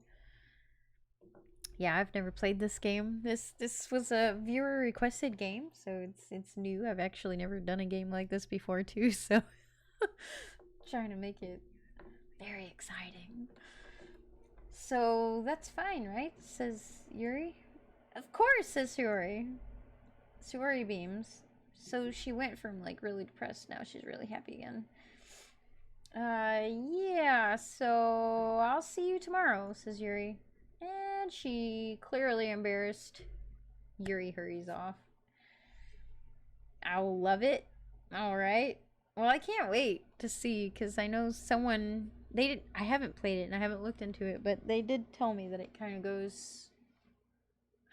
very 360 once you start getting into it a little bit. Sayori waves goodbye after her. Sayori, I thought you didn't want to come over today. Well, I tried staying in my room, but my imagination was being really mean to me. So I had to come here and see it for myself. She was jealous. She was thinking. She's like, oh, that Yuri. She's over there in his room, all alone. Candles. All kinds of things. See what? What are you talking about?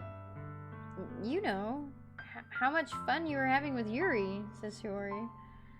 How close you got to her. It makes me really happy. No, it don't make her happy. She's lying. She's lying with them big blue eyes. That you've made such good friends. That's all that matters to me. Tears start to fall down Sayori's face. That's all that matters to me. Why am I feeling this way, Phoenix Rose? I'm supposed to be happy for you. Why does it feel like my heart is splitting in half, says Sayori? It hurts so much. Everything hurts so much. This would be so much better if I could just disappear. Sayori, don't say that. It's true, Phoenix Rose. If I wasn't here, then you wouldn't have to waste your sympathy on me. You wouldn't have to put up with me being selfish. Monaco's right. I should just... Monica? Monica's right about what? Candles? Yeah. I noticed she brought the right kind of candles, too. Sorry.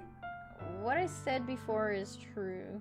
I'm not going to let this continue. Caring about you like this isn't the burden your mind is making it out to be. It's something that makes me happy. It's something that I wouldn't trade for anything else. So even if it takes an entire lifetime, I'm going to be by your side until you don't feel any more pain. Oh, that's so sweet. Oh, man. They gonna make me cry. But, says Sayori. Sayori looks away. Oh.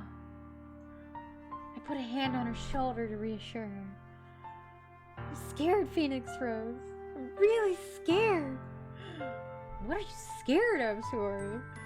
I'm scared that I might like you more than you like me. Oh, she's expressing the feelings. Here it comes. Ladies and gentlemen, Sayori, it's true, isn't it? I was weak and started to like you too much. I did this to myself. Phoenix Rose, I like you so much that I want to die.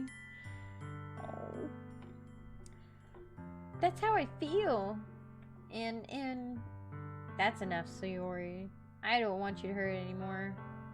I slide my hand down Sayori's arm and squeeze her hand in my own. Do you remember how I said I always know what's best for you? Do you still believe me? Wordlessly, Sayori nods. Even if you don't understand all of your feelings, of your own feelings, I know what you need the most right now, and that's what I'm going to give you. Oh, what is he gonna give her? Oh, which one should we say? Because you know deep down he loves her too. Oh my god.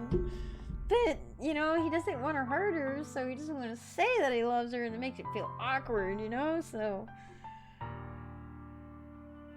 oh no, I don't know. What should we say? You know, deep down he wants to say he loves her.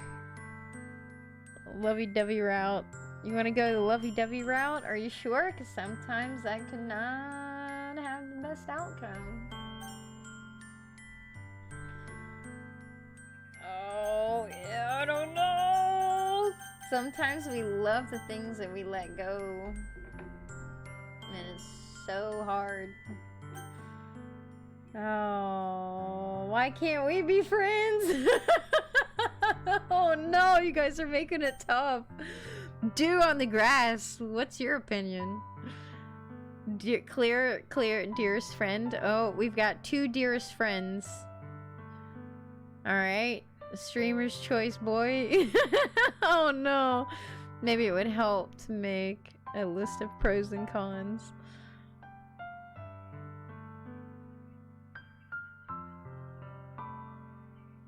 I don't know. You know what? I think that if he tells her that he loves her, that's gonna destroy her. Because she already wants things to go back the way they used to be, you know? So, psychologically, I think we need to tell her that we're gonna be her dearest friend. She needs a friend.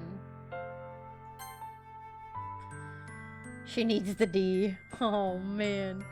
You'll always be my dearest friend. What you need most is for things to be likely, to be like they've always been, see? Monica told me the truth. She told me how much happier you seemed after I joined the club. I know you're struggling with some really difficult feelings right now, but please trust me that I know what's best and what will make you happy in the end. I promise I'll help get things back the way they were. I see. She's let down. Deep down, you know, she's hurting because of my response. But at the same time, too, she's getting what she asked for, where they're going back to the way things were. Shiori forces a smile through an incredibly pained expression. Ah, Sasori. Is this what it feels like to get stabbed in the chest? I should write a poem about this. Sorry. It's okay, Sasori. This is just my punishment, remember? Uh-oh. She's hurting. She's heartbroken. I broke her heart. I broke her heart. Oh no. For being so selfish. So please don't worry about these stupid feelings. I know you're right, Sasori. I knew this whole time that there's no happiness down that path. That's why I came here. Just so I could get the answer I needed to hear. Oh no. God, I hope I didn't set her up to go kill herself. And the other thing, you're also right that I just wanted to go back the way it was. I realize that now. I know I am a heartbreaker, man. I realize that now. You really do know me better than anyone, Phoenix Rose. I'll trust you with anything. Anything at all. Sasori's smile finally breaks. All of a sudden, she turns around and drops to her knees. Ah! Sasori says, clutching her head with both hands. She screams as loudly as she can. I'm so shocked that I don't know how to react. Sasori looks over her shoulder and flashes me one more weak smile before turning around and running off. Oh my god, I just broke this girl's heart. Sasori. I'm left helplessly standing in the front of my house. Why am I feeling so horrible about this? There's nothing more that I could have done. Is that true, though? The most I can do is support Sasori through her feelings and help her on her path, that's right. But I'm having as much trouble understanding Sasori's feelings as she is. Even though I can comfort her, I keep wondering if I should be doing something more or something different. I know these thoughts will continue to plague me until things are back the way they were. It'll never go back the way they were, though. I'm going to give it everything I've got. Saori will always be my dearest friend, and I'll do whatever it takes to put a smile on her face every day. Oof. Ooh, it's the day of the festival. And that, guys, that is gonna stop right here with our stream tonight. We are going to leave it at the festival. And we shall pick up. No! It's 2 o'clock in the morning for me. I really want to see what happens too, but I know you just got here. That's why you need to follow and then come back tomorrow. Oh. Just get to the cute twist. It's not that far. Oh, getting sucked in. Okay, fine. I will go for a little bit longer. However, I'm gonna get up and I'm gonna go get another drink. Give me 1 moment. I'll be right back, okay? Can you wait like 2 minutes? Don't you disappear. If I come back and you're gone, it's all for nothing, okay? Okay? I better get a follow. I'm just saying. No, I'm kidding. If you follow, that's awesome too, but I'll be right back.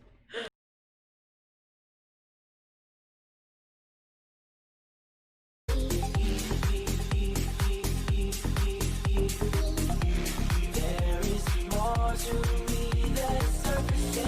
I believe.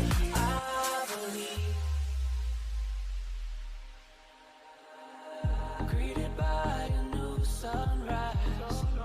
Tomorrow's hopes are in my eyes. Paints horizons in the sky that's meant for me. Meant for me. I believe in love at first sight. Some things are worth the fight. Some you learn to say goodbye, like letting go. I believe.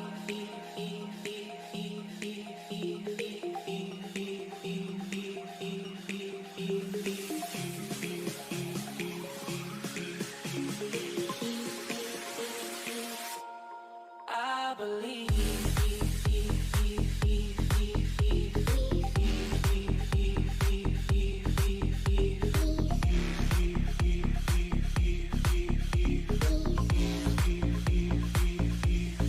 I believe.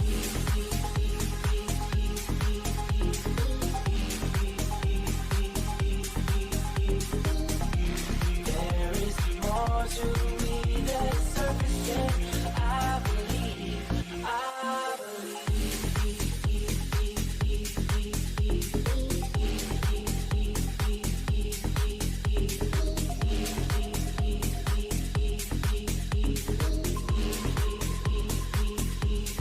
I believe.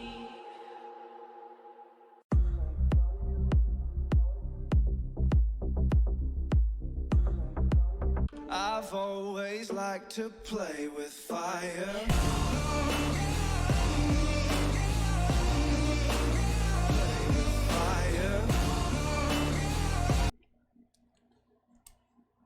All right.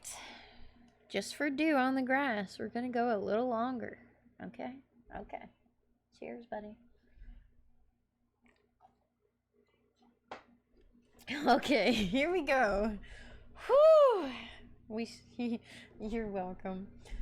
Okay. Of all days, I expected this to be the one where I'd be walking to school with Saori. But she's nowhere to be found, I see. But Saori isn't answering her phone. I considered going to her house to wake her up, but decided that's a little too much. He should have went to her house, and he should have checked on her. Okay. After that, you would need to check on someone. Just saying. Meanwhile, preparations for the event should be nearly complete. The banner Yuri and I painted is dry, and I gently rolled it up to take it with me. Go as long as I can. Well, I got up and I stretched a little bit, and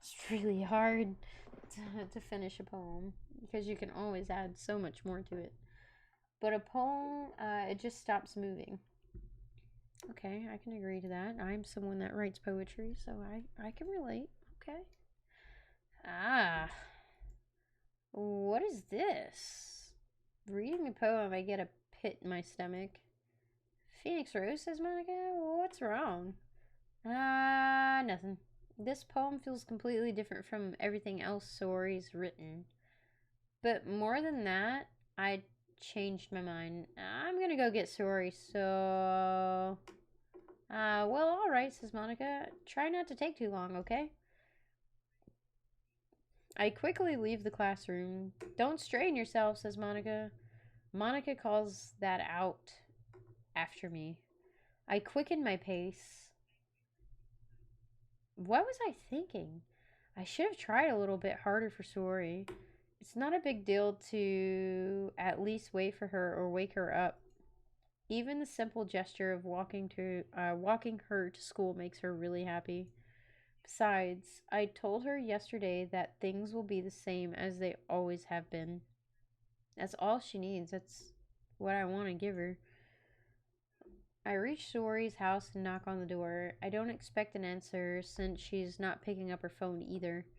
Like yesterday, I open the door and let myself in. Sori? She really is a heavy sleeper. I swallow. I can't believe I ended up doing this after all.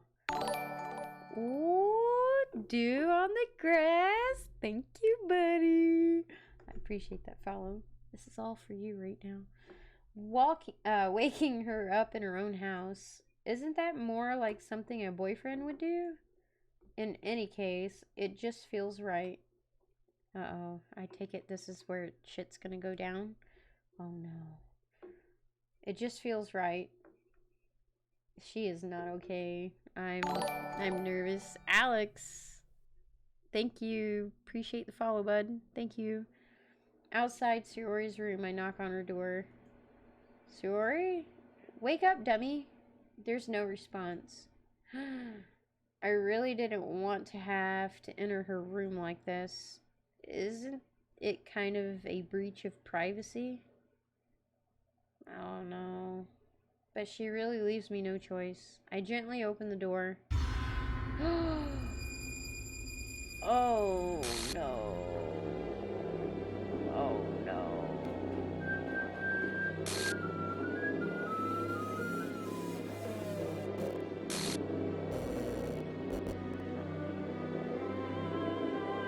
I let her down.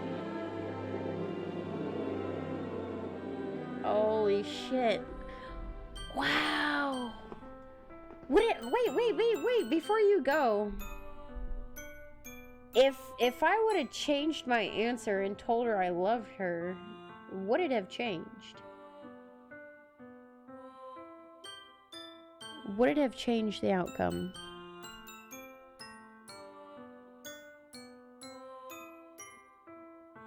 No, she's definitely on top, that's for sure.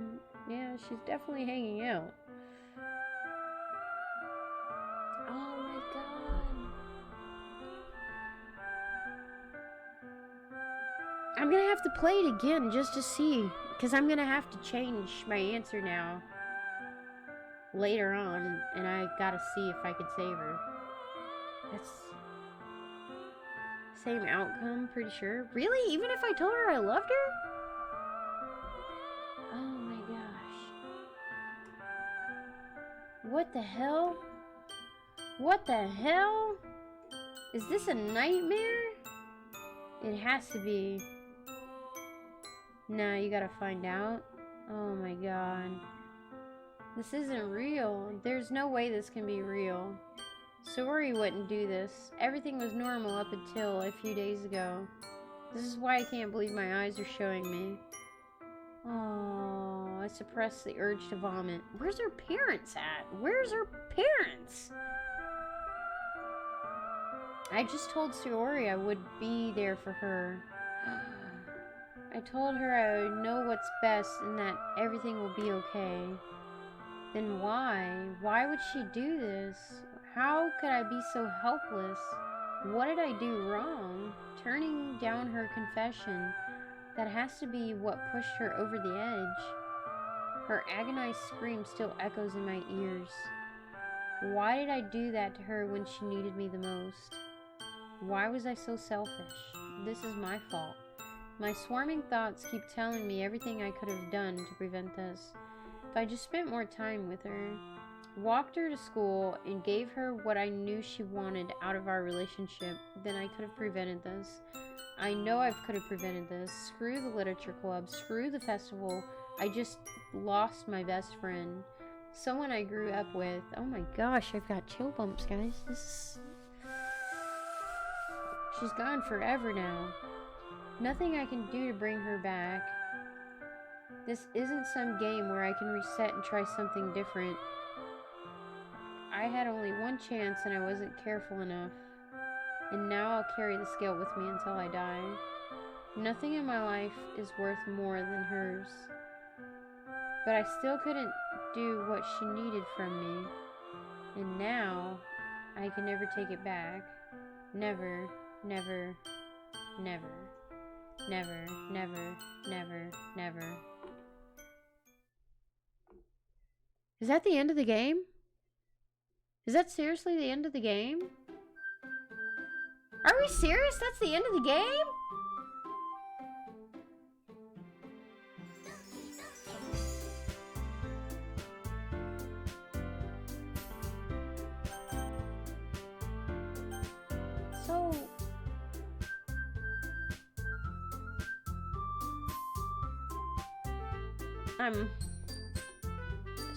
Okay, so if I load my game, it's gonna pick up right there, and then we're gonna be at the festival, or to DLC. So if I click this part up here, right here, this is the DLC after she hanged herself.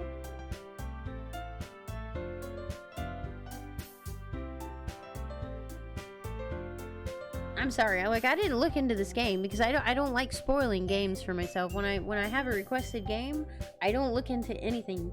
I have someone look up how long the duration is just so I know how to schedule it out for my streams, and that is it.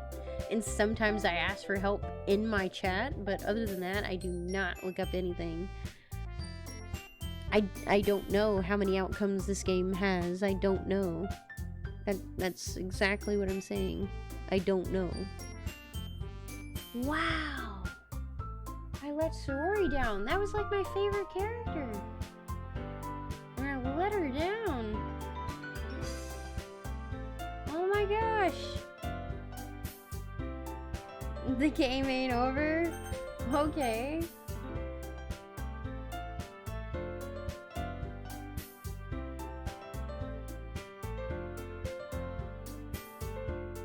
So this, the words that I pick in the poem? Oh, okay. Wow. Oh, man. Alright. I think I'm gonna leave it at that, though. That's pretty hardcore. It definitely took a twist.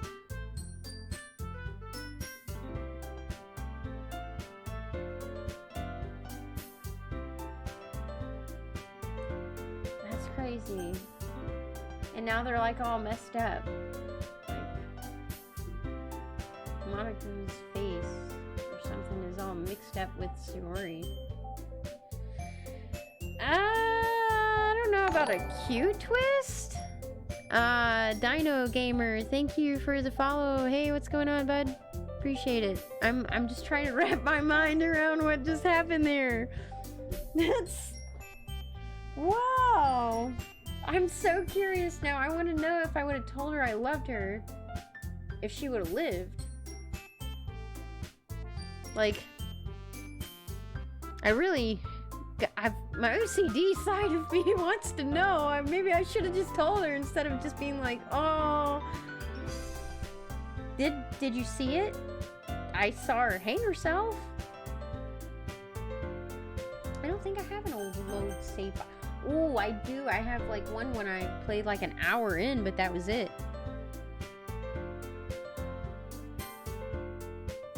Like, I didn't even save this one. This is the last time I played it. It was like an hour in.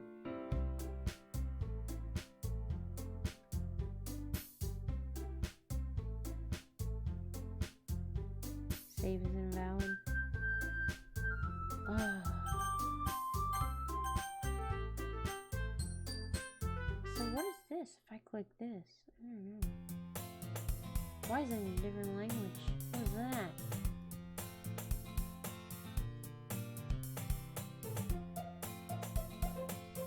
Wow. So now it doesn't even have her name in it.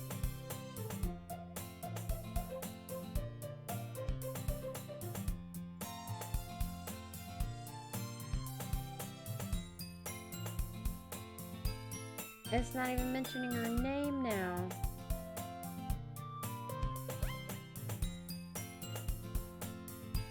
Alright, I'm gonna save that one to a different one.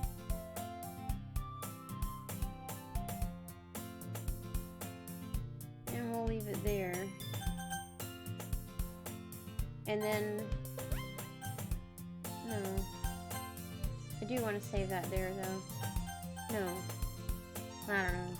Double save. Fuck it.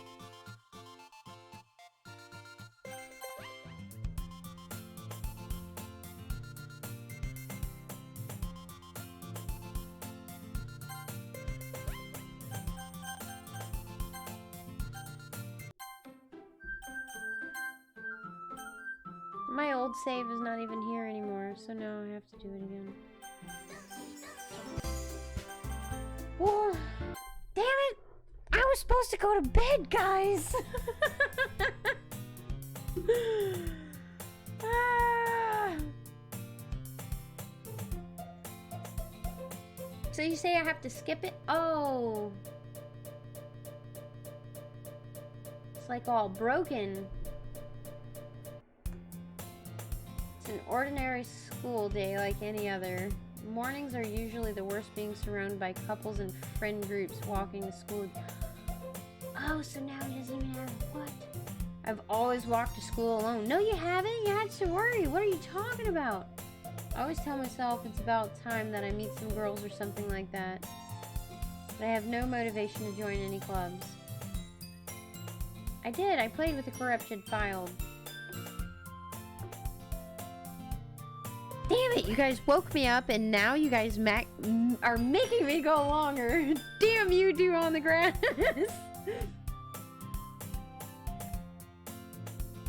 Fuck. There's always the anime club, but it's not like there's any girls in it anyway. The school day is ordinary as ever, and it's over before I know it. After I pack up my things, I stare blankly at the wall looking for an ounce of motivation. Clubs. There really aren't any that interest me. Besides, most of them would probably be way too demanding for me to want to deal with. I guess I have no choice but to start with the anime club. Phoenix Rose? Monica? Oh my goodness! I totally didn't expect you to see you here. It's been a while, right? Says Monica. Ah, yeah, it has. Monica smiles sweetly. Monica did something, I'm just saying. I don't trust Monica. We do know each other. Well, we rarely talked, but we were in the same class last year. Monica was probably the most popular girl in class. Smart, beautiful, and athletic. Yeah, I already knew that. Basically completely out of my league. Yeah, we knew that too. So having her smile at me so genuinely feels a little... What did you come in here for anyway? Oh, I've just been looking for some supplies to use for my club. Huh. Don't you remember I gathered those supplies to get for your club? Do you know if there's any construction paper in here? Or markers? I guess you could check the closet. You're in the debate club, right? About that, says Monica. I actually quit the debate club. Really? You quit? Yeah. To be honest, I can't stand all of the politics around the major clubs. Yeah, I knew that too. It feels like nothing but arguing about the budget and publicity and how to prepare for events. I'd much rather take something I personally enjoy and make something special out of it. Yep, I knew that too. In that case, what club did you decide to join? Actually, I'm starting a new one, says Monica. A literature club. Ooh! Literature? That sounds kind of dull. How many members do you have so far? It's kind of embarrassing, but there are only 3 of us so far. No, there's 4 of you. Don't fuck with me, Monica. It's really hard to find new members for something that sounds so boring. Well, I can see that. But it's really not boring at all, you know? Literature can be anything, reading, writing, poetry. I mean, one of my members even keeps her manga collection in the club room. Wait, really? Yeah, it's funny, right, says Monica. She always insists that manga is literature, too. I mean, she's not wrong, I guess. And besides, a member is a member, right? Did Monica say she? Hey, Phoenix Rose. By any chance, are you still looking for a club to join? I mean, I guess so, but in that case, is there any chance you could do me a big favor? I won't ask you to join, but if you could at the very least come visit my club, it would make me really happy. Please, says Monica. Well, I guess I have no reason to refuse. Besides, how could I refuse someone like Monica? Sure, I guess I could check it out. Haha, awesome, says Monica. Dude, my mind is so fucking blown right now, like... Are we gonna have to write more poems? You're really sweet, Phoenix Rose, you know that? It's nothing really. Shall we go then, says Monica? I'll look forward to the materials another time. You're more important. Why, you gonna try to kill me next or something? And thus today marks the day I sold my soul to Monica and her irresistible smile. I timidly follow Monica across the school and upstairs, a section of the school I rarely visit, being generally used for third-year classes and activities. Monica, full of energy, no she's not, swings open the classroom door. Why are they taking over Shiori's character? Like she never even existed.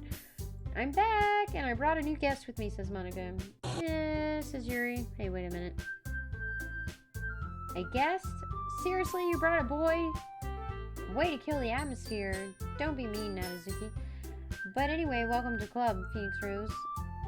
All words escape me. Battery low. Oh no, my headset's dying, guys. Ah! Hold on. I didn't charge it.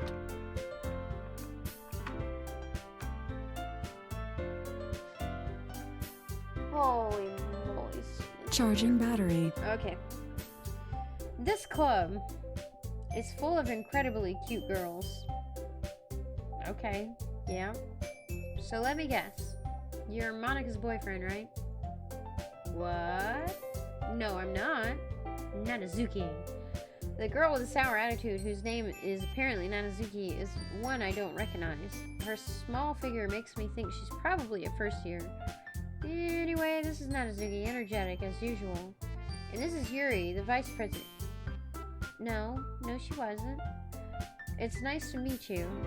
Yuri, who appears comparatively more mature and timid, seems to have a hard time keeping up with someone like Nanazuki. Yeah, it's nice to meet both of you. So, I ran into Phoenix Rose in a classroom and he decided to come in and check out the club. Isn't that great, says Monica. Wait, Monica, says Nanazuki, didn't I tell you to let me know in advance before you brought in anyone new? I was going to, well, you know, says Nanazuki. Sorry, says Monica.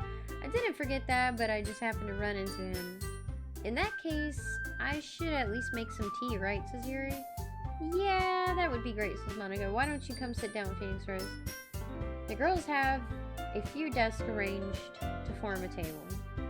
Holy fuck, deja vu all over. Yuri walks to the corner of the room and opens the closet. Meanwhile, Monica and Nanazuka sit across from each other, still feeling awkward, and take a seat next to Monica. So I know you didn't really plan on coming here, says Monica, but we'll make sure you feel right at home, okay? As president of the Literature Club, it's my duty to make the club fun and exciting for everyone. I'm surprised there aren't more people in the club yet. It must be hard to start a new club. You can put it that way, says Monica. Not many people are very interested in putting out all the effort to start something brand new. Especially when it's something that doesn't grab your attention like literature. You have to work hard to convince people that you're both fun and worthwhile.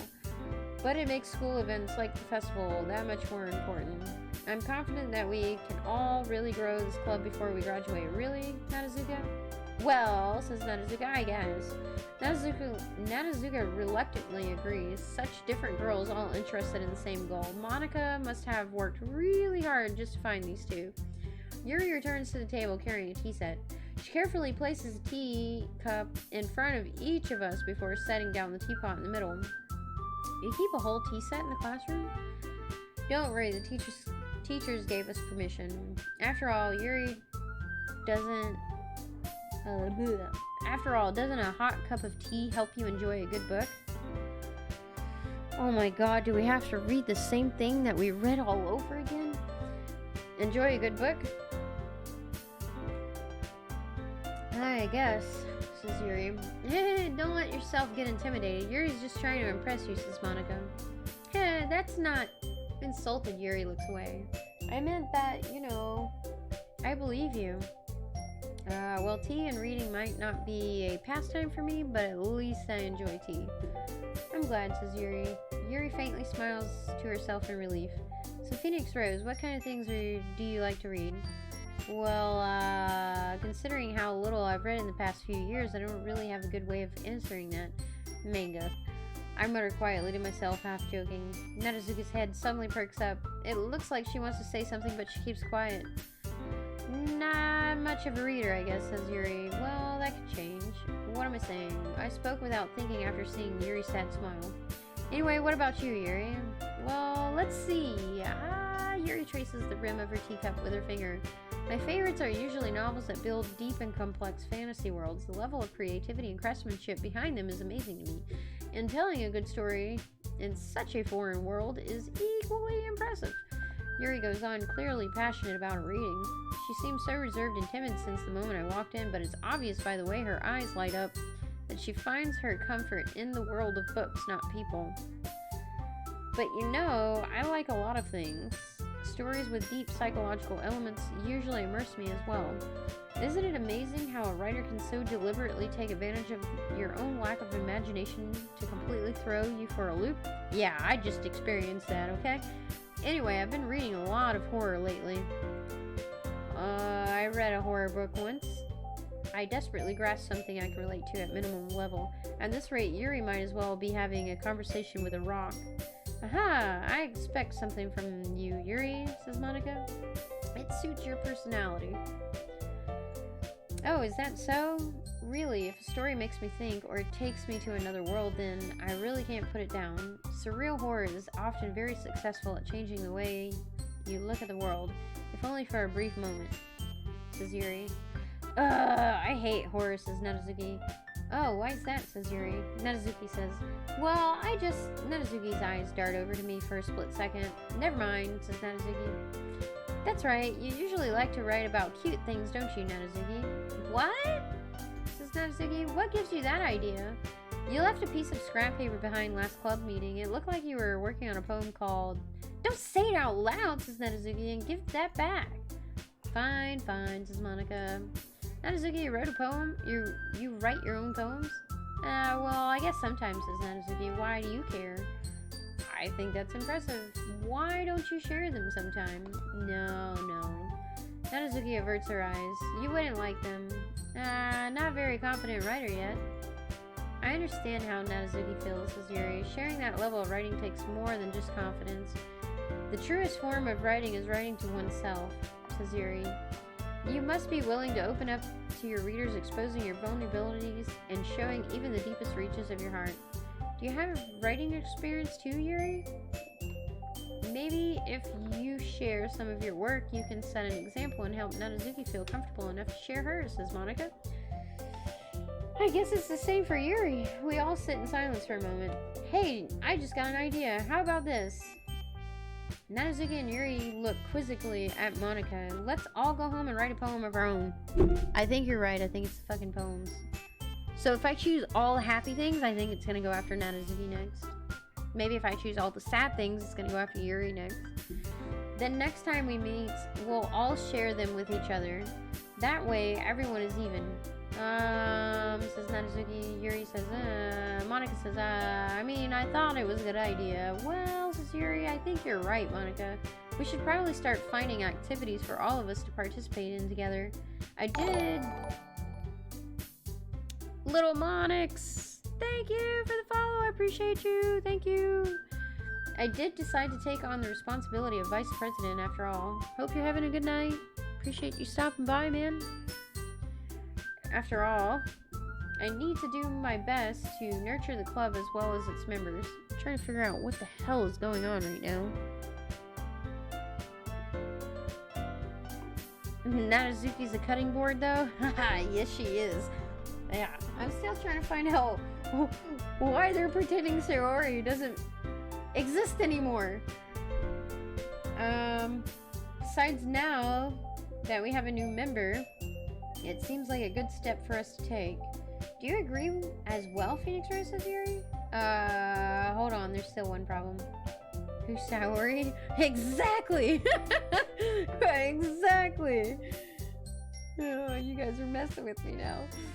Hold on, there's still one problem. What's that?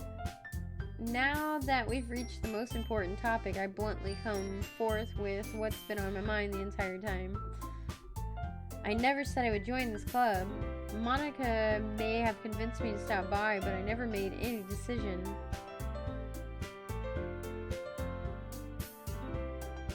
Buff Suki? What? Now you've lost me. I'm completely lost. Oh, thank you for the host, man. Thank you. I still have other clubs to look at, and I lose my train of thought. All three girls stare back at me with dejected eyes. Oh no, we don't want them to get pissed off, you know. Image pondering about a lifeless image, thinking about it.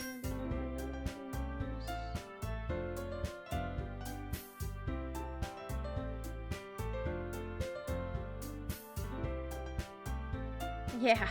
Oh, I know. I've read some of their work, their poems, the beaches. I've seen. And yes, I should have told her I loved her. I should have told her.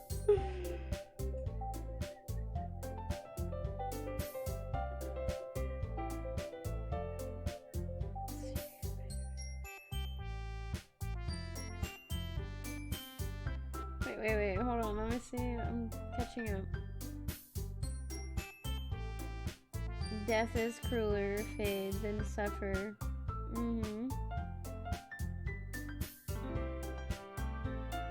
Who's Sayori? Rip. You guys, you guys are messing with me so hardcore. You're blowing my mind. Alright, good night. Good night, Val. I'll see you tomorrow. Thank you for hanging out. Thank you for gifting the sub as well. Alright. The girls exchange glances before Monica turns back to me.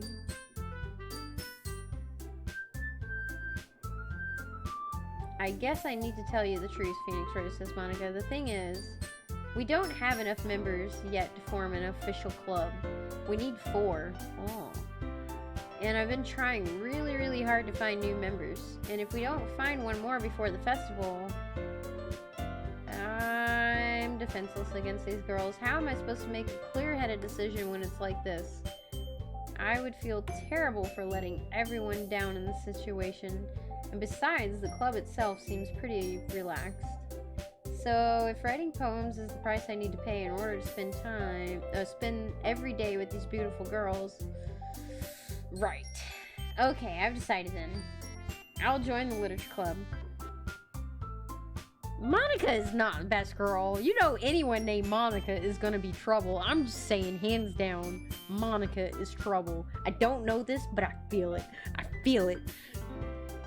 I do have a Discord, yes. I don't have my Nightbot set up to be able to link it to you, but if you look on my Twitch profile, you can click the button that says Discord, join my community Discord. We do have... I don't hate Monica. I'm just saying, anyone named Monica is usually trouble, okay?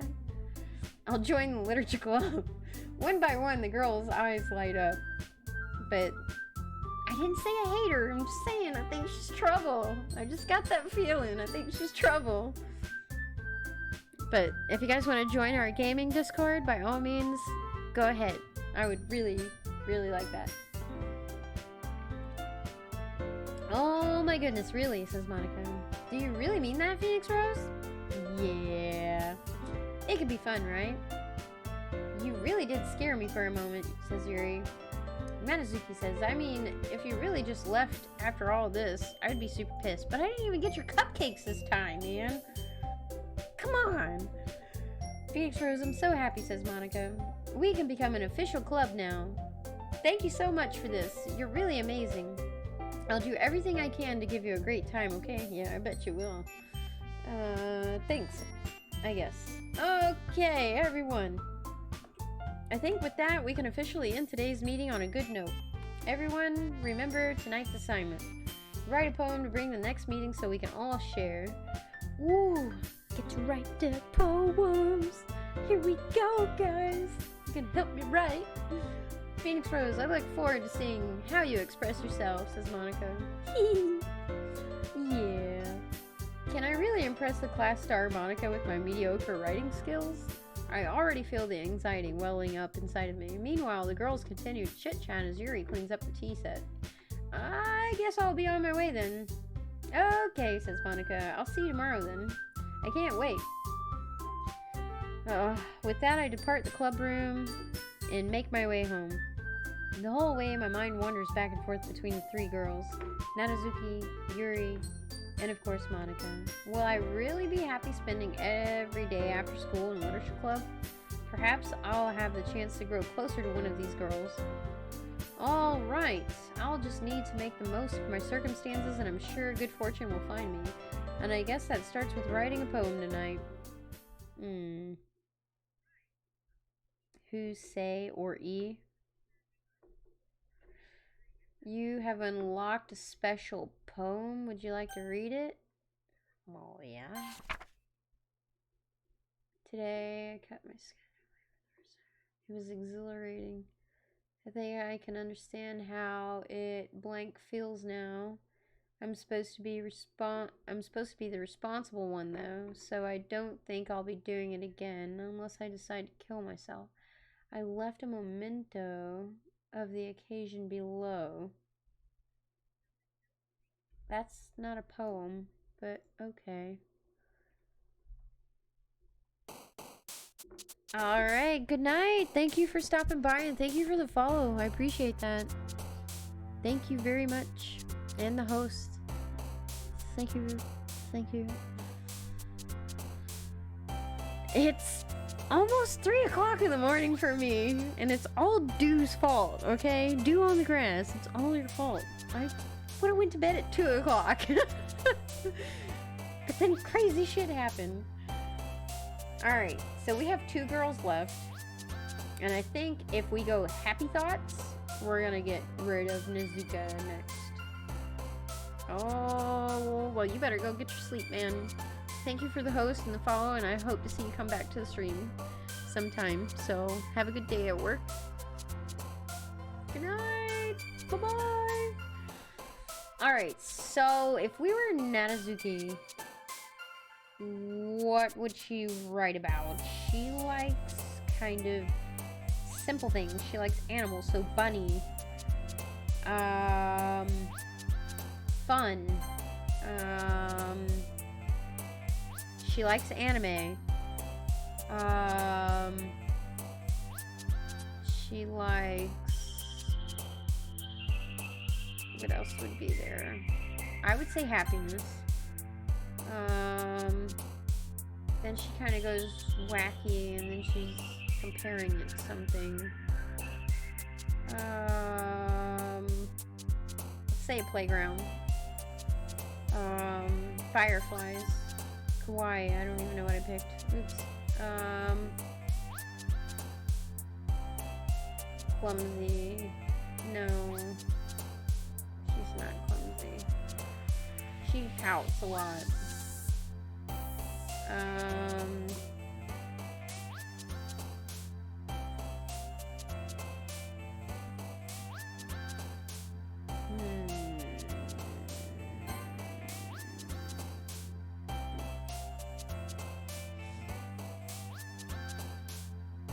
Determination. She's very determined. Childhood candy. She likes she likes cupcakes, so I'm gonna guess that she likes sweet things, so candy.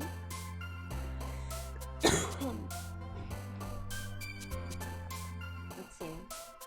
Twirl. Judgment. She cares about what people judge of her.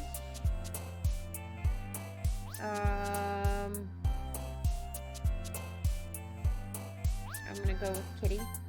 She likes animals. Joy. Alone. No. That Yuri's alone. She likes being alone. I'm gonna say Joy. Pink. She's got pink hair. Fuck it.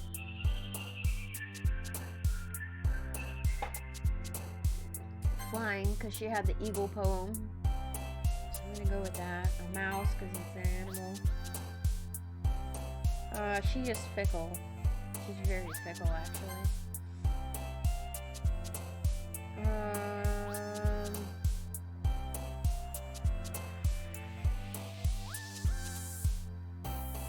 What would she be out of these?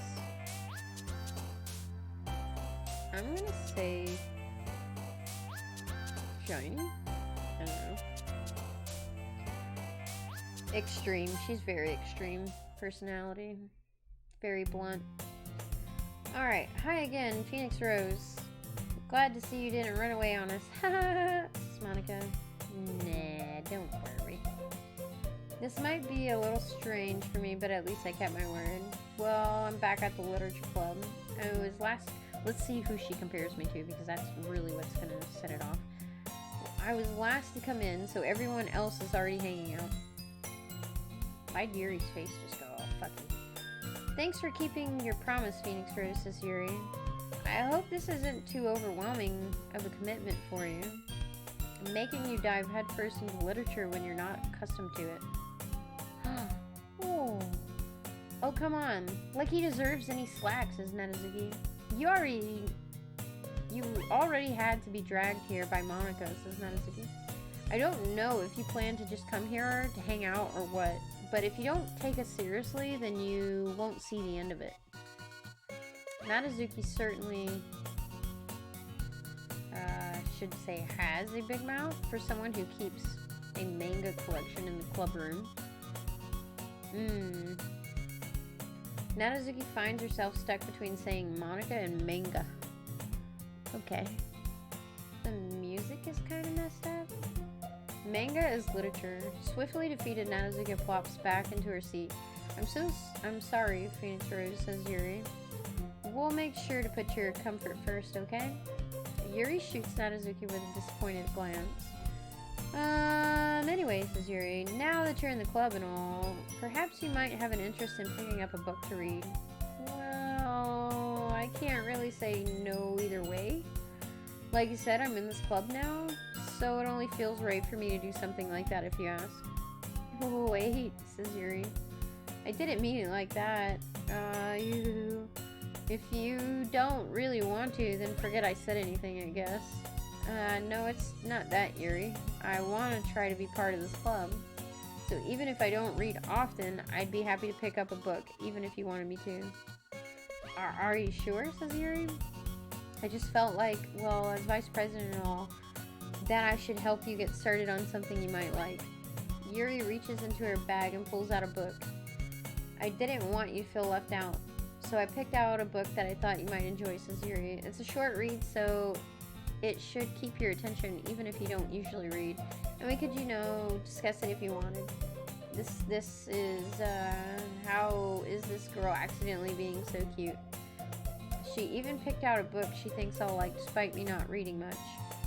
Yuri, thank you. I'll definitely read this. I enthusiastically take the book. Phew, says Yuri. Well, you can read it at your own pace.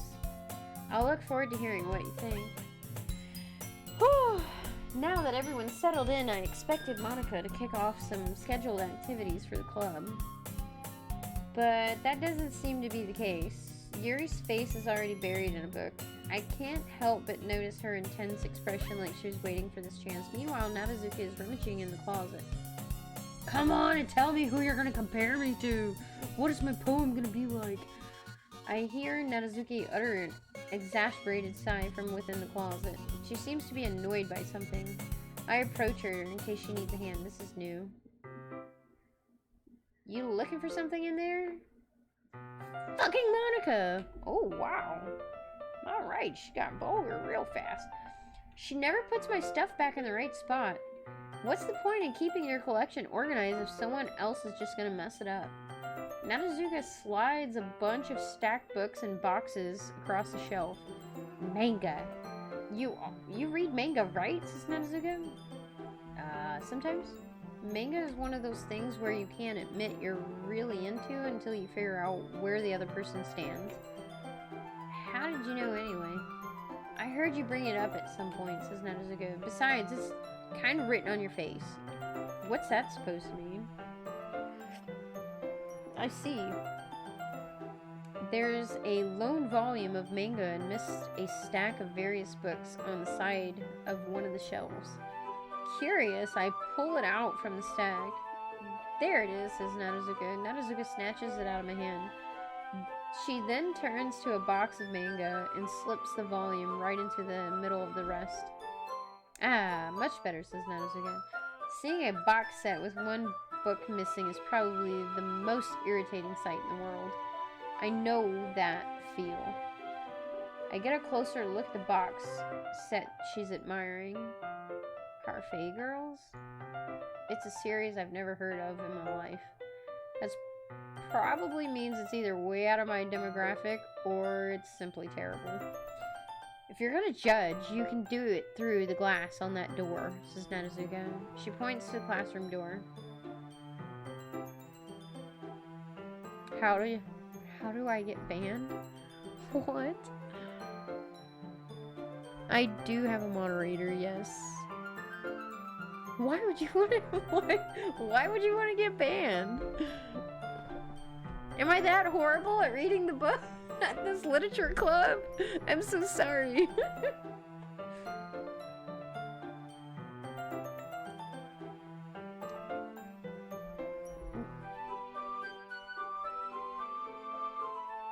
Are you trying to, like, I'll say harmful threats to get banned?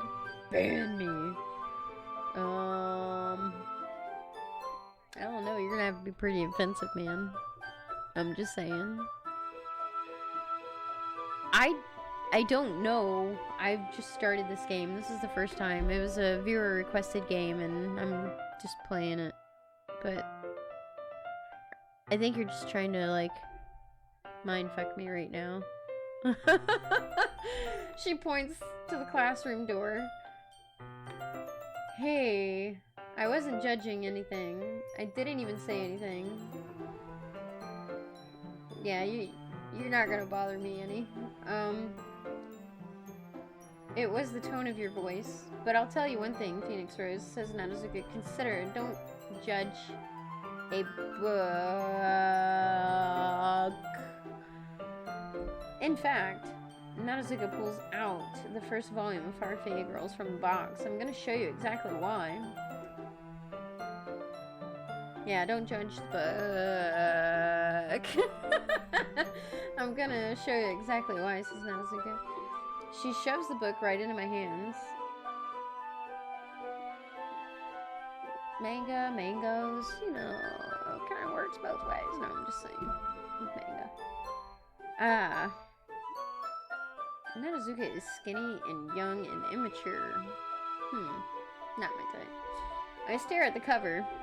It features 4 girls in colorful attire, striking animated feminine poses. It's exceedingly mo. Don't just stand there, says Narusuke.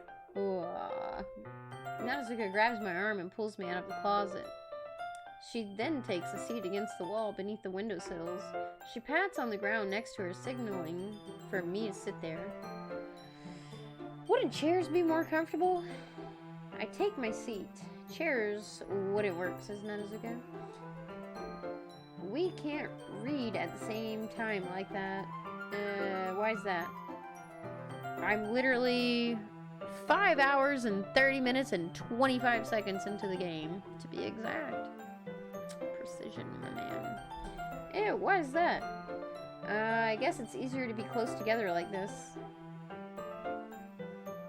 Yeah, I don't know. Supposedly, like, Sayora, or Soyori is not existent anymore. She hung herself, and then now she doesn't exist. I don't know. That's where I am. Yeah, she was hanging. She was hanging. Left her hanging. Don't just say that, says Narusuke. You'll make me feel weird about it. Then it's Act 2. Okay, well, there I am. Now you know where I am. Because I don't know where I am. Like I said, I usually have never done a game like this. It was a viewer-requested game. And I don't look into the games because I don't like to spoil things. So, now you know where I'm at. There's a secret message if you waited on the screen for 5 or 10 minutes. Oh, I didn't do that. I waited there probably for about 4 minutes, but I was 1 minute too shy. Rip. You'll make me feel weird. Well, what I wanted to know is if I would have told her I loved her, would it have changed it? And would she have not hung herself the next day on the festival? That is what I am like. I'm really wanting to know. So, tell me that. I can speedrun Doki Doki? Yeah, but I don't want to speedrun it. I have to play it. It was a viewer requested game. And I like to make my viewers happy. Narusuke crosses her arms and scooches an inch away from me. Sorry. I didn't exactly expect to be sitting this close to her either.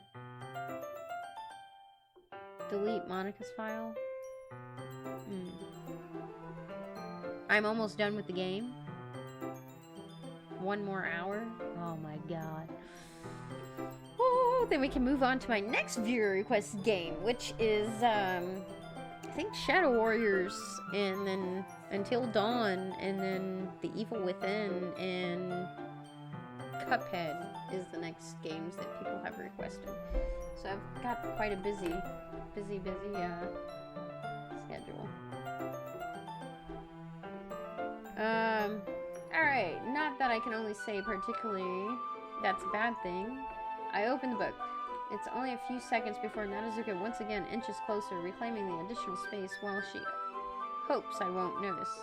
I can feel her peering over my shoulder, much more eager to begin reading than I am.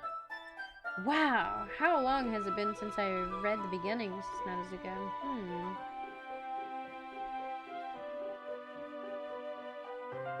This is an alt account. Okay, cool, swaggy. Cool. You don't go back and flip through the older volumes every now and then? Not really, says Narusuke. Maybe sometimes after I've already finished the series.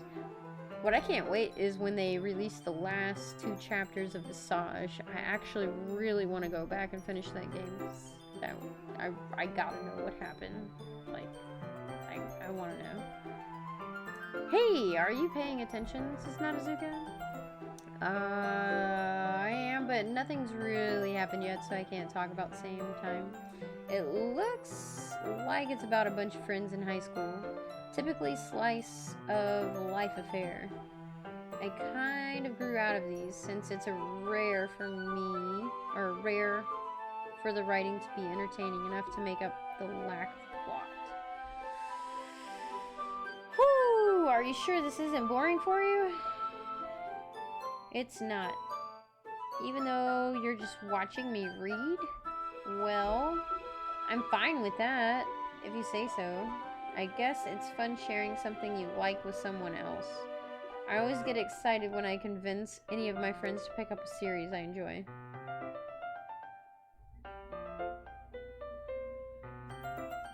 You know what I mean? You don't? That's not... Well, I wouldn't really know, says Nanazuka. She's a lot nicer now. She used to be a little bit more bitchy. What do you mean? Don't you share your manga with your friends? Could you not rub it in, says Nanazuka.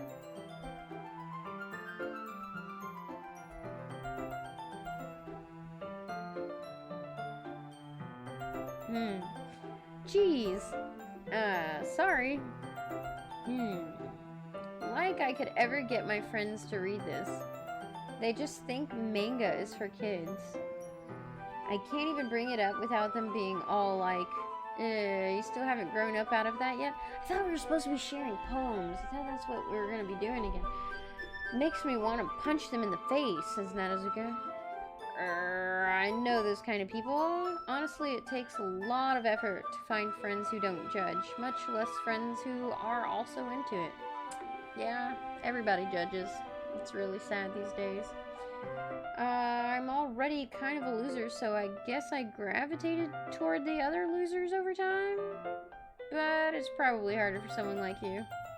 Nanazuka, yeah, that's pretty accurate. Wait, which part? I mean, I feel like I can't even keep it in my own room. My dad would beat the shit out of me if he found this. Okay. At least it's safe here in the club room.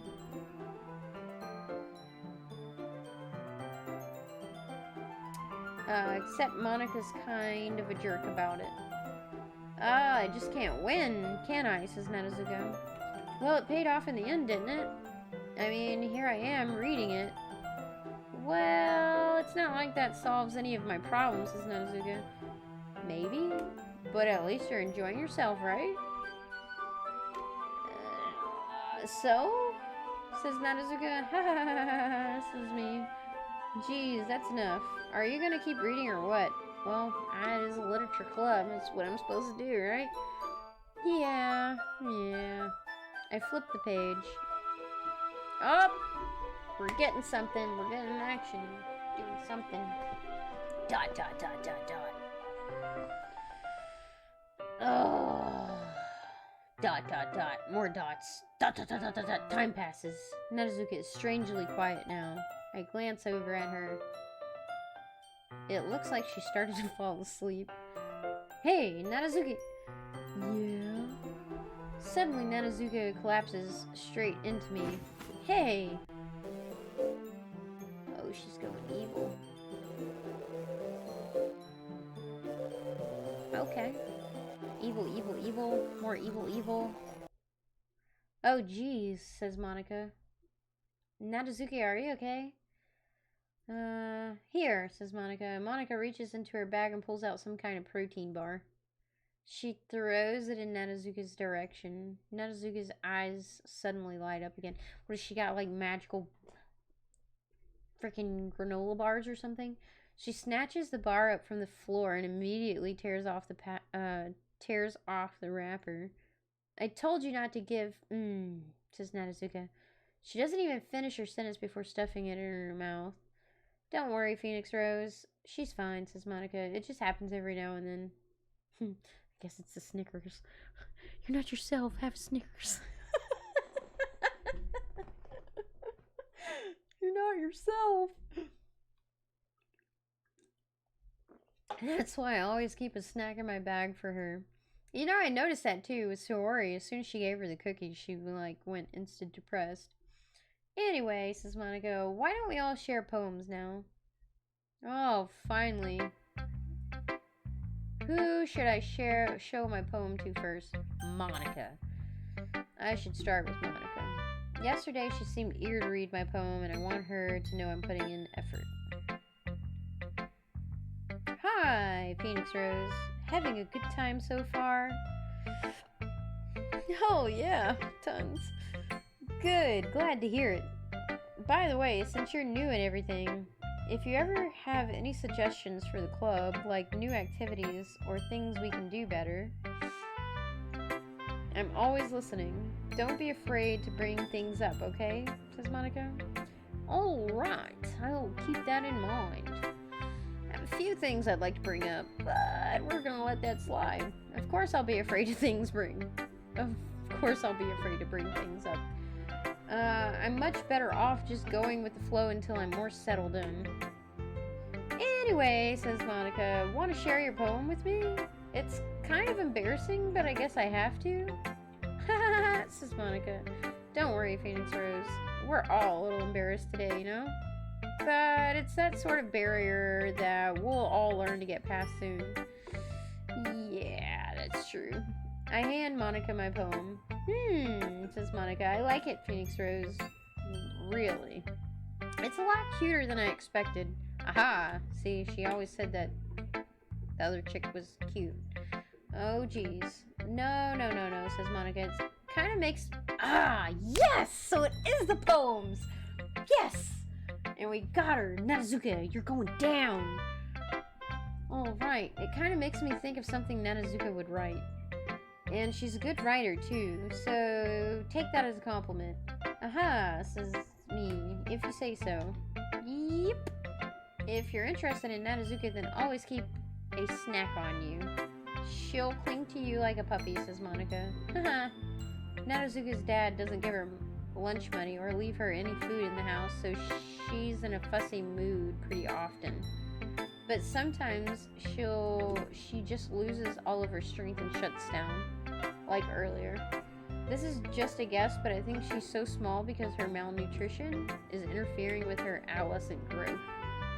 Okay. But hey, some guys are into petite girls too, you know? Sorry, just trying to look at the bright side. Monica, you are trouble. Huh. Anyway, do you want to read my poem now? Don't worry, I'm not very good. You sound pretty confident for someone who claims to not be very good. F. Exactly. F. That doesn't mean I always feel that way, you know? I see. Well, let's read it then. Hole in the wall, but he wasn't looking at me. Confused, I frantically glanced at my surroundings, but my burned eyes can no longer see color. Are there others in this room?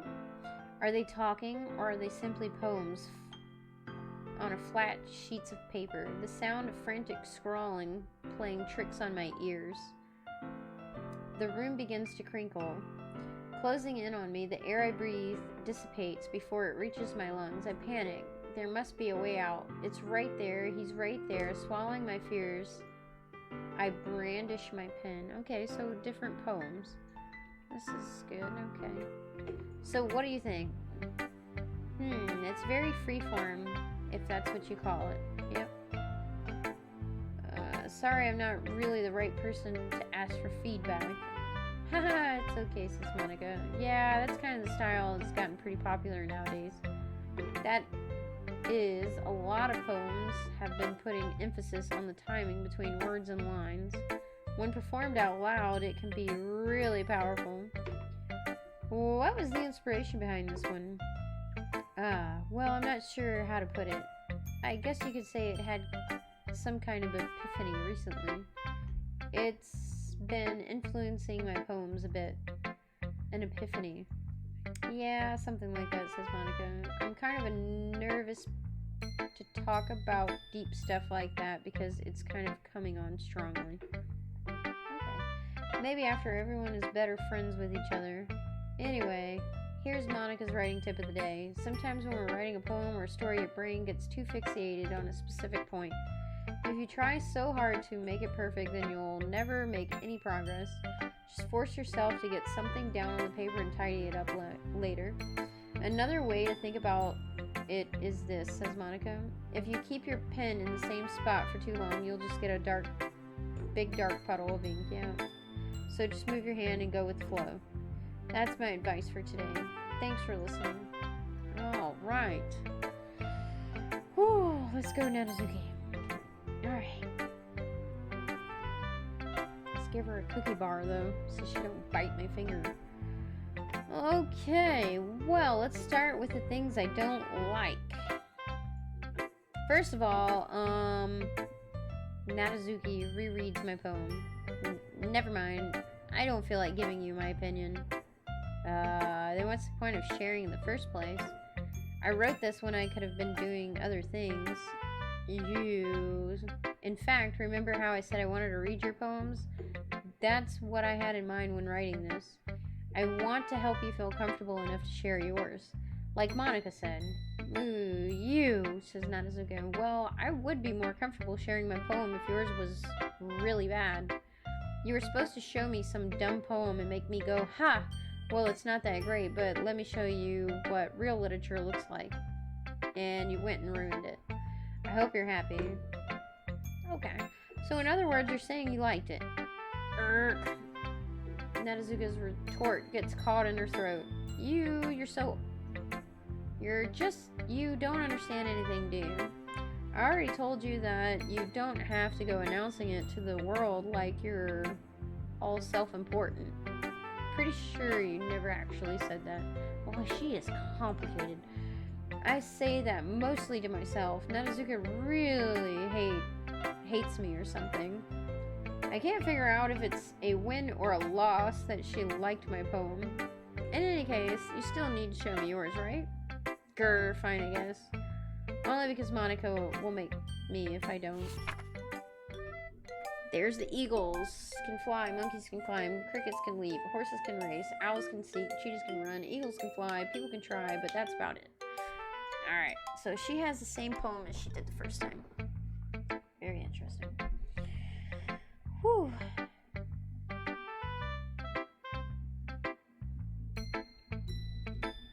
Oh, yeah, says Nanazuka. I told you. I thought you weren't gonna like it.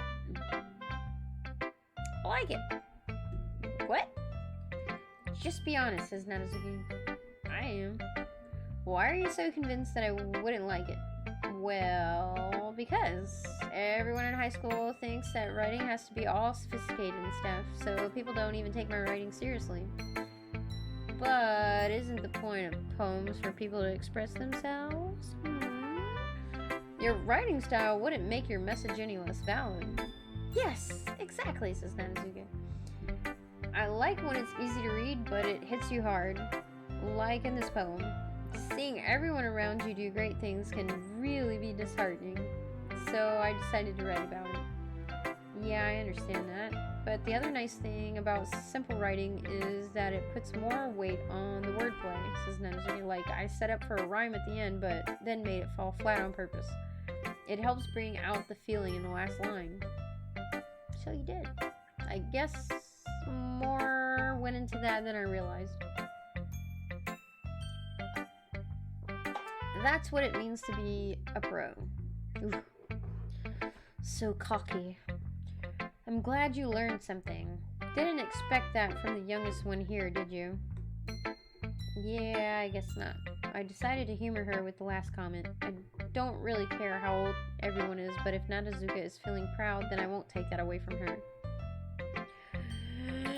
Yuri. Huh, Yuri. But yeah, I think she cuts herself and shit. I think that's why she likes knives so much. Yuri stares at the poem. A minute passes. More than enough time for her to finish the reading. Oh. Sorry, says Yuri. I forgot to start speaking. It's fine, don't force yourself. I'm not. I just need to put my thoughts into words, says Yuri. Hold on. Okay. This is your first time writing a poem, right? Yeah. Why do you ask? I'm just making sure. I guess that it might be after reading through it. So it's that bad. No, says Yuri. Did I just raise my voice? Sorry, I'm so sorry. Yuri buries her face in her hands. I couldn't help but notice that it's been several minutes and we really haven't gotten anywhere. It might take Yuri a while to get used to new people. It's fine. I really didn't notice. What were you saying? Right, says Yuri. It's just that there are specific writing habits that are usually typical of new writers, and having been through that myself, I kind of learned to pick up on them. I think the most noticeable thing I recognize in new writers is that they try to make their style very deliberate. In other words, they tend to pick a writing style separate from the topic matter and they form and fit the two together. The end result is that both the style and the expressiveness are weakened. Once Yuri finds her train of thought, it's as if her demeanor totally changes, her stammering is completely gone, and she sounds like an expert. Of course, that's not something you can be blamed for.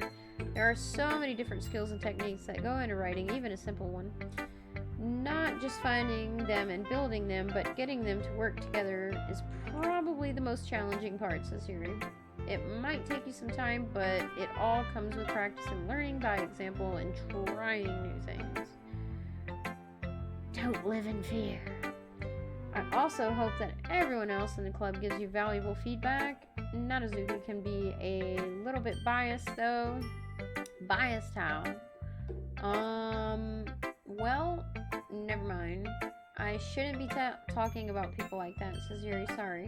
Yeah, it's fine.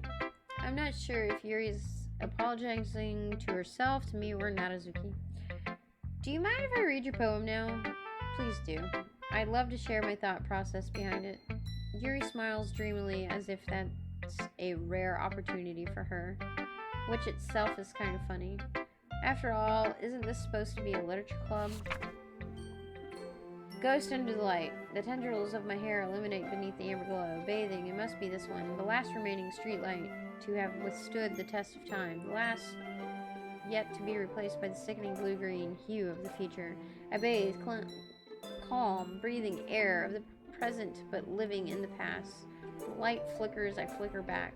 Okay, so she has the same poem. Next. I'm sorry, I have terrible handwriting. What?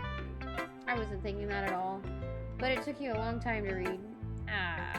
Well, I just don't read script very often. I actually think your handwriting is very pretty. That's a relief, says Yuri. Also, I like the poem. Even though it's short, it was really descriptive. It wasn't too short. I usually write longer poems, says Yuri. Not at all.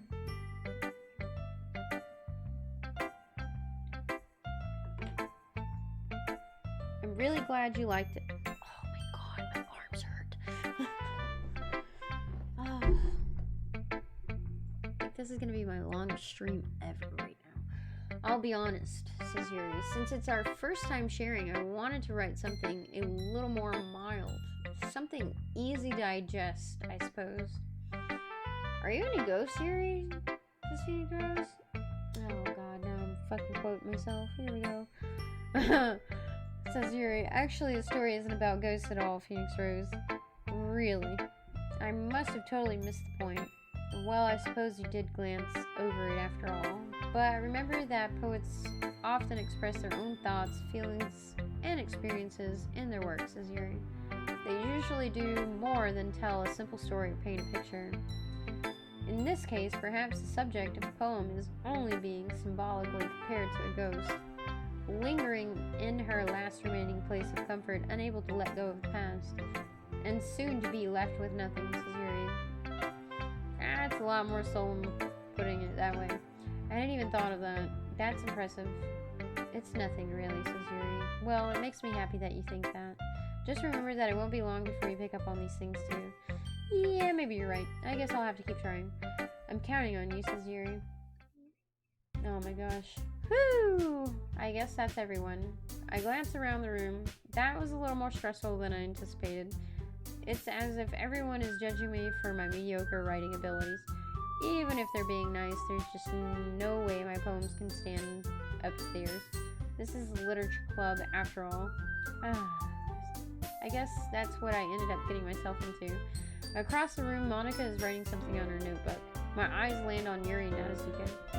They gingerly exchange sheets of paper sharing their respective poems.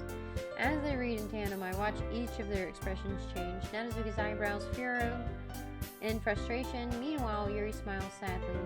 What's with this language? Says Natsuka. Says Yuri. Did you say something? Oh, it's nothing, says Nanazuki. Nanazuki dismissively returns the poem to the desk in one hand. I guess you could say it's fancy, says Nanazuki. Ah, thanks, says Yuri. Yours is cute. Cute. Did you completely miss the symbolism or something, says Nanazuki? It's clearly about the feeling of giving up. How can that be cute? I know that, says Yuri. I just meant the language, I guess. I was trying to say something nice. Says Nanazuki. You mean you have to try that hard to come up with something nice to say? Thanks, but it really didn't come out nice at all, says Nanazuki. Says Yuri. Well, I do have a couple of suggestions. If I was looking for suggestions, I would have asked someone who actually liked it, says Nanazuki. Which people did, by the way. Monica liked it, and Phoenix Rose did too. So based on that, I'll gladly give you some suggestions of my own, says Nanazuki. First of all, excuse me, says Yuri. Yeah, it was. Yeah, the music did. I've noticed that the music is changing a little bit. I did notice that. Ever since Sugori disappeared. I appreciate the offer, but I've spent a long time establishing my writing style. I don't expect it to change anytime soon, unless, of course, I come across something particularly inspiring. Oh my god. I've never read so much in my life. Well, which I haven't yet, says Yuri. Says Nanazuki. And Phoenix Rose liked my poem too, you know. He even told me he was impressed by it. Nanazuki suddenly stands up. Oh, here comes Catfight 2.0. Oh, I didn't even realize that you were so invested in trying to impress our new member, Yuri. That's not what I... We're gonna start pulling hair. Do it! Yuri stands up as well. Maybe you're just jealous that Phoenix Rose appreciates my advice more than he appreciated yours, says Yuri. Huh, and how do you know he didn't appreciate my advice more, says Nanazuki. Are you that full of yourself? Says Yuri, no. If I was full of myself, I would deliberately go out of my way to make everything I do overly cutesy. You, says Nanazuki. Well, you know what? I wasn't the one whose boobs magically grew a size bigger as soon as Phoenix Rose started showing up. Nanazuki, says Yuri. Nanazuki, that's a little... This doesn't involve you, says Natty and Yuri. Taking out of your own securities on others like that. Ooh. You really act as young as you look, Nanazuki. Me? Look who's talking. You want to be edgy bitch? Ooh! Now they throw in a bitch word! Yes!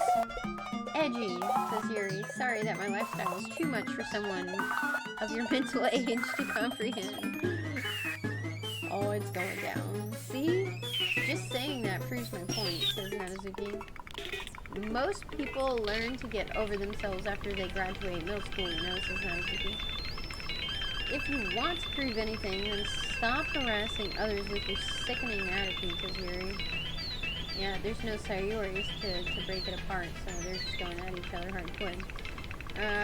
You think you can counterbalance your toxic personality just by dressing and acting cute. The only cute thing about you is how hard you try. Whoa. Be careful, or you might cut yourself on that edge, Yuri, says Nanazuki. Oh, my bad, you already do, don't you? Ooh, did you just accuse me of cutting myself? What the fuck is wrong with your head? Oh, right! Now we dropping F-bombs! Yeah, go on, says Nanazuki. Let Phoenix Rose hear everything you really think. I'm sure he'll be head over heels for you after this. Ah, says Yuri. Suddenly Yuri turns towards me as if she's just noticed I was standing there. Phoenix Rose. She's just trying to make me look bad, says Yuri. That's not true, says Nanazuki. She started it. How did I? Whoa, whoa. I didn't even get to read all that. It went too fast. I'm just gonna go with Yuri. Nope. Nanazuki. Okay, Nanazuki again. Oh, Jesus. Yuri? Nanazuki? Yuri? Nanazuki? Yuri? Nanazuki? What the fuck, Monica? Get out of my face.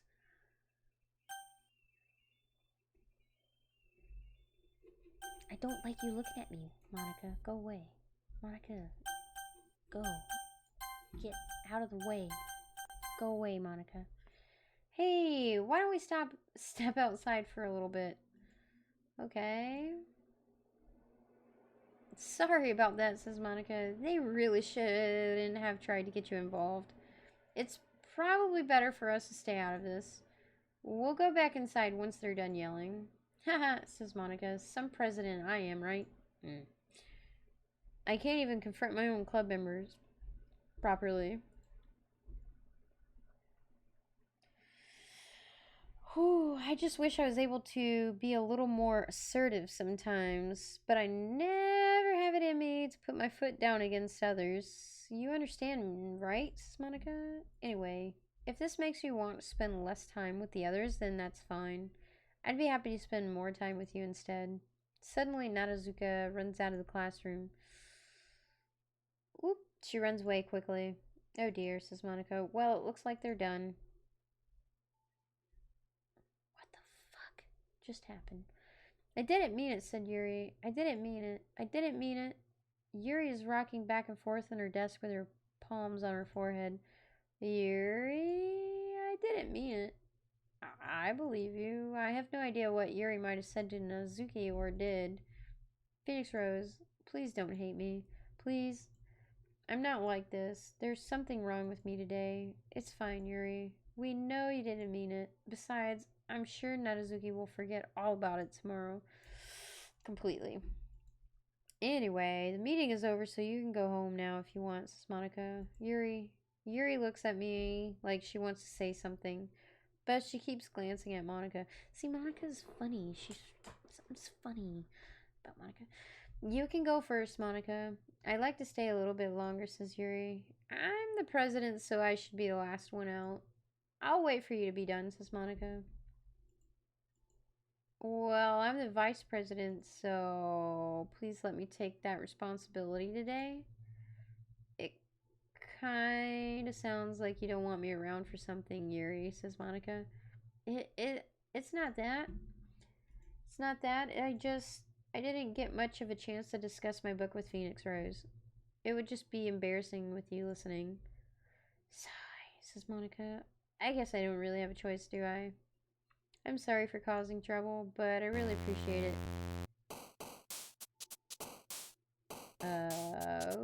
Okay. Woo! Here we go. Alright. So, I'm gonna say Monica's always smiling. And she's popular, so she likes shopping. She's dark in a way. She's beautiful. She's lucky.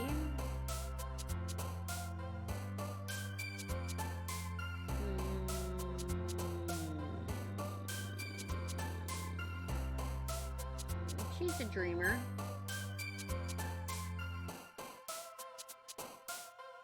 She's silly, I guess.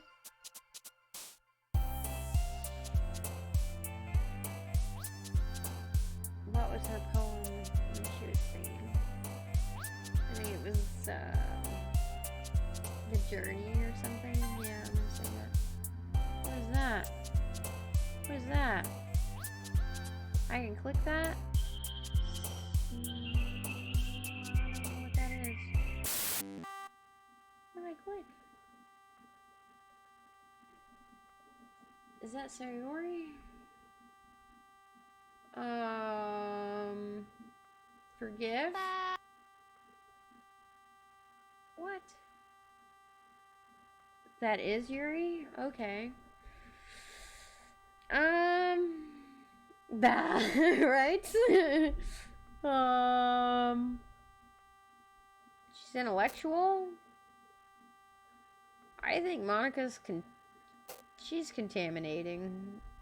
She is very secretive and captive and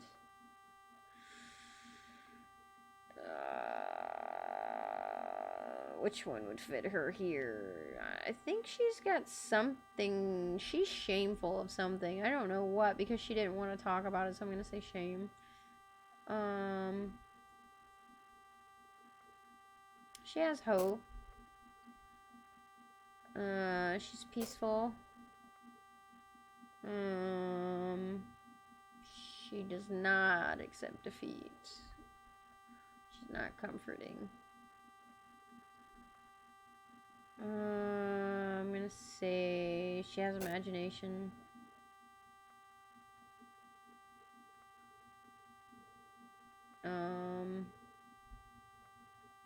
Suicide, because she killed her, basically.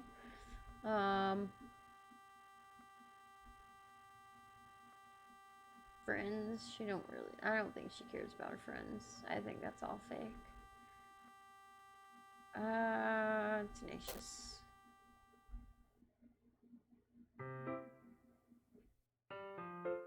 Okay, another day passes, and I thought I was supposed to sit down and read the book with her, but that didn't happen. What the fuck is going on in this game right now? Oh my god. Almost 4 o'clock in the morning, and I'm still playing this. Why? Why? Another day passes and it's time for the club meeting already. I've gotten a little bit more comfortable here over the past couple of days. Entering the club room, the usual scene greets me.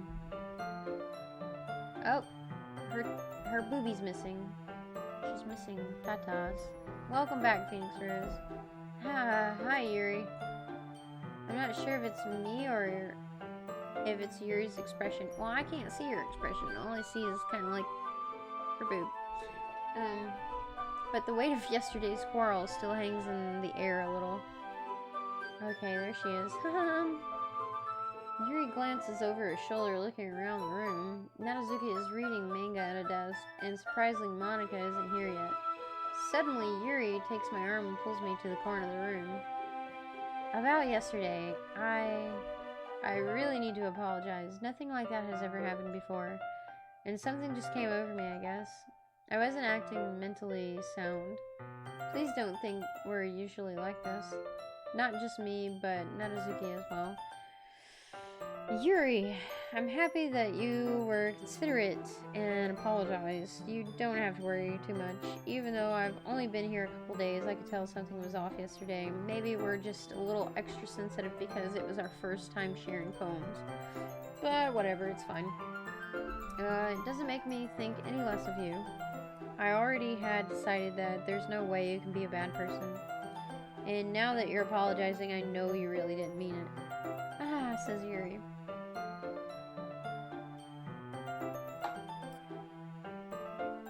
This is not Doki Doki. I don't know what the fuck this is. But it's something. Phoenix Rose. Don't say those kinds of things so frankly. They make me a little too happy. I'm really glad you're such an understanding person. And I'm really glad that you joined this club. Everything is a little bit brighter with you around, and I'm sorry. What am I saying right now? Hey, have you guys seen Monica? No, I haven't. I was also kind of wondering where she was. Man. Yuri, I'm guessing you haven't either, says Nanazuki. Yuri says, Yuri is clearly taken aback by how calmly Nanazuki is addressing her. No, I haven't. Jeez, this isn't like her at all. Also, Maddie, have you played this before? Or are you just joining into the chaos? I know it's stupid, but... Oh, you have played it? But I can't help but worry a little bit. What? Why are you looking at me like that? Nanazuki, about yesterday, I just wanted to apologize. I promise I didn't mean any of those things I said, says Yuri. I'll do my best to stay under control from now on. So, Yuri, what the heck are you talking about, says Nanazuki? Did you do something yesterday? Jeez. Whatever's on your mind, I'm sure it was nothing. I don't even remember anything bad happening. You're the kind of person who worries too much about the little things, aren't you? Okay. But... oh, her face is all messed up. Look at that. Mibbles, cell claws, blindside, lifeline, receptively, faultlessly offered. Nay. Okay, because that's not creepy at all. I'll accept your apology anyway, if it helps you feel better about it. Besides, it's kind of nice to hear, since I was afraid, secretly hated me or something like that. This is a weird game, I have to say. No, not at all, Sasiri. I don't hate you. Well, you're kind of weird, but I don't hate you either. Nanazuka turns to me. You're still on trial, though. Hey. Suddenly the door swings open. Sorry, I'm super sorry, says Monica. Ah, there you are. She got, like, these girls, like, puppet, like, is she a puppeteer or something of them, or I don't get it. I didn't mean to be late. I hope you guys weren't worried or anything. No, not really. Nah. Well, Nanazuka was. I was not. Haha, says Monica. What took you so long anyway, says Nanazuka. Well, my last period today was study hall. To be honest, I kind of just lost track of time. Playing that piano, right? That makes no sense, though, says Nanazuki. You would have heard the bell ring, at least. I have not heard it since I was practicing piano. Do you have the game files open? No. Should I? Should I save? Is this game, like, based on saving at different times or something? I don't know. I really don't.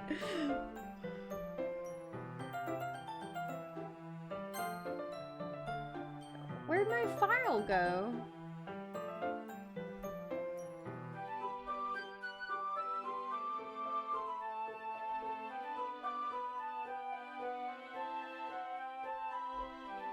Like, my files disappeared now. So now they don't even remember. What the fuck is going on right now?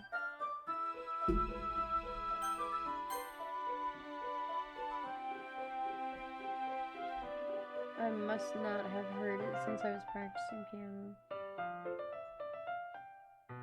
Piano. I wasn't aware you played music at all as well, Monica.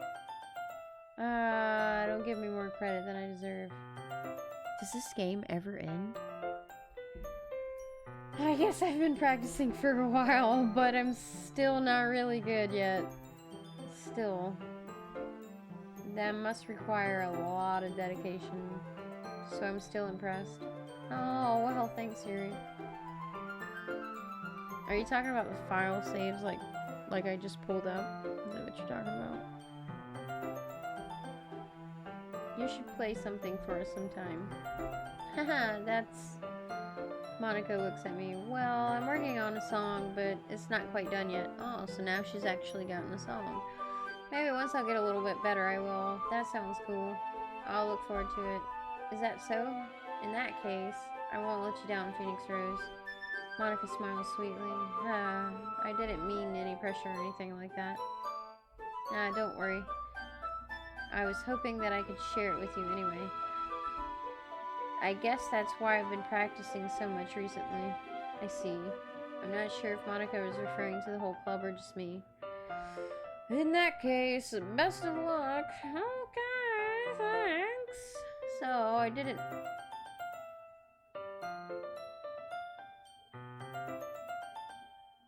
In Steam, click on Doki Doki and go to the Manage and click Browse Local Files. Why would I need to do that? So I didn't miss anything, did I? Not really. I want to know why it deleted my last file that I had there. Because I had a file right there. Like, before, like, right after Sayori died. It hides stuff in there. I think I'm too tired to taste this chicken. This is fucking wild.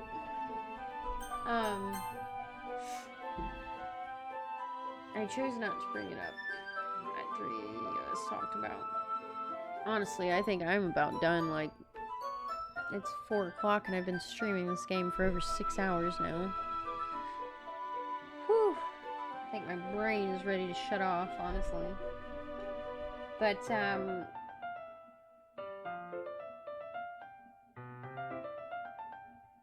I will definitely check out the browse local files here once I end my stream and stuff. What am I looking for? Is it just hidden in there? Besides, Nanazuka has already run off into the closet. Phoenix Rose, since your compliments put me in such a good mood, I was wondering if you would like to spend some time together today. It has a PNG and a text. Okay. Both about Sayori. Okay. And if I bring that up, is that like that secret message that I was supposed to see? If I waited 5 or 10 minutes or whatever that other person was talking about?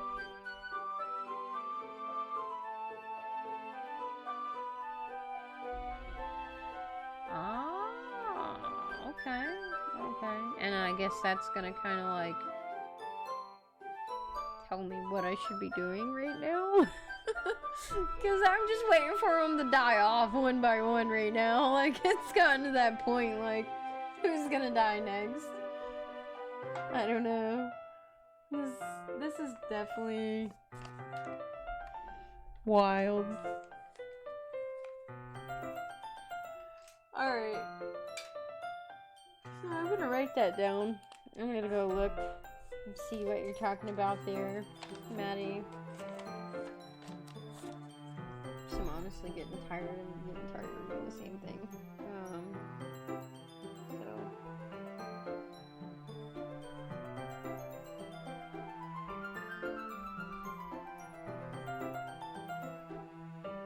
Okay.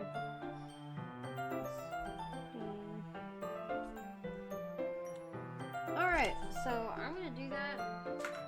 I am gonna end it here though. Yeah, I'm gonna check that out.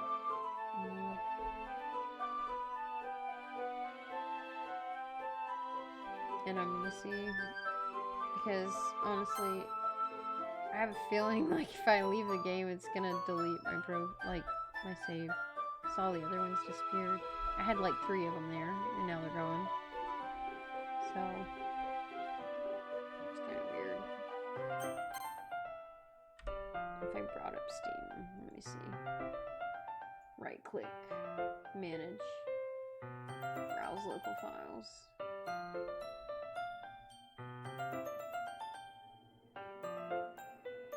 Okay, I'm at the local files right now. Would I click can you hear me? Under the folders, look at the names. I'm looking at the names. Yeah, so characters. I only see Monica, I see Nanazuki, Yuri, but not Sayori.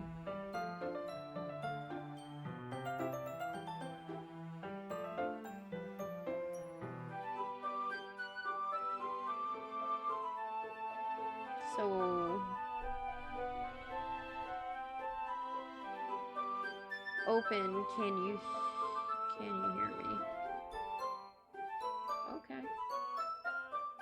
There's a little devil inside of all of us. Beneath their manufactured perception, their artificial reality is a withering, twisted mess of dread, loathing, judgment, elitism, self-doubt, all thrashing to escape the feeble hold of their host, seeping through every little crevice they can find into their willpower, starving them of all motivation and desire, and to their stomach, forcing them to drown their guilt in comfort food, or into newly opened gash in their skin, hidden only by the sleeves of a cute new shirt. Okay, such a deplorable tangled mess is already present in every single one of them. That's why I chose not to blame myself for their actions. All I did was untie the knot. Okay. And then open eye. I hate this. I can't do anything, nothing. No matter how many times you play, it's all the same. It would be really, really easy to kill myself right now, but that would mean I don't get to talk to you anymore. All I want is for you to hate them? Why is that so hard? Okay, and then happy thoughts.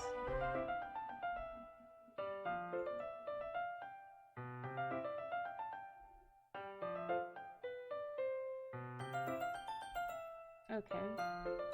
Is there like a secret in this?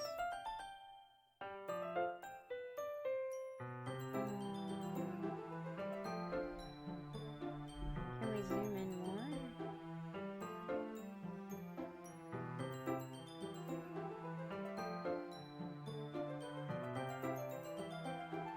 And what? And trace back. It was supposed to be foreshadow. So yours death. Yeah, I see that. It's her. It's her hair. The bow. And everything like that. I see that. Which is kind of crazy how it saves files like that. It's kind of different. Okay, so we did that.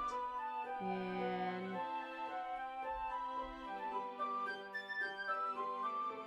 we read all the others.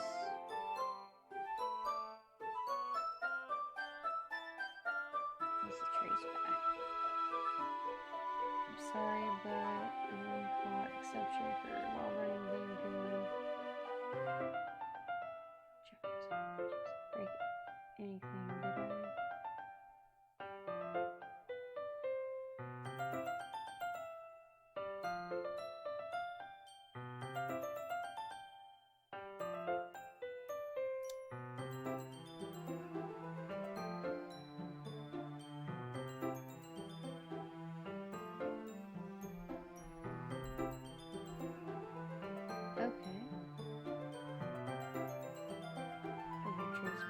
Yeah, I'm looking at traceback right now, and look at jump exception.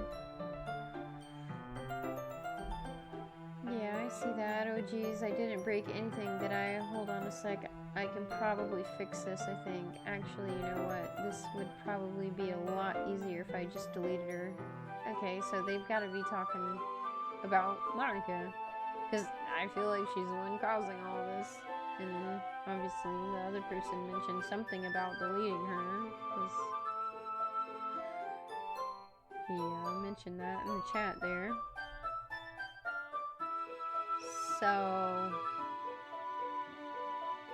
okay. So we go to characters and we delete Monica then. You just delete? No? Okay, that's not what to do. Don't. Okay. Well,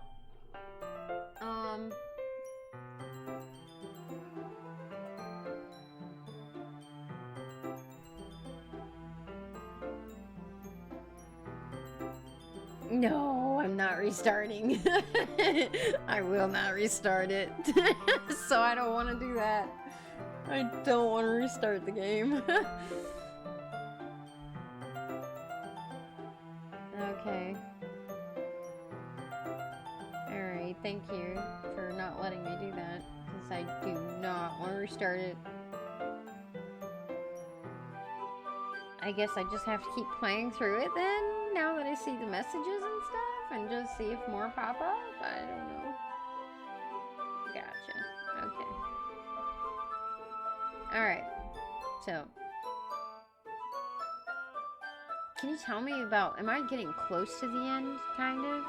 Like, am I at least somewhat close to it?